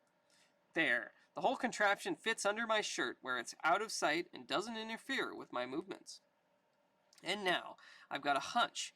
I know the secret of the vulture's power of flight. I'll just work on a little device which may come in handy next time we meet. Long hours later. Whew, that was tougher than I expected, but it's finished now. I won't know if it'll work, but until I try it, but right now I'm gonna get some shut-eye. The next day, J. Jonah Jameson receives an exciting phone call. What's that? You've got some exclusive photos of the vulture that you want to sell? Well, don't waste time talking. Get over here right away. Joe, have them stop the presses. And soon... Sorry, Mr. Jameson, cannot see anybody right now. He's having an important conference. These pictures are sensational, kid. Great. Sensational, great. But how did a kid like you get them? Sorry, sir. I'll sell them to you on condition that you never ask me that question. Okay. You can have your little secret. It doesn't matter how you got them. The point is, these pictures will make the next issue of Now a sellout. I'll issue a check to you immediately. And remember, Mr. Jameson, I don't want my name used. You can merely give credit to a Now magazine staff photographer. Sure, my boy, sure. And if you get any more great pictures, remember to give me first crack at them. We're always in the market for sensational photos. In fact, even if you can ever get a picture of that public menace Spider-Man, brother, wouldn't you be surprised if you knew? The next day, as school lets out, come on, Peter, we're all going to watch them move the diamonds from the Park Avenue Jewelry Exchange. We're hoping to get a glimpse of the vulture. You don't really think the vulture would dare to try anything with the police there, do you? Don't be scared, bookworm. We'll protect you. Gosh, the whole area is cordoned off. And look, TV cameras, newspapermen, police. It's like a carnival. The vulture would be nuts to try anything with a crowd like this around. This is one time he won't make good his boast. It is hard to see how the vulture could have a chance at the jewels under these conditions. There are police on every roof and an armed helicopter flying overhead. I'd better make myself scarce. If I have to change to Spider-Man, I won't be able to do it in the middle of this mob. Look, gang! Little Petey's chickening out. Guess the excitement is too much for his delicate little self. Minutes later, the valuable jewelry shipment starts its crosstown convoy accompanied by patrol cars and the police whirlybird following above. I wish the vulture would make a try for those diamonds, Chuck. We'd nab him for sure. Yeah, but he won't show. He's too smart for that. It's all clear. Start bringing the jewels out. Not a sign of the vulture. He knows he wouldn't have a chance. The sky's clear except for our own chopper up there. Looks like the whole thing was a false alarm. But stay alert anyhow. With a character like the vulture, you never know what's going to happen next. Gentlemen, you are so right. And now, I'll take those diamonds. The vulture? But how? We expected an attack from above. He came out of the sewers. He is a turtle. He is a turtle.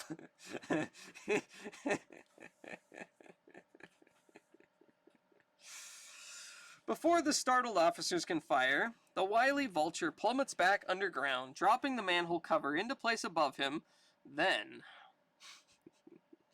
I'll be miles away before they can even lift that manhole cover, and they'll never know which of these twisting tunnels I'm flying through. Turtle dove. A short time later, at the other end of town, a triumphant vulture decides to leave his underground lair as dramatically as possible. Look! The vulture! He just flew out of the subway tunnel! This will give the fools something to talk about for years to come. How simple it was. It worked like a charm. Now I'll have vanished over the rooftops before the police can even begin to converge at this point. Meanwhile, learning what has occurred, Peter Parker manages to find a deserted alley, and then moving with blinding speed. He did it! He fooled everyone, even me. But I'll find him. If I can get some new pictures of him now, I'll be able to name my own price for him. The thing I like best about being Spider-Man is scaling these sheer walls. I don't think I'll ever stop getting a charge out of it. Now, if the Vulture is anywhere in the area, my spider senses will detect him. Ah, I'm beginning to get a tingle now. What a break. There he is now. It'll be a cinch for me to follow him using my web to swing from building to building. But as luck would have it, the Vulture chooses to look behind him at that very second, and better check to see if any police helicopters are... What the? It's Spider-Man! He's free and he's following me. He's too dangerous. I've got to get rid of him, for good. First, I'll execute a fast loop-the-loop, which will put me behind him. Holy smoke! Where'd he go? He couldn't have flown away so fast. Alright, what's this? Marvel Supermart. Collectors looking for back issues or can't find all of your favorite Marvels each month? These independently owned comic stores are just the place to visit or write. Oh, man. Let's see. Lone Star Comics and Science Fiction in Texas. That's mycomicshop.com now. I buy a lot of comics from them. A lot of comics from them. Do they have Idaho on here? Probably not. But Nevada. No. Don't see it. There's California. Another World Books and Comics. Alright. You in Texas? No, I'm not in Texas, but I buy a lot of stuff from them online. They're like one of my favorite online comic shops to buy on. I'm in Idaho. Wait, I feel vibrations in the air behind me. The Vulture must have doubled back behind me somehow. Forewarned by his fabulous spider senses, Spider-Man wheels about in time to avoid the full impact of the Vulture's swooping dive, but one powerful wing sends the colorfully clad figure toppling from the edge of the roof. You work in a comic shop, Elagos? Or Elagos? I did not know that. That's awesome. I mean, yeah, I'm always looking for comics. I'm trying to put together a complete set of Amazing Spider-Man and X-Men right now. Working on it slowly. Some of the early stuff is really tough to get, but yeah, I've got some things. I mean, I have I don't know if you're here when I had this out, but I've got a copy of the first one. It's kind of I mean, it's a little bit of a low grade and it's restored, but still, it's pretty cool.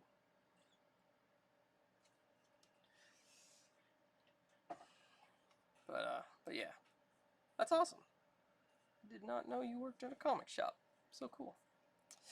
Okay, let me know what you need. I'll take a look. We have a ton of back issues. Okay, I'd be curious to know what you have for Spider-Man and X-Men. I also am looking for some of the early Conan. I need issue 3, 4, and 6 for the 1970s Conan. Okay. No, you don't. This time I'm ready for you. What? He hit my foot with that accursed web of his. Pulling himself up, hand over hand, the mighty Spider-Man manages to get within grabbing distance of the Vulture's ankle, and then... Got you. Oh, you have a lot of CGCs? Cool. You fool! Here in the sky, we're in my element. And I'll shake you off and be rid of you for good. Talk is cheap, Birdman. This time, I'm sticking. And now to test out my little gadget. Here's hoping it works. Oh, you had 1 through 22 of Conan original run about 2 months ago? Yeah, I bet they probably went away pretty quick. But it's alright. I'm, having a fine time hunting for them. That did it. You're out of control. I've beaten you. What did you do? I can't stay aloft. You'll kill us both. Speak for yourself, mister. The sky is my element as much as yours. Just watch. I can always save myself by shooting my web at a nearby building like this. Hey, Framerate, how you doing? As for the vulture, he'll manage to break his fall by spiraling down, but he's gonna have a tough time ever using those wings again. Here comes the police helicopter. They must have sighted us when we were battling. This is my chance to get some exclusive pics of the capture of the vulture. How are you doing, Framerate? Take her down, Charlie. We were right. It is the vulture. Can't get up. Wind knocked out of me. What'll I do? If this doesn't take the cake, whoever thought we'd be able to capture the vulture so nice and easy? What happened, fella? Did you have a tailspin? Please, no jokes. These pictures should be prize winners. You love Spider-Man? Awesome. Well, we will be reading a lot of Spider-Man over the coming months. Comic books sale. Oh, here's some old prices. Oh boy. Oh boy. Wow. $11 for X-Men number 11 and 12. $9 for 13 a piece for 13 through 16. Jeez. Jeez, what prices?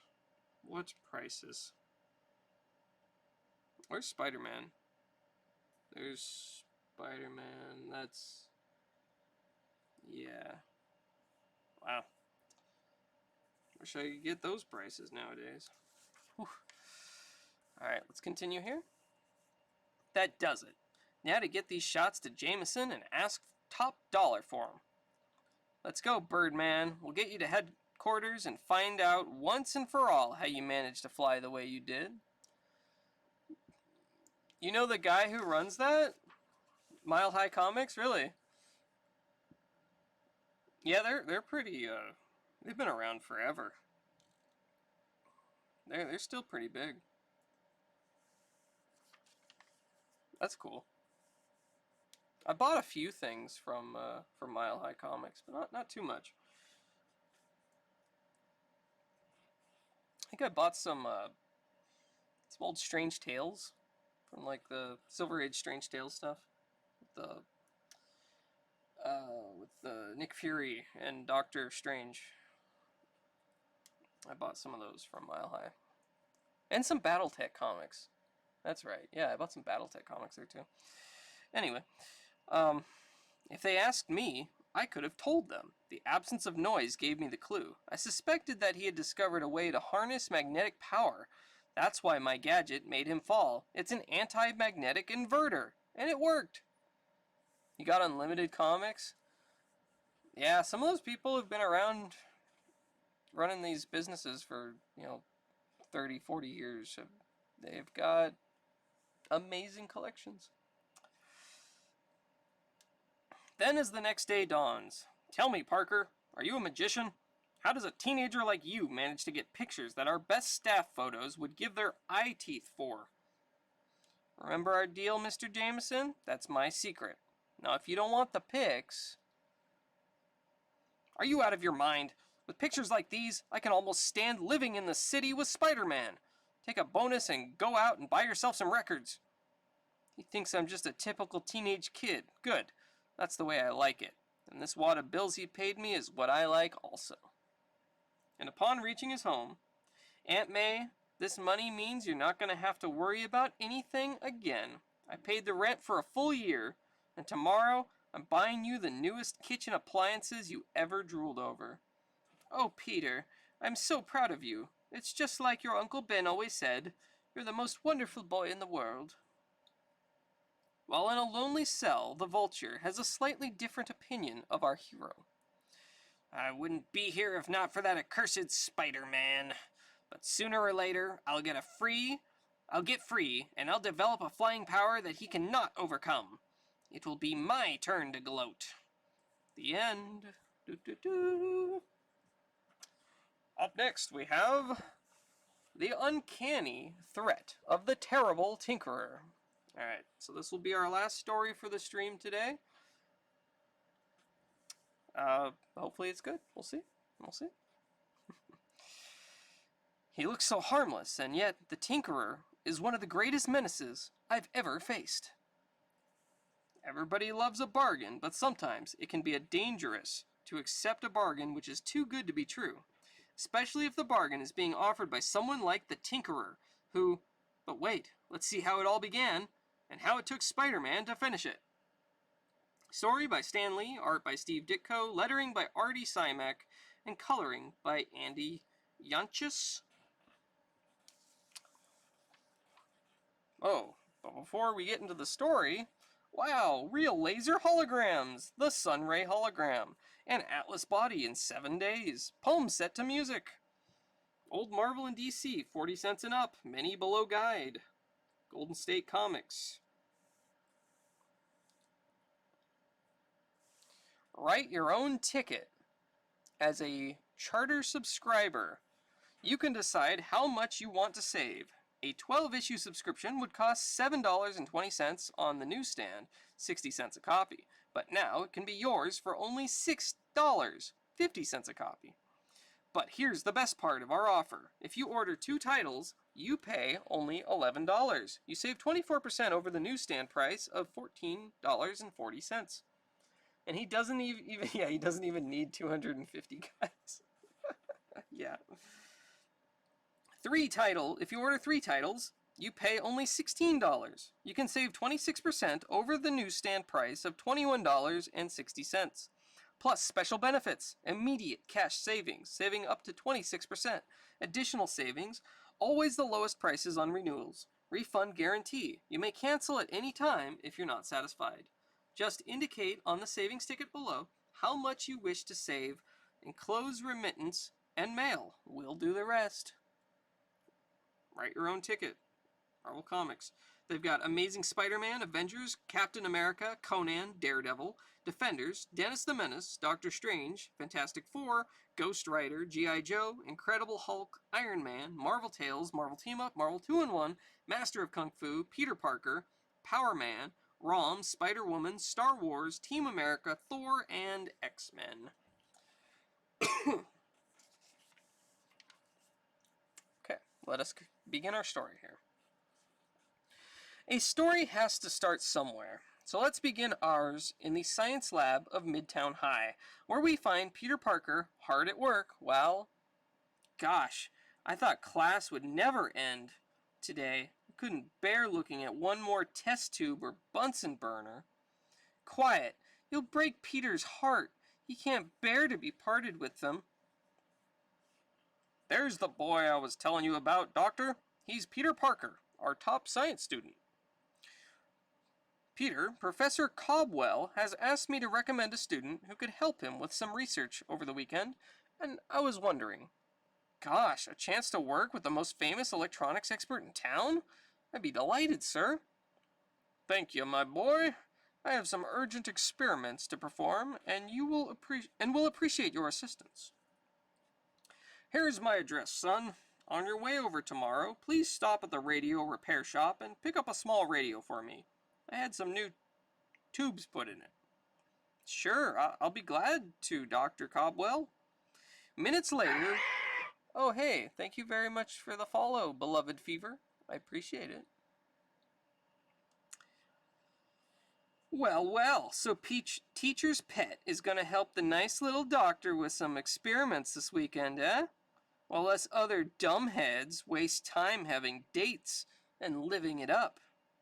Knock it off, Flash. You're darn right I'd jump at the chance to work with a brilliant man like Dr. Cobwell. As for you being a dumbhead, it's nothing to be ashamed of. You were just born that way. Then, before the angry Flash Thompson, can think of a suitable retort, Peter Parker is gone, and the next day, at home. I'd better take my Spider-Man outfit. Never know when I'll need it. Besides, I feel almost undressed without it. Where's the place Doc wanted me to pick up his radio? The Tinkerer Repair Shop. Sure, it is an offbeat name.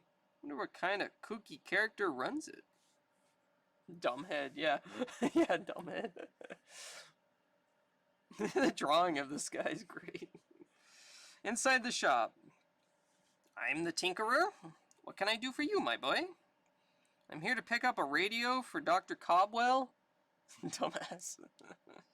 Oh yes, Dr. Cobwell. Just a minute, I'll get it. Boy, I sure called it right. He looks like a character straight out of Grimm's fairy tales.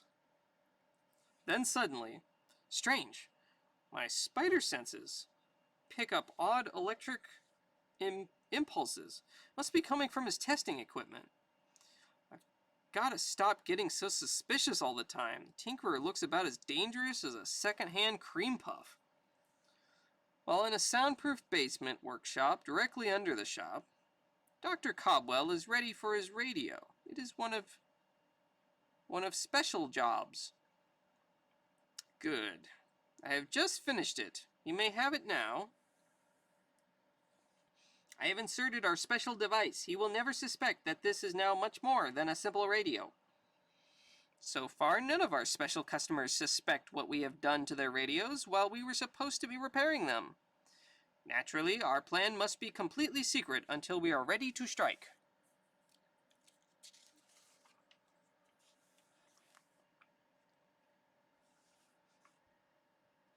And then, after the long climb upstairs again, you mean you only charge a dime to fix radios? But tut-tut, my boy. I like to give bargains. They bring me in lots of customers. Finally, at Dr. Cobwell's lab, yes, I heard the Tinkerer's prices were ridiculously cheap. That's why I took my radio to him. But enough of that. Here's the experiment I want you to work on for me. I still don't get it. The Tinkerer must be losing money on every customer, and he didn't look like a nut to me.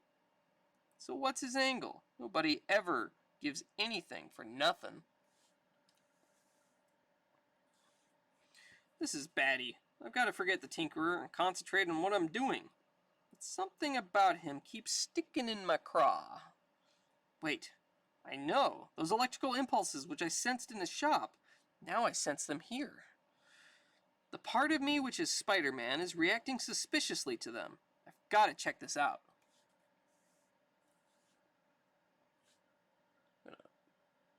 Focus a little bit more there. Okay. But where can the impulses be coming from? The radio is shut off, and Dr. Cobwell doesn't have any other electronical gadgets operating now. He's putting on his coat. This is my chance. As soon as he leaves. I have to lecture at the Institute now, Peter. I'll be back in a few hours. Slam! Just slams the door. Okay. He's gone. Now to see what this is all about. Hey, no ordinary radio had gadgets like that inside of it. There where the impulses are coming from. Even with the set-off. That does it. Now I'm through kidding around. Now Spider-Man is going to take another look-see at the Tinkerer's shop. The place is closed for the day. Well, that won't stop me. I'm getting those same strange impulses again. They're coming from below. Wow, no innocent little repair shop ever had a basement workroom like that before. It's more like a concrete reinforced dungeon. Lucky the door's open. Guess they're not expecting visitors. And inside the isolated workroom. You have done your work well, Tinkerer. We are almost ready to strike. Yes, our electronic spy devices hidden in radios belonging to important Earthlings have enabled us to learn much about their strengths and weaknesses before we attack this unsuspecting planet. Quiet. I am processing the latest pictures relayed back to us by our pinpoint TV spy device, which you planted in the radio of a military leader. Okay. This is going in an interesting direction. how clearly we can hear and see. My devices never fail. Silence! I must remember what they say. I summoned you, Colonel, to discuss our plans for the defense of our eastern seaboard in case of a surprise attack by any hostile force. So that's what it's all about. They're enemy aliens from another planet using some sort of eerie spy devices which they place in our radios in order to learn our military and scientific secrets. A spy! My spider instinct warns me someone is behind me. Whew, not a second too soon. Now, no place to go but inside. A costume earth creature! Seize him! It's not gonna be that easy, buddy boy. See what I mean? Look, he can climb sheer walls! He is no ordinary earthling. He is Spider-Man. Get him! If he escapes with knowledge of our plans, we are lost! Ha! That inverter mechanism thrown at him loosened his grip on the ceiling. He's falling! Now we have him. Render him helpless. We can overwhelm him by sheer weight of numbers. I've got news for you. It's been tried before. His strength is greater than we expected. He shook us all off. A weapon. We need a weapon. We have a weapon. The Tinkerer is never unprepared. This will stop Spider-Man. Oh! It would have killed any normal human, but it merely stunned him. Quickly, put him into the specimen cage before he comes to. There, nothing that lives can break out of that resistoglass enclosure. Now our final problem is to find a suitable way to dispose of the meddler. He is the only mortal on Earth who even suspects our presence here, the only one who knows our master plan. There is no question about it. He must be destroyed. Release the air from the resistoglass prison. Within minutes, Spider-Man will no longer be a menace to us. I've got to move fast. That control panel also opens and shuts this crazy little mousetrap. The air is being forced out through these tiny holes, but instead of killing me, these little openings are going to save me. It's a good thing my Spider's web launcher is loaded and ready for action. Cartridges of web fluid, adjustable spray nozzle, palm release button, safety catch on. Can't afford to miss. Gotta line it up perfectly with the hole on the proper control panel button. Gotta catch... I've got the safety catch off. The nozzle on target, hand steady, bullseye. It worked. The cage is open. I'm free. Look, it's impossible, but he's loose. Spider-Man is loose. Who do you think you are, the town crier? You fool! You jarred my arm. I've destroyed our control panel. There's an ad for Dungeons & Dragons? Dungeons & Dragons Adventure. Our heroes relax at Gavin's Inn after rescuing Indel, the elf, from certain death. That was a close call, eh, Valerius? Not nearly as close as our first adventure, Saren. It seems like only yesterday when we were introduced by my mentor Grindal. A healer, an elf, and a fighter. They will be your companions on this quest, Grimslade. We had to overcome many perils to find the fabulous heart of Mekron. You have all done well. You will make a fine wizard one day, Grimslade. Just then at the end, help me! Who? Urk! It is I, Grindal! Gasp. To be continued. Okay. Explore exciting worlds of fun, fantasy, and adventure with Dungeons & Dragons and advanced Dungeons & Dragons adventure games. Send in your coupon today for your free catalog of games and accessories sent to TSR Hobbies, Lake Geneva, Wisconsin. In the UK, sent to TSR Hobbies UK Limited, The Mill, Cambridge, England. Alright. Let's continue with our Spider-Man here. It would take months to rebuild that control panel. We haven't the time. Quick, let us flee while we can. Spider-Man is too powerful. Wait, Don't leave me behind! Don't abandon me! Hold right there, laughing boy. You're not going anywhere.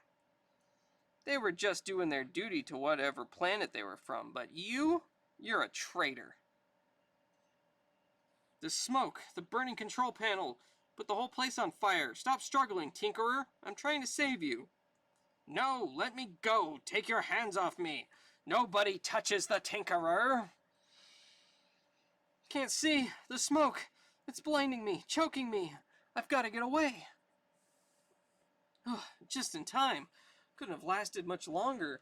But the building is a total wreck. It'll be reduced to ashes in minutes. I hear sirens.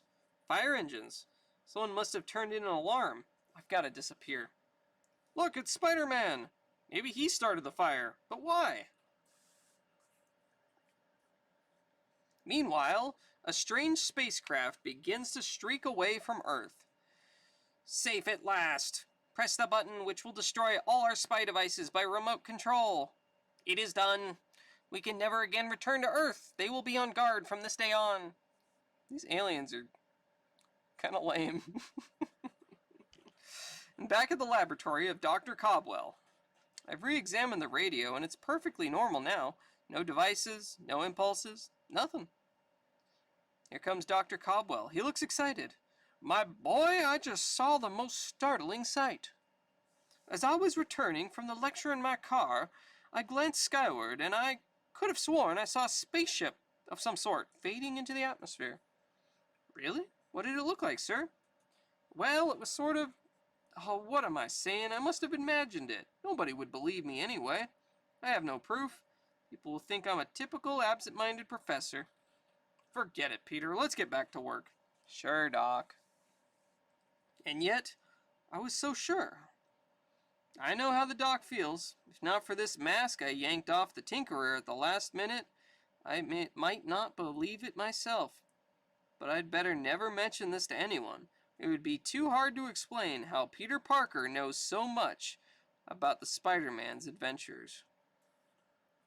The beginning of more and greater Spider-Man adventures starting next issue. So, yeah, weird alien story. I don't know. Everyone should finish high school.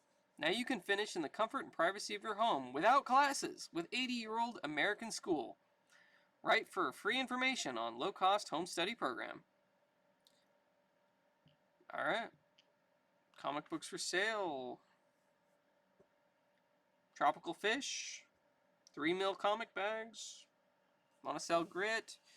Earn famous name. Earn prizes or cash. Bravo. Thanks. I appreciate it. I'm glad you enjoyed. If you did enjoy, hopefully you enjoyed. Free Lone Ranger Western Town, that's kind of cool. Buffalo Bill Cody, Butch Cavendish, and Smoke, Tonto and Scout, the Lone Ranger and Silver. Get a free little Western Town. Alright, well, next week we will be reading the first appearance of Dr. Octopus. With Marvel Tales number 140, reprinting Amazing Spider-Man number 3. Let's see. We will also be doing Marvel Spotlight number 9. And we will continue Star Wars. Pull it out. Here it is. With number 7. It goes beyond the movie. Oh, sorry, you can't see. Up there. Beyond the movie. There. Told you I would drop in if you were awake. Well, thank you for stopping in. I appreciate everyone who has been here and has hung out and been awesome and wanted to listen to me read comics. Alright, so, yeah, that's Comic Book Club for this week. I'll be back next week at around 3 to 4 Pacific time. Hopefully R&B Pikachu will be feeling better next week. I don't know, he's got the COVID. So, yeah, hopefully he'll be feeling better soon, but next week might be a little too soon. I'm not sure. But, yeah. No big bummer. Hope he feels better. But regardless, I will be back next week for more Ghost Rider, Star Wars, and Spider-Man. Let's find someone to raid.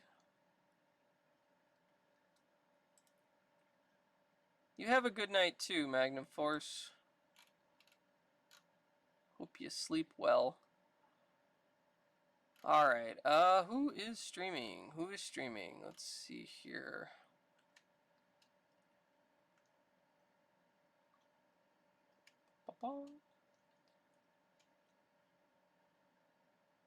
Looks like Bowie is streaming Chrono Cross. We could go give Bowie a raid. Alrighty, /raid vBowie. Alright, let's all everybody have a great night. Thank you for hanging out, for stopping by. It was a lot of fun. I will be back tomorrow for more Fire Emblem. Gotta finish Fire Emblem. What a long game. I think we're maybe getting near the end. I don't know. But yeah. Alright, have a good night, everyone. Have a good rest of your week. And yeah, see you maybe tomorrow. Bye-bye. Bye-bye.